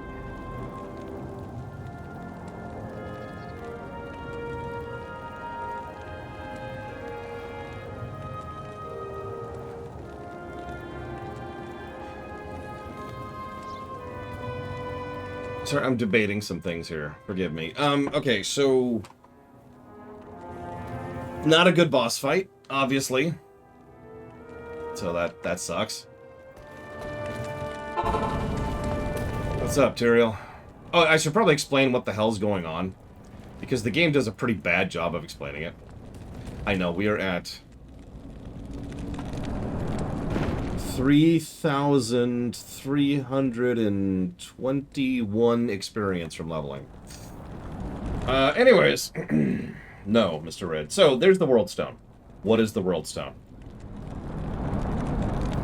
You know, I actually don't feel like getting into it. Alright, real quick. I'll give you the summarized version. The World Stone has been around since forever. It has the ability to alter the fabric of creation on a fundamental level. It was used to build things like planes of existence and worlds and stuff like that, okay? So, it's the Omega MacGuffin, which is why it's about to be destroyed by one dude and his sword. Anyways, so, when they were making the Soul Stone, they shaved off a couple of pieces of the World Stone to make it. The World Stone was also utilized by Inarius and Lilith to create Sanctuary. And then it was hidden away from the Hells and the Heavens. So that's all cool. The World Stone was also used to try and do something else, which was to maintain a limiter on how the people, the humans, how far they could develop and progress in terms of their innate power level, because all humans are very technically Nephilim. Yeah, I don't buy that, Von Falkenstein. Like, I'm sure his sword is super cool. This thing predates the thing that created him. You know what I mean? Anyways. So, what is Sanctuary? The planet we're on. It's actually more like a plane, but whatever. See, all the humans were level capped because of this stupid stone. With its destruction, the level cap goes away, but there's actually something else that goes away, too. See, Sanctuary and most places in this setting are more like planes and less like planets. That means that they all tend to blur into each other. That's one of the reasons we've actually seen Hell blur into Sanctuary twice now. Once in D1 at the end of the very bottoms of the cathedral, and in D2 we saw that in Endariel's area. And we saw a little bit of it in Kurost as well. So, with this gone, that means it's going to be a lot easier for the planes to kind of merge in and through Sanctuary, which is why we're going to see so much of Hell in D3. It's because Hell can just straight manifest in its absence.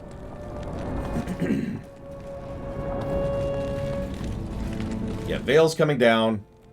Limiters going away. Complete sea change for the setting, which is going to result in D3. I am impressed, Morgan. You have overcome the greatest challenge this world has ever faced and defeated the last of the Primeval. However, we are too late to save the World Stone. Baal's destructive touch has corrupted it completely. Which I also don't believe. Given enough time, the World Stone's energies will drain away, and the barriers between the worlds will shatter. The powers of hell will flood into this sanctuary and eradicate your people and everything you've labored to build. Therefore, I must destroy the corrupted World Stone before the powers of hell take root. Which... This act will change your world forever, with consequences even I cannot foresee.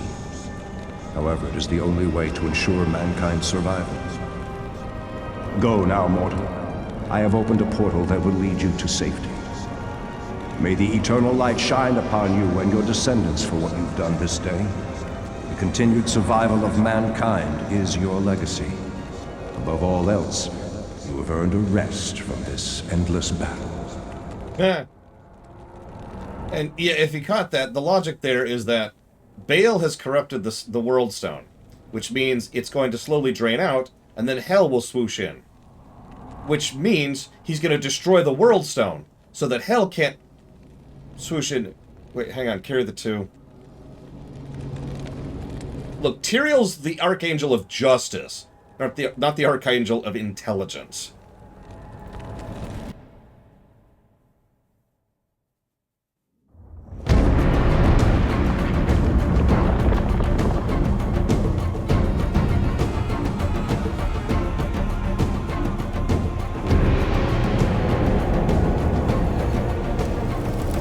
Yeah, exactly, Kevin.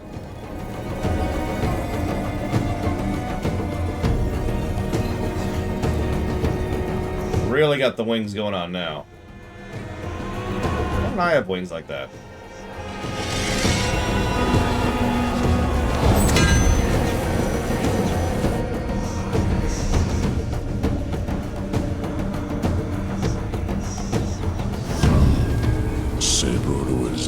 Yeah, it's funny. He takes all this time to charge up to try and destroy the World Stone, which I still don't believe, by the way, but whatever. But Baal, while dead, was able to corrupt the World Stone. So that just, there's no argument there at that point.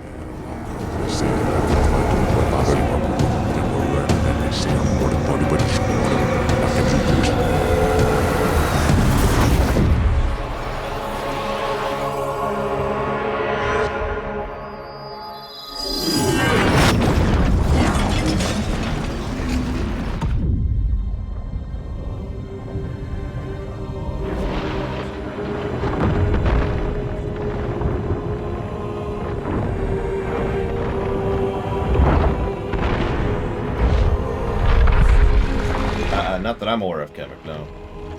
Yeah, no, stuff like this is why Metzen needs an editor. He really has some fantastic and creative ideas, and he's still actually my favorite Blizzard writer. But there's a lot of logical flaws in his writing, and he leans on because plot a lot.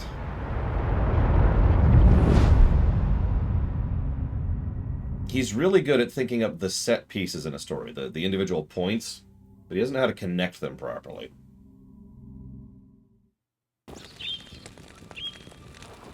We did it!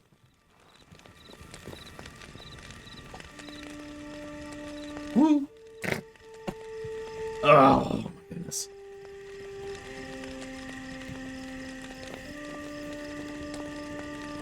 Yep, now to do the other two difficulties. So...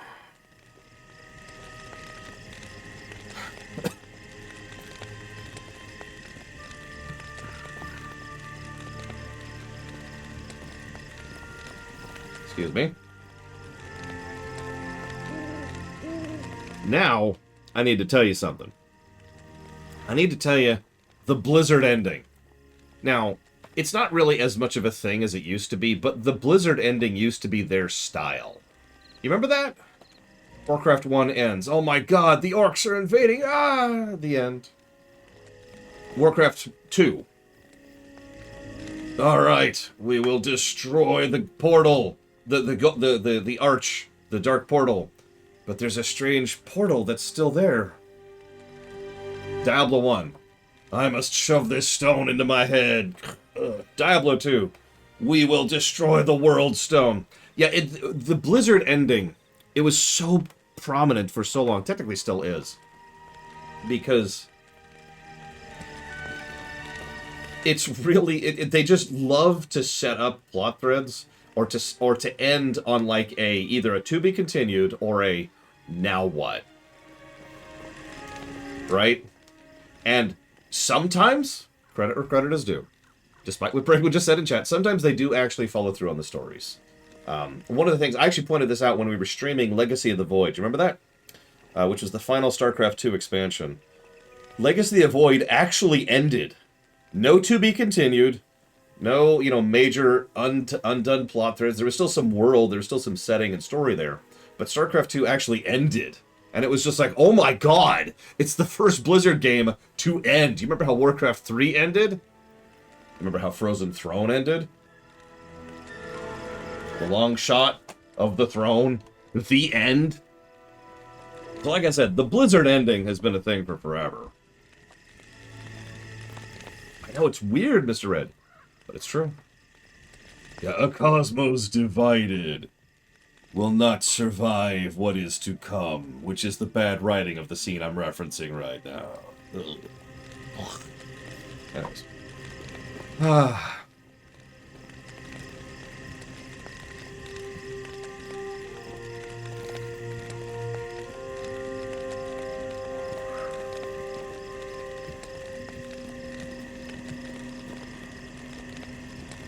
That's true. Warcraft 3 Vanilla kind of does end. I'll actually give you that one.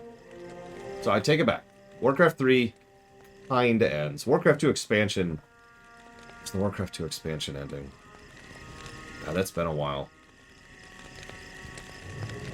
I don't remember. I believe you. So that's two games that sort of ended. I'm still putting both of them as a sorta. Oh, blowing up Draenor. Well... Right. No, that is firmly a Blizzard ending. I don't know what you're on about, Crazy Horse. No. Not Warcraft 3 Frozen Throne. Warcraft 3 Vanilla, Reign of Chaos. Because Reign of Chaos ends on Medivh saying, it's in your hands now. And Archimonde is totally dead and never coming back. Wink!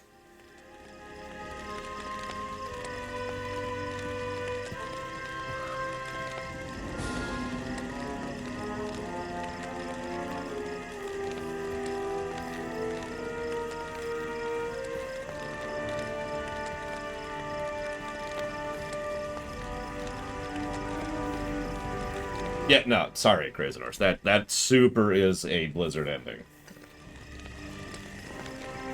And I don't have the energy or the effort or the care to get into a definitions argument, so you win everything, Crazy Horse. I don't care. Don't care.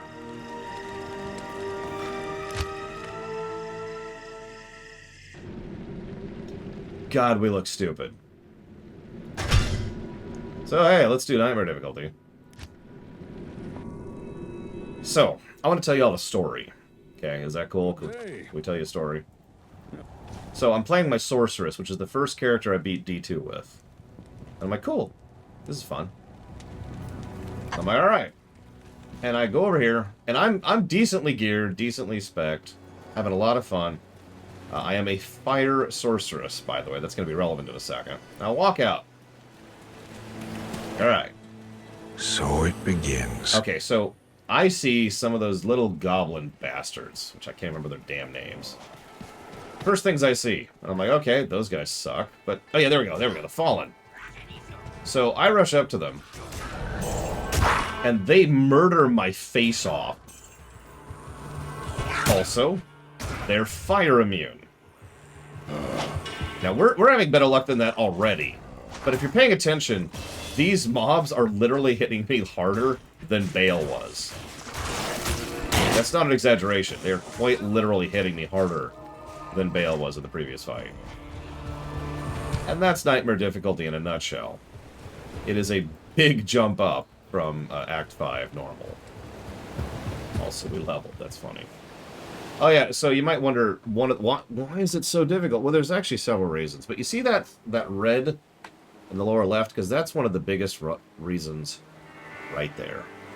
Simply for being on Nightmare, or hell, you lose resistances. Like, you just have less resistances for being on the higher difficulty. And if you haven't been paying attention, that affects a lot of the damage you take it. So right now, we're actually effectively vulned to several damage types. And by several, I mean all of them, except physical.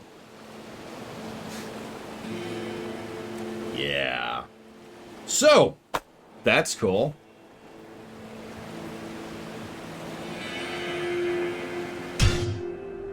We're done here. We're done here. My brain barely works right now. I'm actually tired. That drained me so hard. But I'm actually not done. I gotta do several other things first.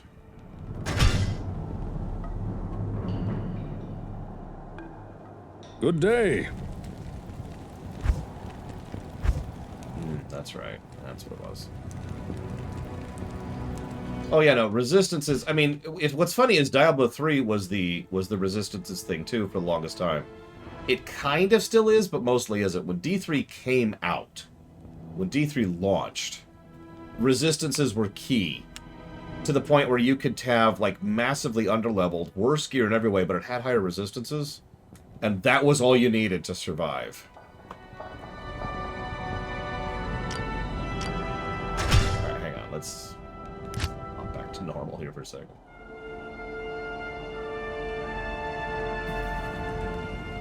Uh-oh, Travencall! Let's go see what that is, real quick alike, right? Let's just go see it.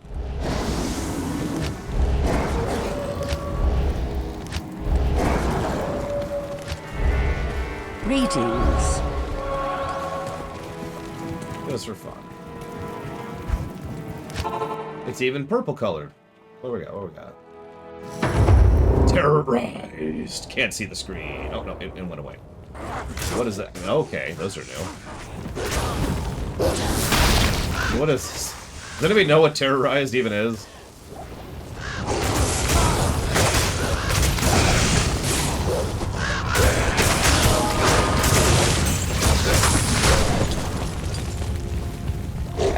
So far, this doesn't feel any different, really. I just have a different icon.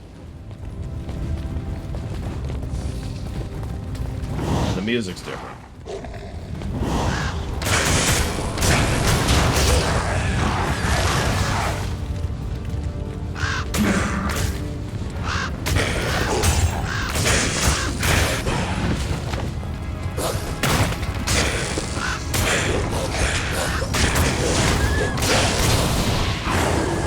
So, this is apparently Terrorized 34, but the number's not going up or down as I kill things. So I don't know what Terrorized 34 means. Good night, Crazy Horse. Hope you enjoyed, terrible though it was.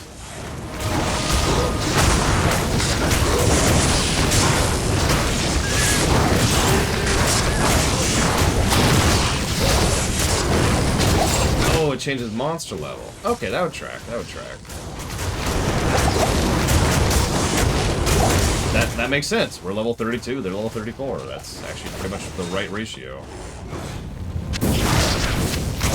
Notice they're not giving much experience, but, you know, whatever. Unchaining the drop would make sense, too. Yeah, I noticed we only get it for killing Baal.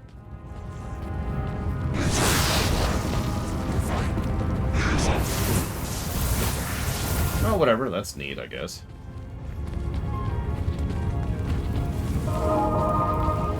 One other thing we gotta do. Actually, two other things we gotta do. I need to do one of them now. I was gonna do it during the lunch break, and then I had to take a package over. So I lost, like, 20 minutes. I'm glad you're liking it at the end of the line. Now I'm gonna need you to come over here, so we're gonna get an MRI scan, because you're obviously completely lunatic. You're bonkers. How could you enjoy it? I can't even talk. I can't even make fun properly. God, what is wrong with me?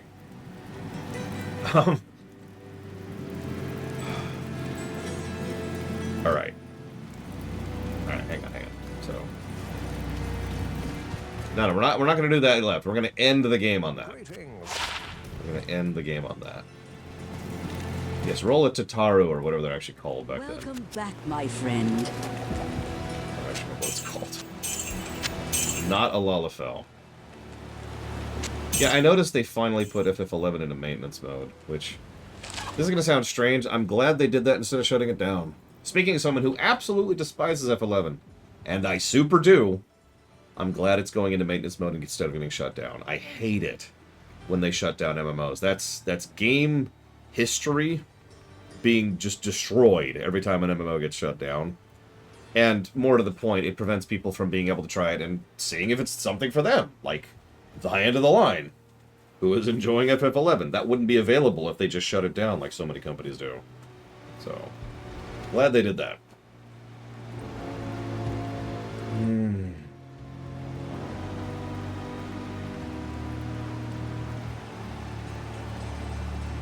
Sorry, I'm thinking. What did FF11 contribute to gaming as a medium?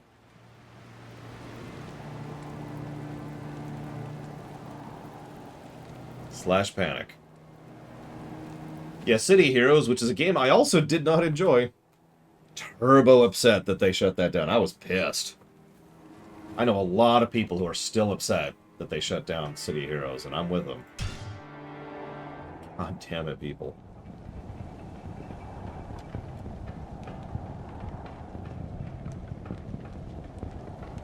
Yeah, no kidding, Von Falkenstein.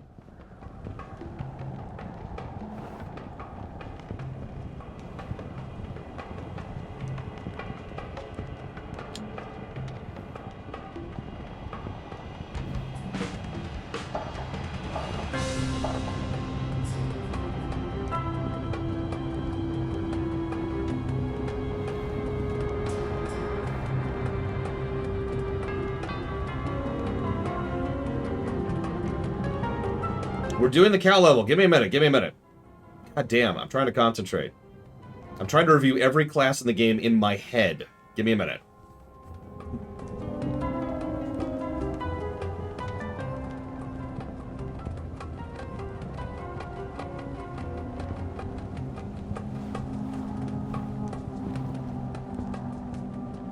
Okay. Okay. So here's what we're gonna do. So for Druid specifically, the one we've spent the most time with, we're going to do a plus. We're just going to do a plus for Kit. And then a plus for Viscerality. Especially the caster mode. And then we're going to give a negative.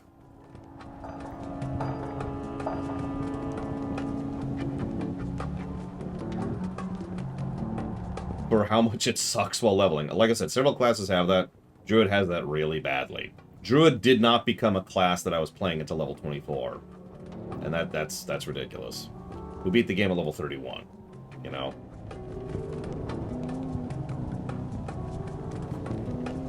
And with that template established... There's actually multiple pet classes too, that's the worst part, Drake Whisperer. So then we have Assassin. Now, Assassin doesn't have a lot of versatility, or excuse me, viscerality, but it does have versatility.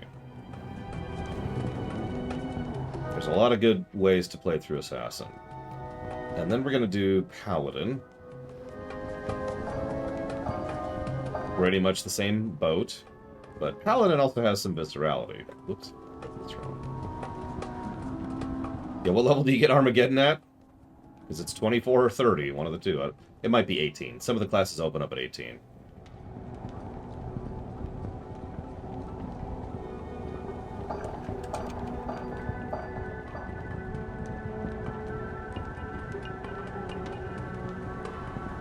And we have Amazon.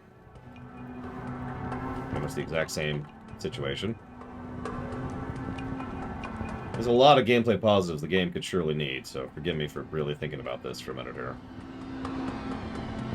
And we have Barbarian. I want to call him Banrock because it's right there.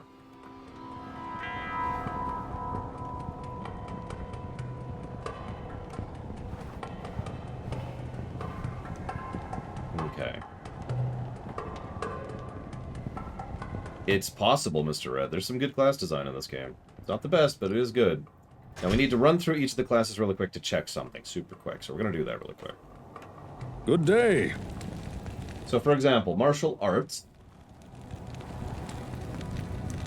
It's actually almost exactly what I was looking for.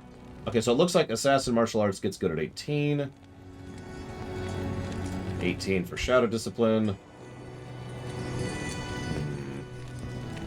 And it looks like 24 for traps. Although, actually, no, I'm going to take that back. 12 for traps. So, assassin, no negative. Cool. It's going to scooch down to paladin.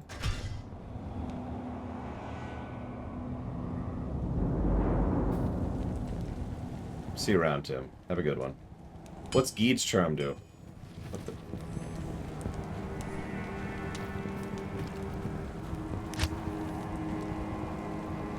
So, Paladin, I'm just going to be blunt about this. Paladin starts off pretty good.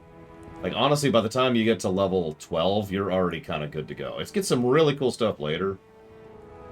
But you can already play a Paladin pretty early, so definitely no problems there. Yeah, no issues. Next. So then we have Amazon. Pretty sure we're going to see the same thing with Amazon. Good day. God's sakes.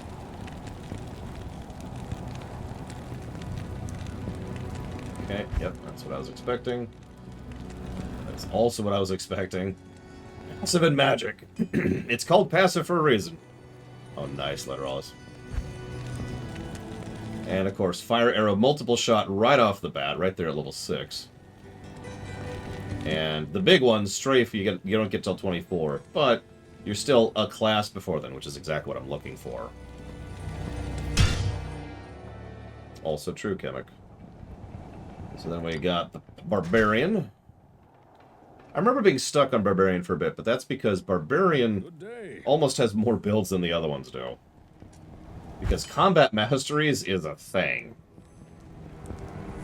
Oh god. I mean, all of them do, but you're probably thinking of Skingrod Popaniques. So War Cries, which is the meme build, but actually is useful. Find Potion is more useful than you think, especially since it's a level 1 ability. Find Item is nice, Battle Cry is nice, Battle, all of this stuff. But this build doesn't actually get good until about level 6. This stuff is all, you know, whatever. I'm just going to ignore all that. Bash, double swing. Oh! Regular hup, mega hup. There's Whirlwind. Good day. Shut up. You know what, here. Shut up. So, yeah, no issues with Barbarian either. Which just leaves 2 classes left. The big ones.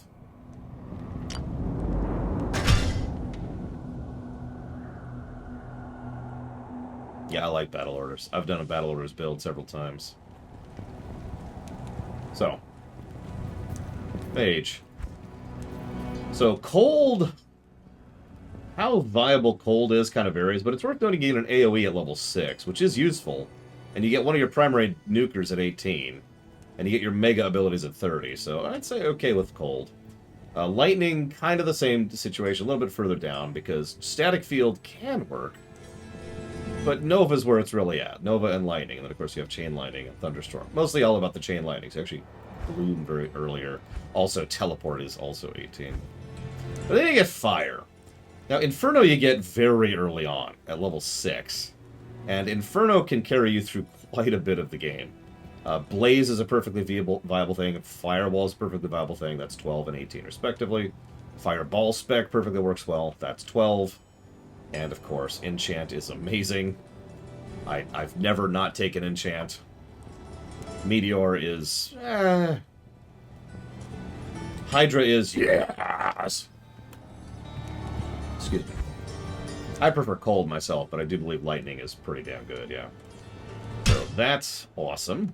And that's exactly what I wanted to know. I wish I could just be level 99 so I could just show you what all these spells look like. You've kind of been seeing them because the enemies have been using them. It's us.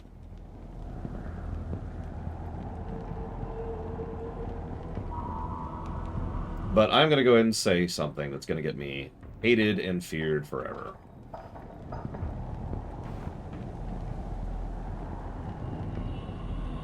I think the sorceress, and I've been thinking about this all week, is class. Like I said, we're kind of setting some precedent in how we review class design here. I think the sorceress might actually be the best designed class in the game. It's not necessarily the best, and it's not necessarily my favorite, but I think in terms of just straight gameplay design, this is where it's at. I think they did a lot right with the sorceress. Each of its 3 specs are very, very different from each other, and just in not just in terms of visuals or the damage type, but in playstyle. And all of them are viable, and you can cross connect a bit, and you arguably should. So you're on TSB. A canon hero in D2. Nope. Yeah, no, sorceress is just legit, which of course just leaves.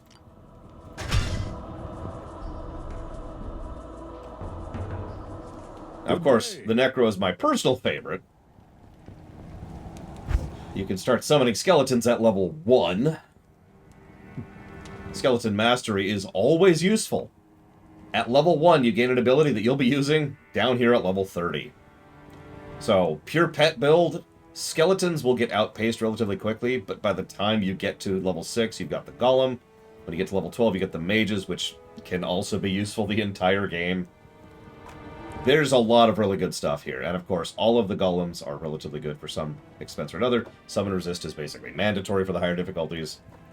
Blood Golem, so each of these Golems are different. The Clay Golem is just a wall. The Blood Golem is the life stealer. It's supposed to be the tank. Shut up!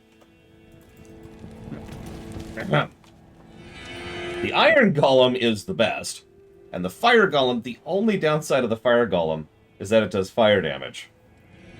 Which I know sounds like a weird... It's a weird thing. It was Wariv. Wariv wouldn't shut up, Giant Rat Guy. The only downside of the Fire Golem is that it does fire damage. Otherwise, all of these are legit. Every single button on here is awesome. Curses. I used to call this the underappreciated thing because nobody I knew who played Necro liked to use curses. As I think I told you, the reason I delved so much into Necro wasn't because it was undead, it wasn't because of the minions, it was because of this tab right here. These are useful for everyone. This is the party support right here. Like, amplify damage, weaken, Iron Maiden, life tap, decrepify, and lower resist. All of this crap is useful, and I used to spec heavily into curses and just kind of hang back and let my friends do most of the damage, because this is awesome. You can literally play full support. You don't have to. You could actually go support and, summon, or support and poison and bone, but you can play full support, and it is very feasible. Then we've got poison and bone. So teeth is... it's okay, Then you got bone armor, which is really good. Then you got corpse explosion, which used to be extraordinarily overpowered. They had to nerf that. Still useful. Poison dagger. Not as irrelevant as it would sound, but it's kind of situational. Bone wall is whatever. Bone spear is one of the best damaging spells in the entire game under the right circumstances. Poison explosion, which I don't need to say anything about that. Bone prison, that's a lot more situational. Bone spirit, which is another very high damaging spell, which is also a homing spell. And one of the highest damaging abilities in the entire game, Poison Nova, which does a ludicrous amount of poison damage, which very, very few things are immune to or resistant to. And there's another little tidbit about the Poison Nova, which is a little different than most poison damage. Because, you see this, that's not even saying it, but most poison damage does poison damage over 5 damage, or over 5 seconds, or over 10 seconds, or whatever.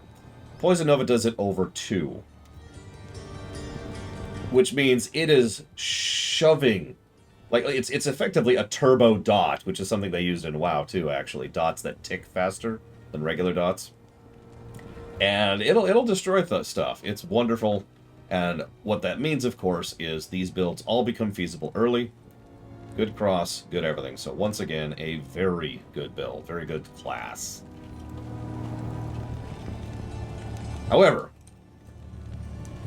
I still think the Sorceress is overall a better class.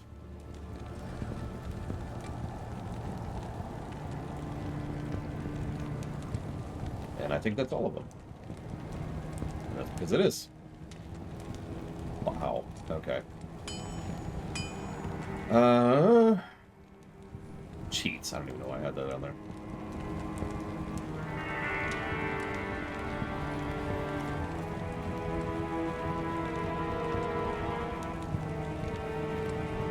What I recommend to a first-time player?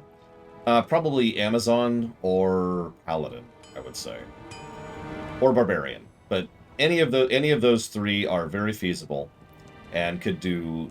they're not just limited to punchy. Honestly, the build I was playing is probably the most boring punchy build in the game. There's a lot of cool stuff you can do with Amazon and with Barbarian and with Paladin that doesn't involve just going, ugh, and left-clicking the enemy.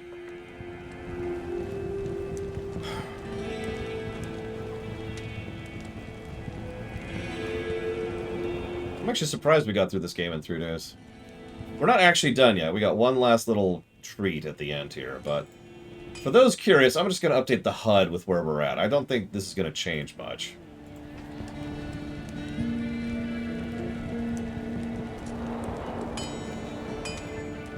So, all those class pluses shoved us up to 45 gameplay positives and 47 gameplay negatives.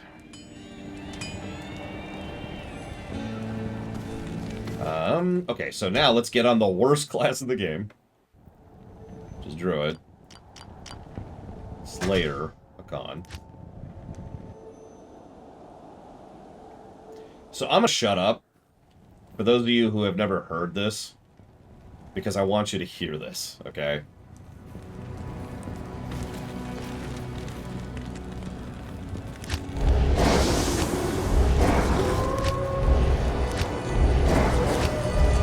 What? Druid's the worst class in the game. It's still a net positive class.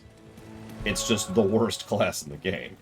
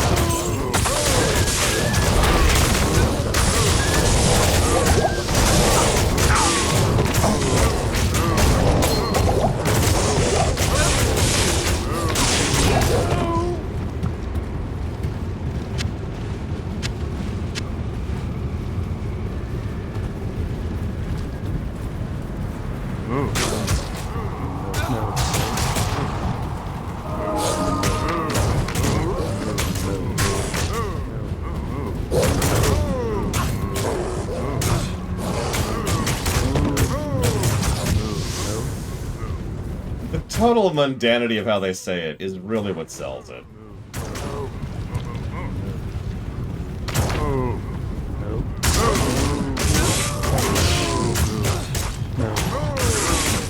Yeah, if you've got a proper AoE, this level is fun. You can get a tremendous amount of experience and you know, loot in here. We, of course, are a solo-focused class in spec, so... Got that. Dude, the first time I ever heard this, I fell out of my goddamn chair. That's not a joke. That's not some exaggeration for effect.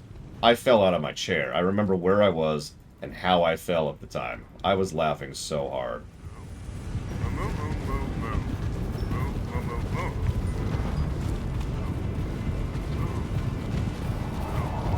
I still think it's funny. To this day, I think this is brilliant. There are methods by which to repeat this level. They're not really supported by like a... Like if you know what you're doing, you can repeat the level, especially if you've got other players.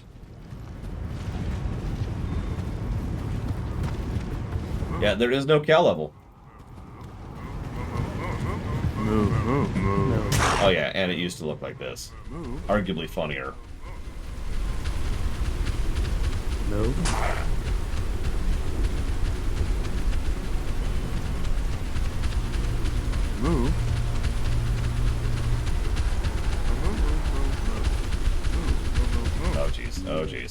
Oh, jeez.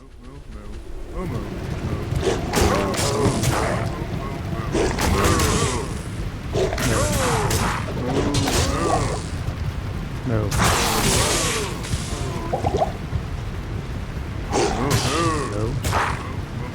Yeah, by the way, one of the other reasons this place is so lucrative, there are a lot of enemies here, as you can see. They just swarm you here. And because of the way this game does loot drops, that means a whole lot more chance to get good stuff. Yeah, I love, like, they've got all these mundane, you know, moves. But then, you gotta imagine that someone in the recording booth had to go... Shoot, I don't think I can kill him quickly enough. Had to go, you know, the death sound.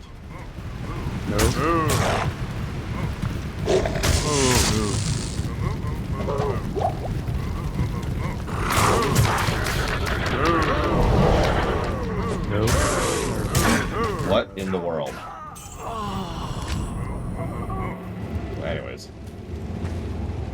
And that's the cow level. Let's go ahead and get her gear back.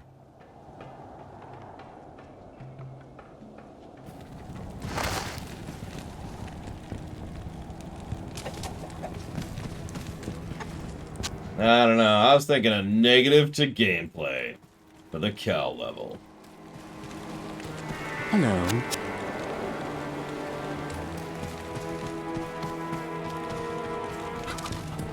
Stay a while and listen. Why am I doing this? I don't care. Someone pick a town. What's your favorite town song?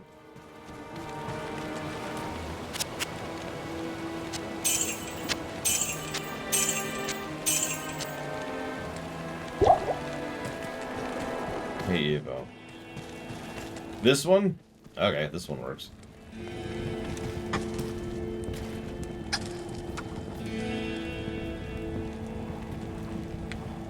Tristram would take a minute to get to.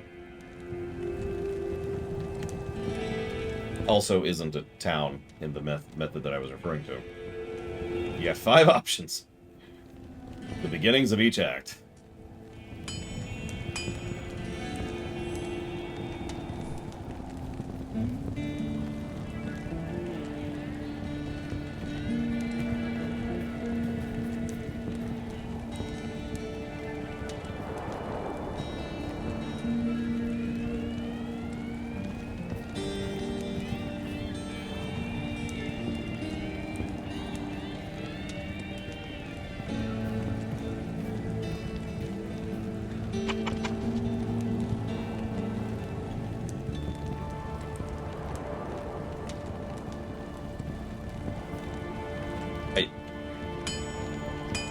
You're killing me, Black Mulligan.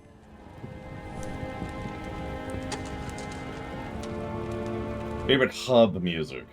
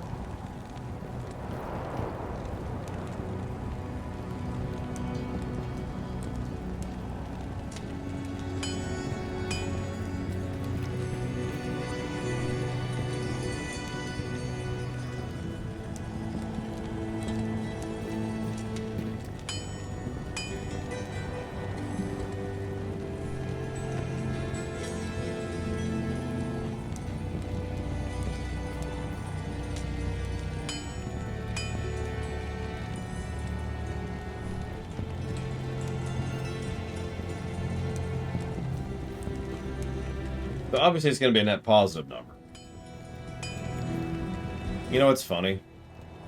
That is, at the moment, we're not done with the audit yet, but at the moment that's a net negative to gameplay, and the more I think about it, the more I stand by that. D2 has a lot of great ideas, and a lot of good gameplay, and a lot of crap ideas, and a lot of bad gameplay. That's just how it is. Anybody want to guess how many brickwork positives this game gets? I mean, you just look, but just don't look, don't cheat. Guess.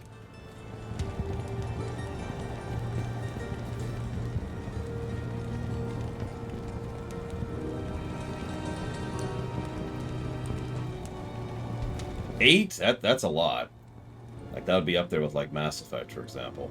But no, it's 21. And you know what's weird is the more I think about that, the more I stand behind that.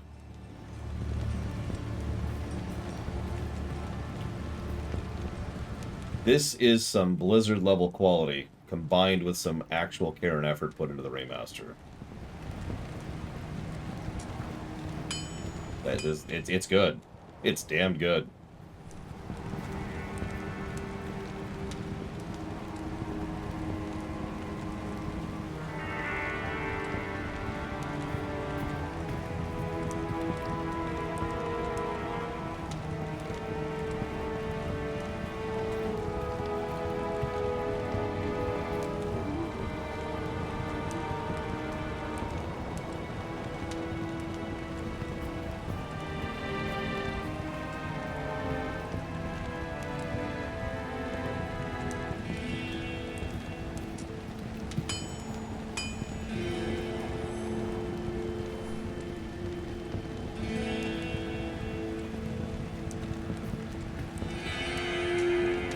This is one of the reasons I think WoW is going to kind of crush it in the score, too.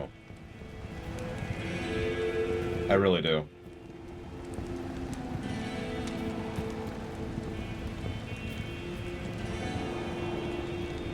Think about how many brickwork positives something like WoW would get.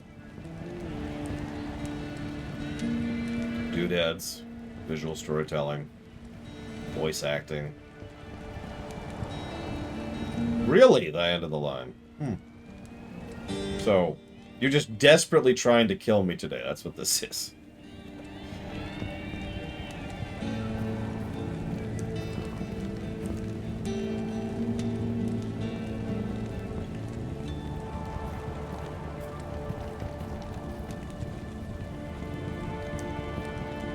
No, I mean, I'm not with you. I don't agree, but I know a lot of people get into nostalgia. No judgment. No judgment. Okay, what do we got here? Here's a question. Atmosphere. Atmosphere and tone.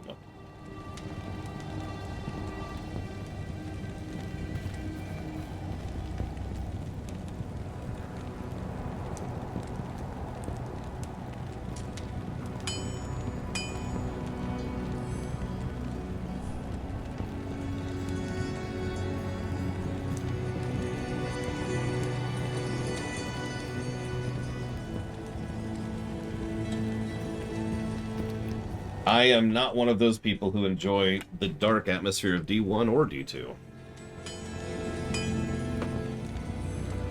That's why I'm just kind of like, I will also say that the tone of the game kind of shifts around a bit the further you get into it. Like, we go to hell and it's like, It's okay. You have to understand that of the line. I hate older games. That's what YouTube tells me all the time, is I just despise older games.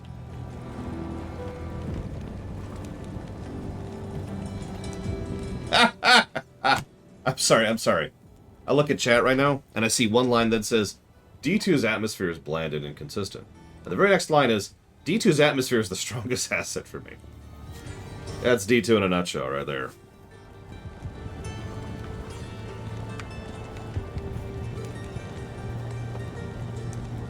I think if we gave D1 an Atmosphere Plus, we have to give D2 an Atmosphere Plus.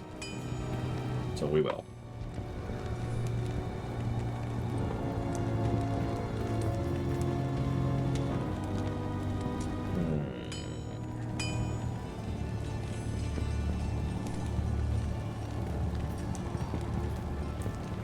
I love it. I'm looking at the characters and I'm like, no. I can't think of any character pluses for D2.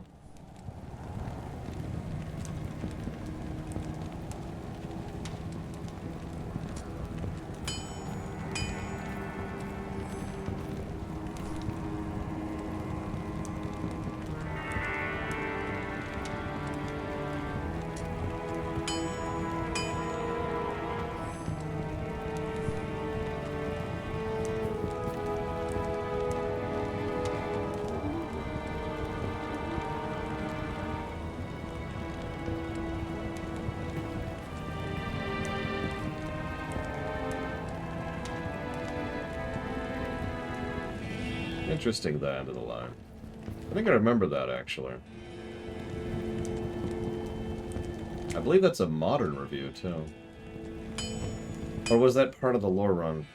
I don't remember.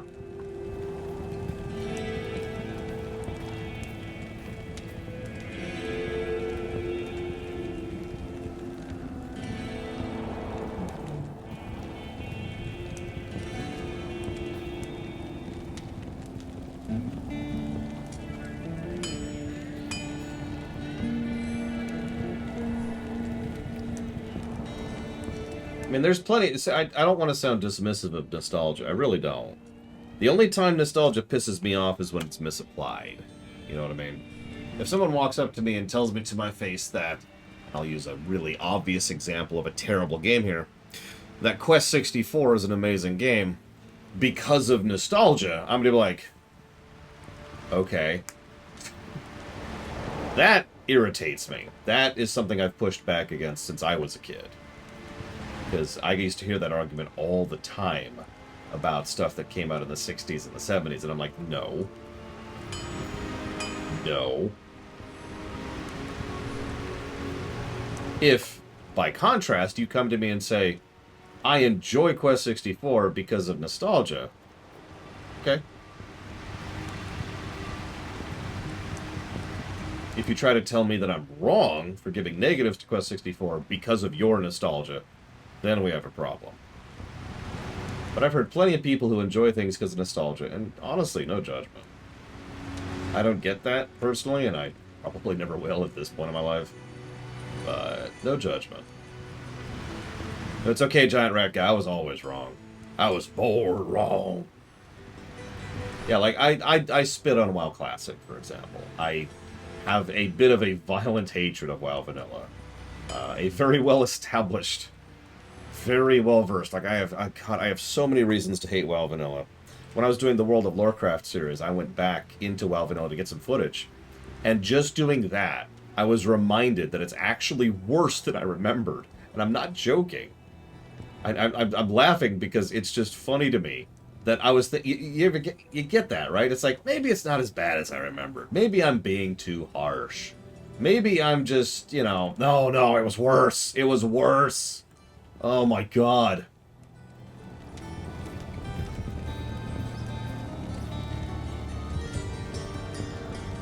I think that's everything. Plus 31 to story. That is respectable.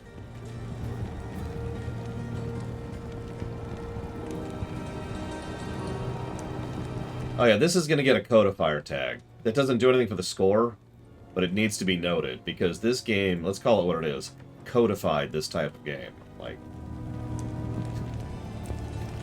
okay, now the boring part. Okay, so we need this. Oh, hang on. So I've just finished the story axis.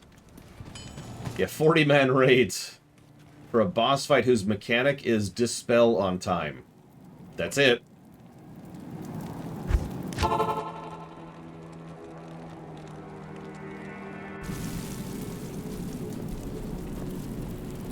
I raid led in vanilla. I have earned the right. Damn it. Oh, this is wrong. Yes, it was so difficult to get 40 people to pay attention for 5 seconds. God damn it, I hate Molten Core. When we review WoW, Molten Core isn't going to be a triple negative dungeon. Molten Core is going to surpass triple negatives. It is unarguably the worst dungeon or raid or whatever instance. It's the worst instance in that game. Bar none. And it makes sense. They made it in, what, a week? I forget the exact timing. But it was very, very rushed, and God, it shows.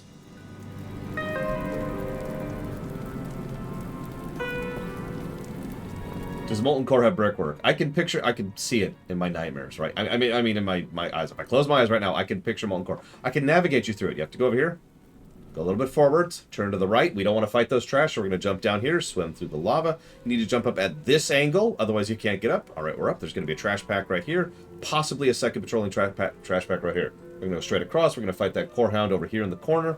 Then we're going to go over to this point, go across the bridge, pull the Molten guy back across the bridge, go back in, pull the next trash pack in, go in, pull the next trash pack out, and then go in to the right through the tunnel. I could keep doing this. I could run Molten Core with my eyes closed, literally. I have earned the right.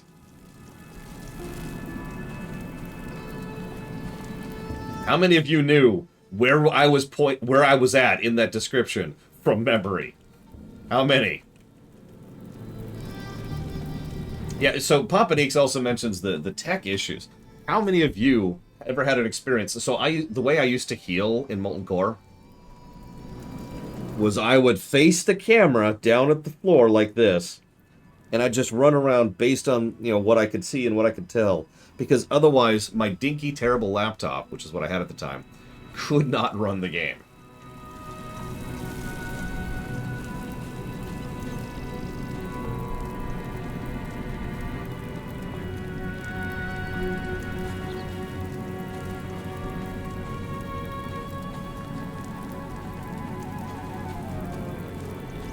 No, we weren't to Corehounds yet. I actually stopped right before I was getting to the Corehounds. Because literally the next pull that I stopped myself at would have been the deep Dispel guy. I can't think of his damn name. Mr. Curse. Mr. D Curse. And then right after him is the Corehound packs. And then Mr. Fear. You brought a Dwarven Priest, right? You didn't? Oh, well then. You say that, Von Falkenstein. But you're wrong! 50,000 negatives to the game. For me having a bad laptop. No, the reason I brought that up, Von Falkenstein, is because that is one of the reasons why... So I was not the only one who had a computer that could barely run WoW. And not everyone had good internet back then. This was when cable internet was still kind of... I don't want to say in its infancy, but it was not as common as it is nowadays. Relevance? A lot of people, 40 people, in a compacted area with bad computers and bad internet. That's why it was hard. And that's the point I'm trying to make. The only reason anybody ever thought Molten Core was hard was because we had crap computers and crap internet and had no idea what we were doing. We probably didn't have voice chat either. Lord knows I didn't. We didn't start using Ventrilo until about Rack and Tack, give or take. I was on a 28.8 when that stuff came out.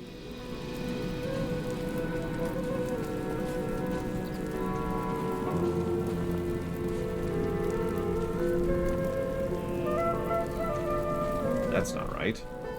There shouldn't be this many of these.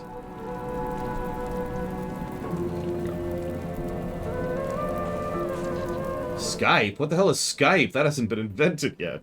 Actually, I forget when Skype came out, but we sure as hell weren't using it back then.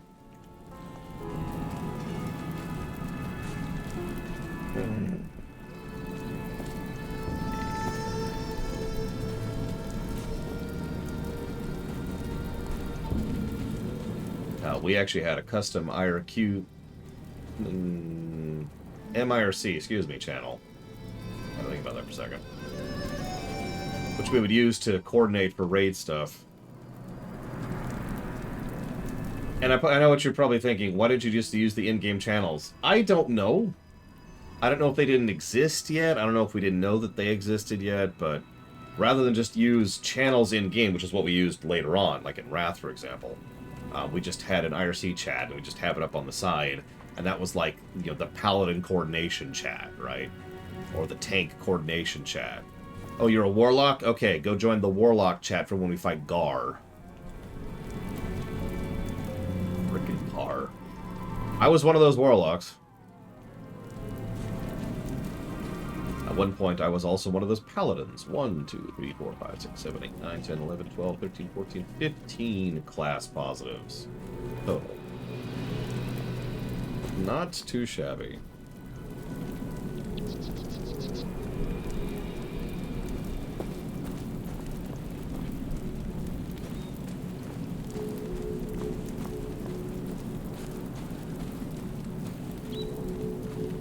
Yeah, I also tanked Gar as a Paladin. You're probably thinking, well, yeah, Paladins were tanks. Also, I was a healer. I could still hold aggro. Sorry, when I say healer, I mean my job was to make sure that blessings were kept up and that people were resurrected when they needed it. That's like healing, right?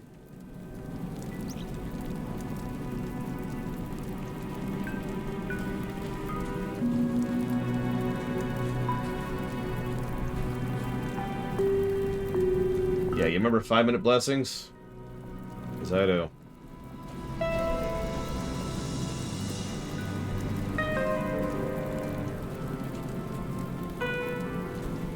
Yeah, paladins were like druids. We were there.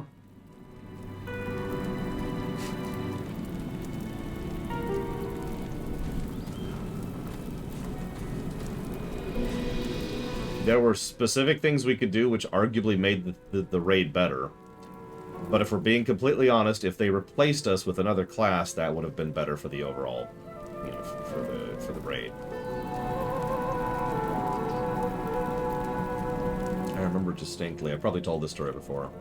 One night we were raiding Blackwing Lair, specifically.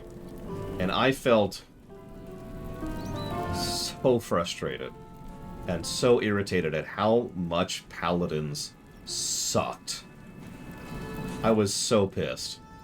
And I was just, I didn't even have the words to put it into language. And you're probably thinking, well, hold on. If paladins sucked so much, why'd they keep bringing you? Well, first of all, I was a damn good player. But there's actually a second reason, which is much less positive. And that reason is, you needed 40 people to raid a 40-man raid. Because, and I mean this with total sincerity, in a lot of 40-man raids, just having a body was better than not in several fights. In some cases, that's not true. In some cases, you're better off with like 20 players if you don't have the full 40. But in other cases, you're a warm body. And that's it. So I was a warm body who happened to be good at the game.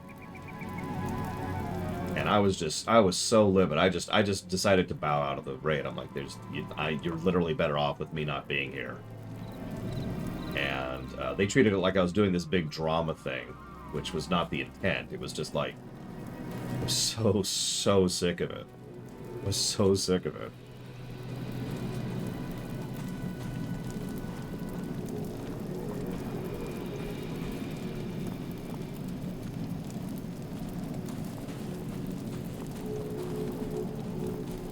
No, I never... Well, I mean, yes, obviously I did eventually quit that guild, but not like that and not at that point in time. Not for a while.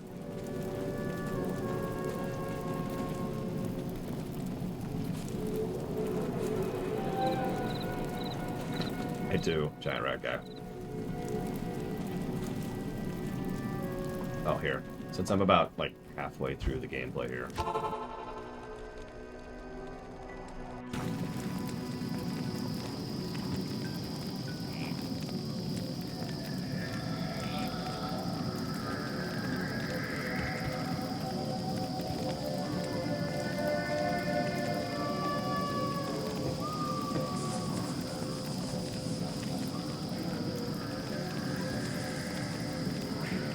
Is that why you refused to group with us in FF14, Mr. Red? I knew it! I always knew. Hang on, I gotta go to Res Evo, because her friends are being dicks again.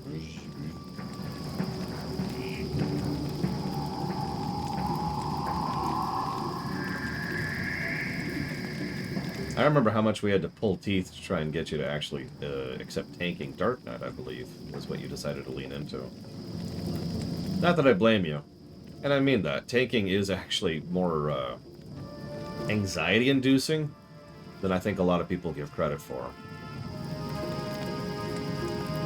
Like, there's a lot that's really on you. And it's the thing everybody notices if you screw up. Like, don't mistake me, you can screw up any role in WoW or in FF14. But everybody notices when you screw up as a tank. Like, not even everybody notices when you screw up as a healer, because sometimes you can pull that out, or sometimes other people can help, or whatever. But as a tank, everyone will know the instant you screw up. And it's just, ah!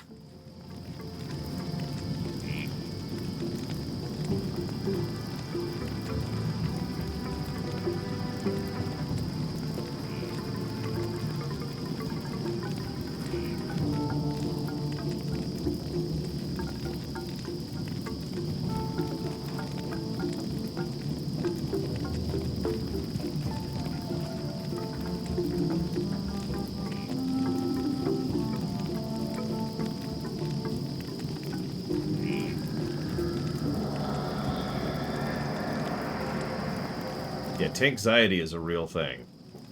No judgment. No judgment. We here at the Lore Walkers are not here to judge. That's why I'm going to make Evo start tanking. Evo, you're a tank now. Congrats.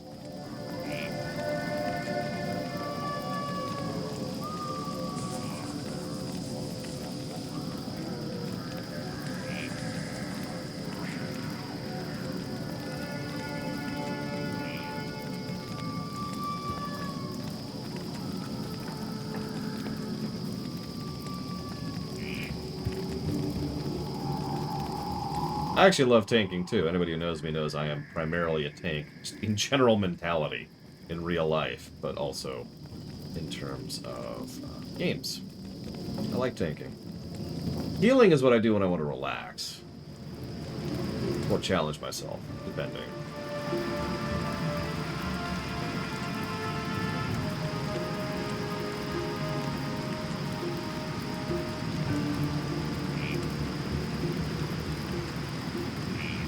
Hate DPSing. I am not a DPSer. I am not good at it. I never have been. Don't have the mindset for it. I don't just mean in terms of that. Like, let me explain something for you. So you're tanking, okay? You have 5 buttons to help you live. When do you press them? Now I'm going to skip ahead a little bit. You're a DPS. You have 5 buttons to do more DPS. When do you press them?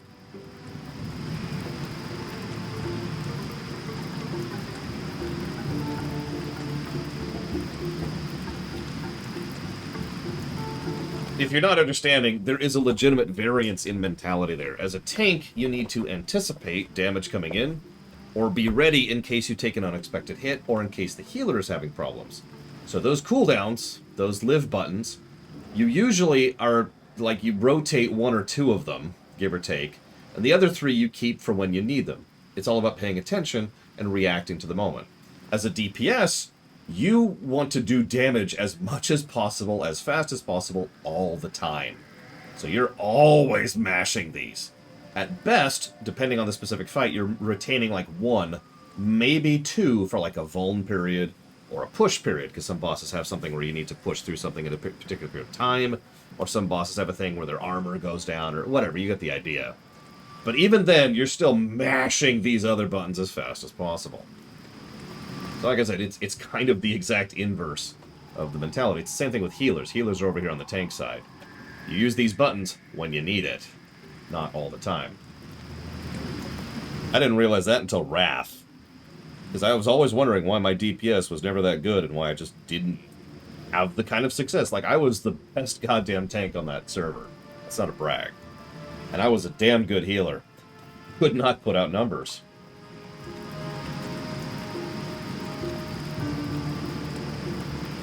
And like I said, in Wrath, it finally clicked, and it's like, oh, right.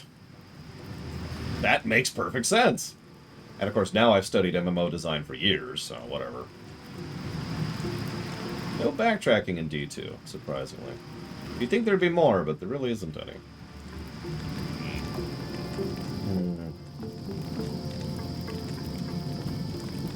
I'm looking forward to D3 tomorrow. Anybody else looking forward to D3 tomorrow? Real question.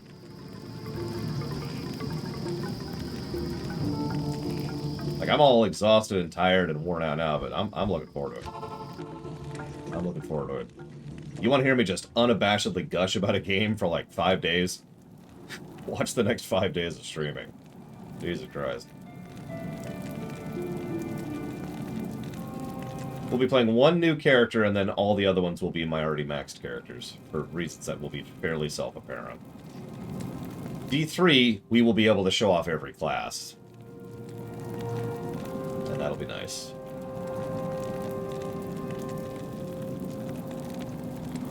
And we're totally going to do it. We're totally going to show off every class, by the way, for those of you not aware.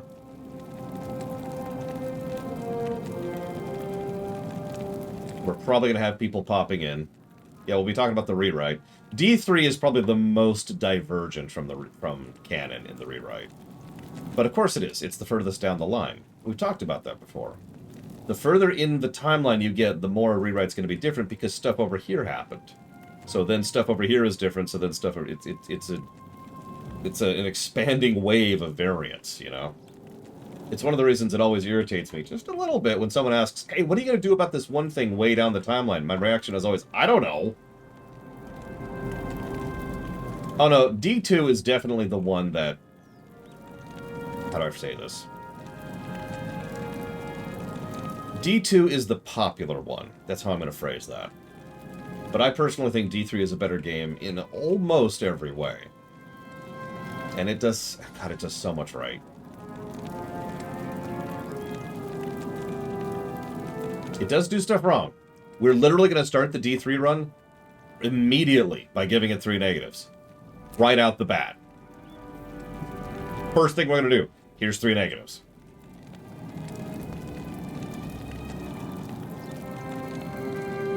Actually 4. Excuse me. No, 5. My bad. My bad. Yeah, it might be 6. Anyways, point being, there's going to be several negatives right out the gate. I'm even going to... I have a speech planned for it. I've been prepping for it.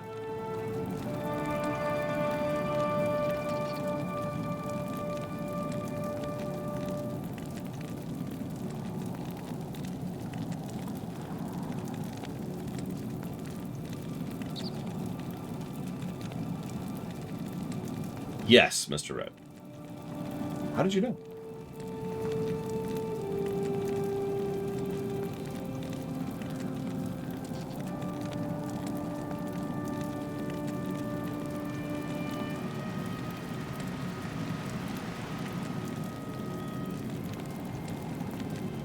I knew it, Mr. Red.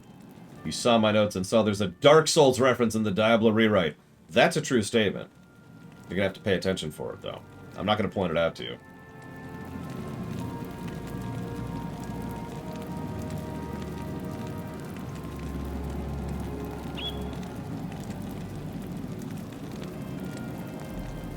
Here's a weird question.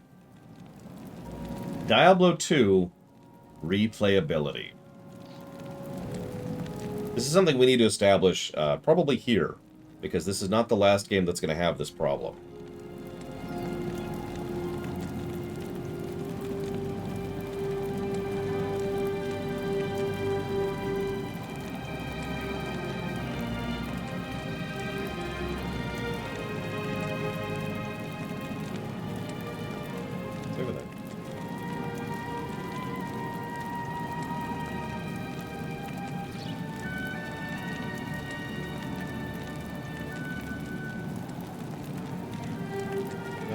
Except for replayability.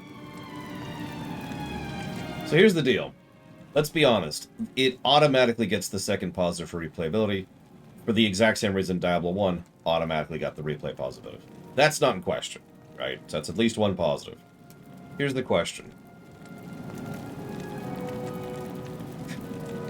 I don't want to replay this game past Act 2, but I legitimately enjoyed replaying it up to Act 2. So here's what I'm thinking. Because we need to establish precedence, because again, this is something that's going to show up in future games too. I'm thinking we give a positive for replayability for the part that is, and a negative for the part that isn't, right?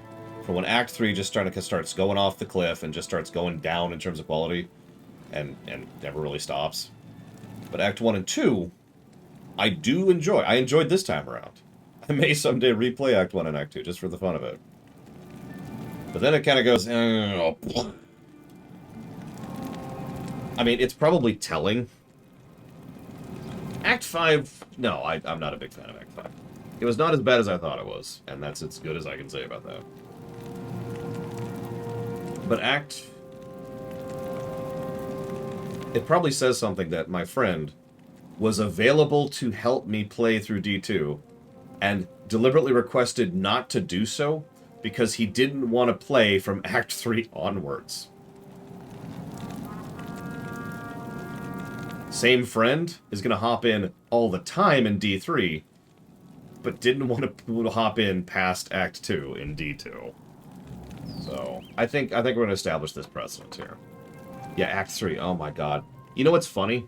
Act 3 was actually worse than I remember. Like, when you really sit down, analyze, look at each point, and get into a review mindset, it's like, oh wow, this is even worse than I remembered. So replayability, this is going to be a weird one, so...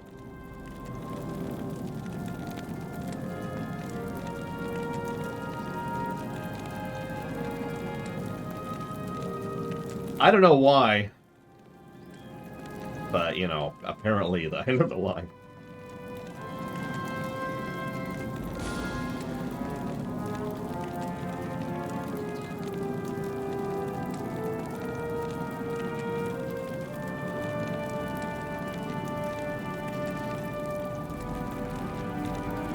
Okay, so we're going to do plus, plus, negative. That's how we're going to do that. Okay.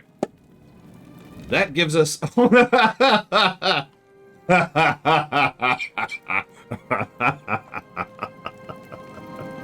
Oh, that's funny. That gives us a net story score of plus 31 and a net gameplay score of 0.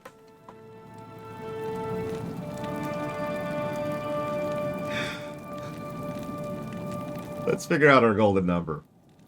No, it makes sense. That makes sense. That absolutely tracks with my experience. There is just as much good as there is bad in Diablo 2's gameplay. And that's what a 0 means. Right? Like, that's how the system works. You're not actually bad until you get into the negatives. That's hysterical. Much longer than D1. D1 was 7.62 hours. D2 is 24.42 hours. This is going to be a relatively low golden number, and I'm going to get flamed alive for it.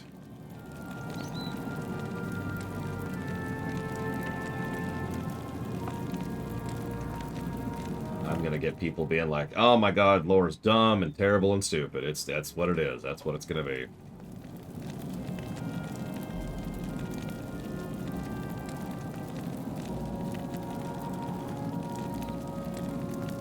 Remember me saying when we started all this that I didn't know what Diablo 2's score was going to be? Well, this is kind of why.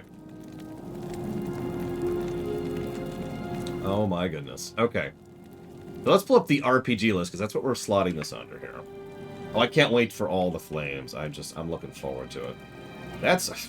okay. Sorry, I'm punching in some numbers here. This is some interesting comparisons here.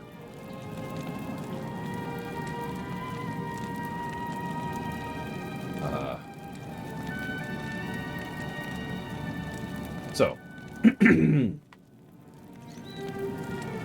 final story score is plus 31. Now, that may sound relatively... No, trust me, I was nice on the gameplay. That may sound relatively low for an RPG, but actually, in my experience, and literally, I'm looking at the list, that's pretty high up as far as story scores. That's pretty good, all things considered. That's also 1.27 story positives per hour, which is incredibly good density for a 24-hour game. That's bonkers good. I think that's our third best density in terms of story. Yeah, it is. That we've ever had. The only things that beat that are Mass Effect 2, which is Mass Effect 2, Super Mario World, Super Mario RPG, which is shorter, and Age of Decadence, which is much shorter. It also leaves us with a story ratio of 77.19%, which may sound low, but it super isn't.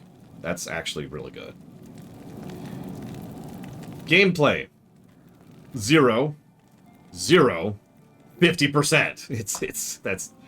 That's what it is. Although you might think, well, that's pretty bad in the gameplay axis. Actually, that is ironically completely average. Most RPGs don't have a good gameplay score. It's a very common trend. We've seen many times. We reviewed almost 40 RPGs at this point, and the fact that a 0 puts it just above the middle says a lot. Final golden number. Can I get some drum rolls, please? This is the part where everyone stones me to death. Let's get you some numbers. Diablo 1's golden number was negative 15.32, and remember, any negative is pretty bad. Obviously, the king is Mass Effect 2, which is 277, which is bonkers good. If we jump down substantially, like Cyberpunk was 101.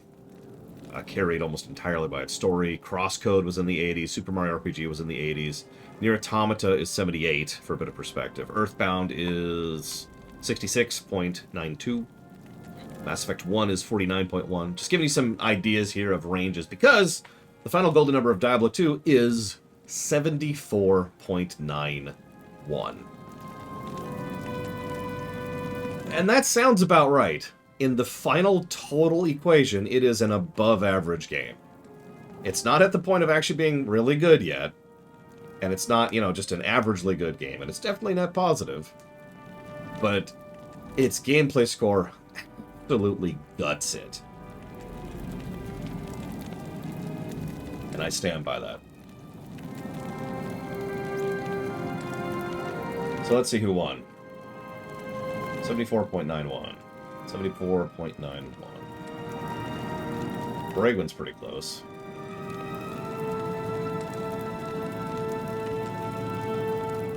Several people guessing in the hundreds.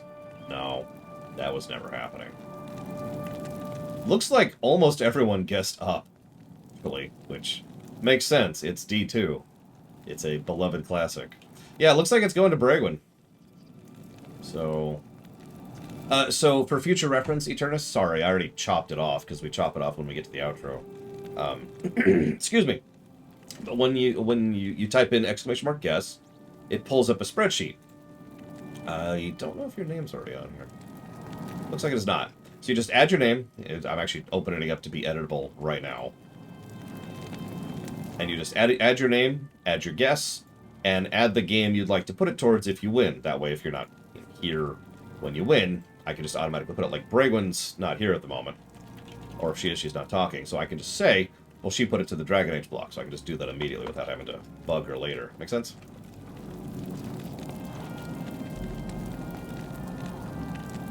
So tomorrow... Whoa.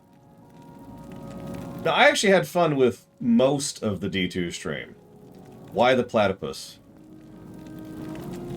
Platty was one of my viewers who died about 2 years ago.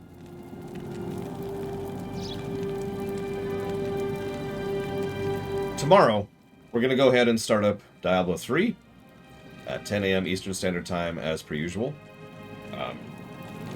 I also want to say, first of all, thank you for sticking it out with me. This was an interesting run. It was fun going back through it. I think I've codified the fact I'm never going past Act 2 again. I'm glad we actually beat the game. There were 3 points where I legitimately wasn't sure if beating the game was possible, because we had no backups. There's no cheats. There was nobody to help. There was no, like, there was nothing. It was just, we might actually be putting the game down. So I'm glad we actually beat it. Let's move on.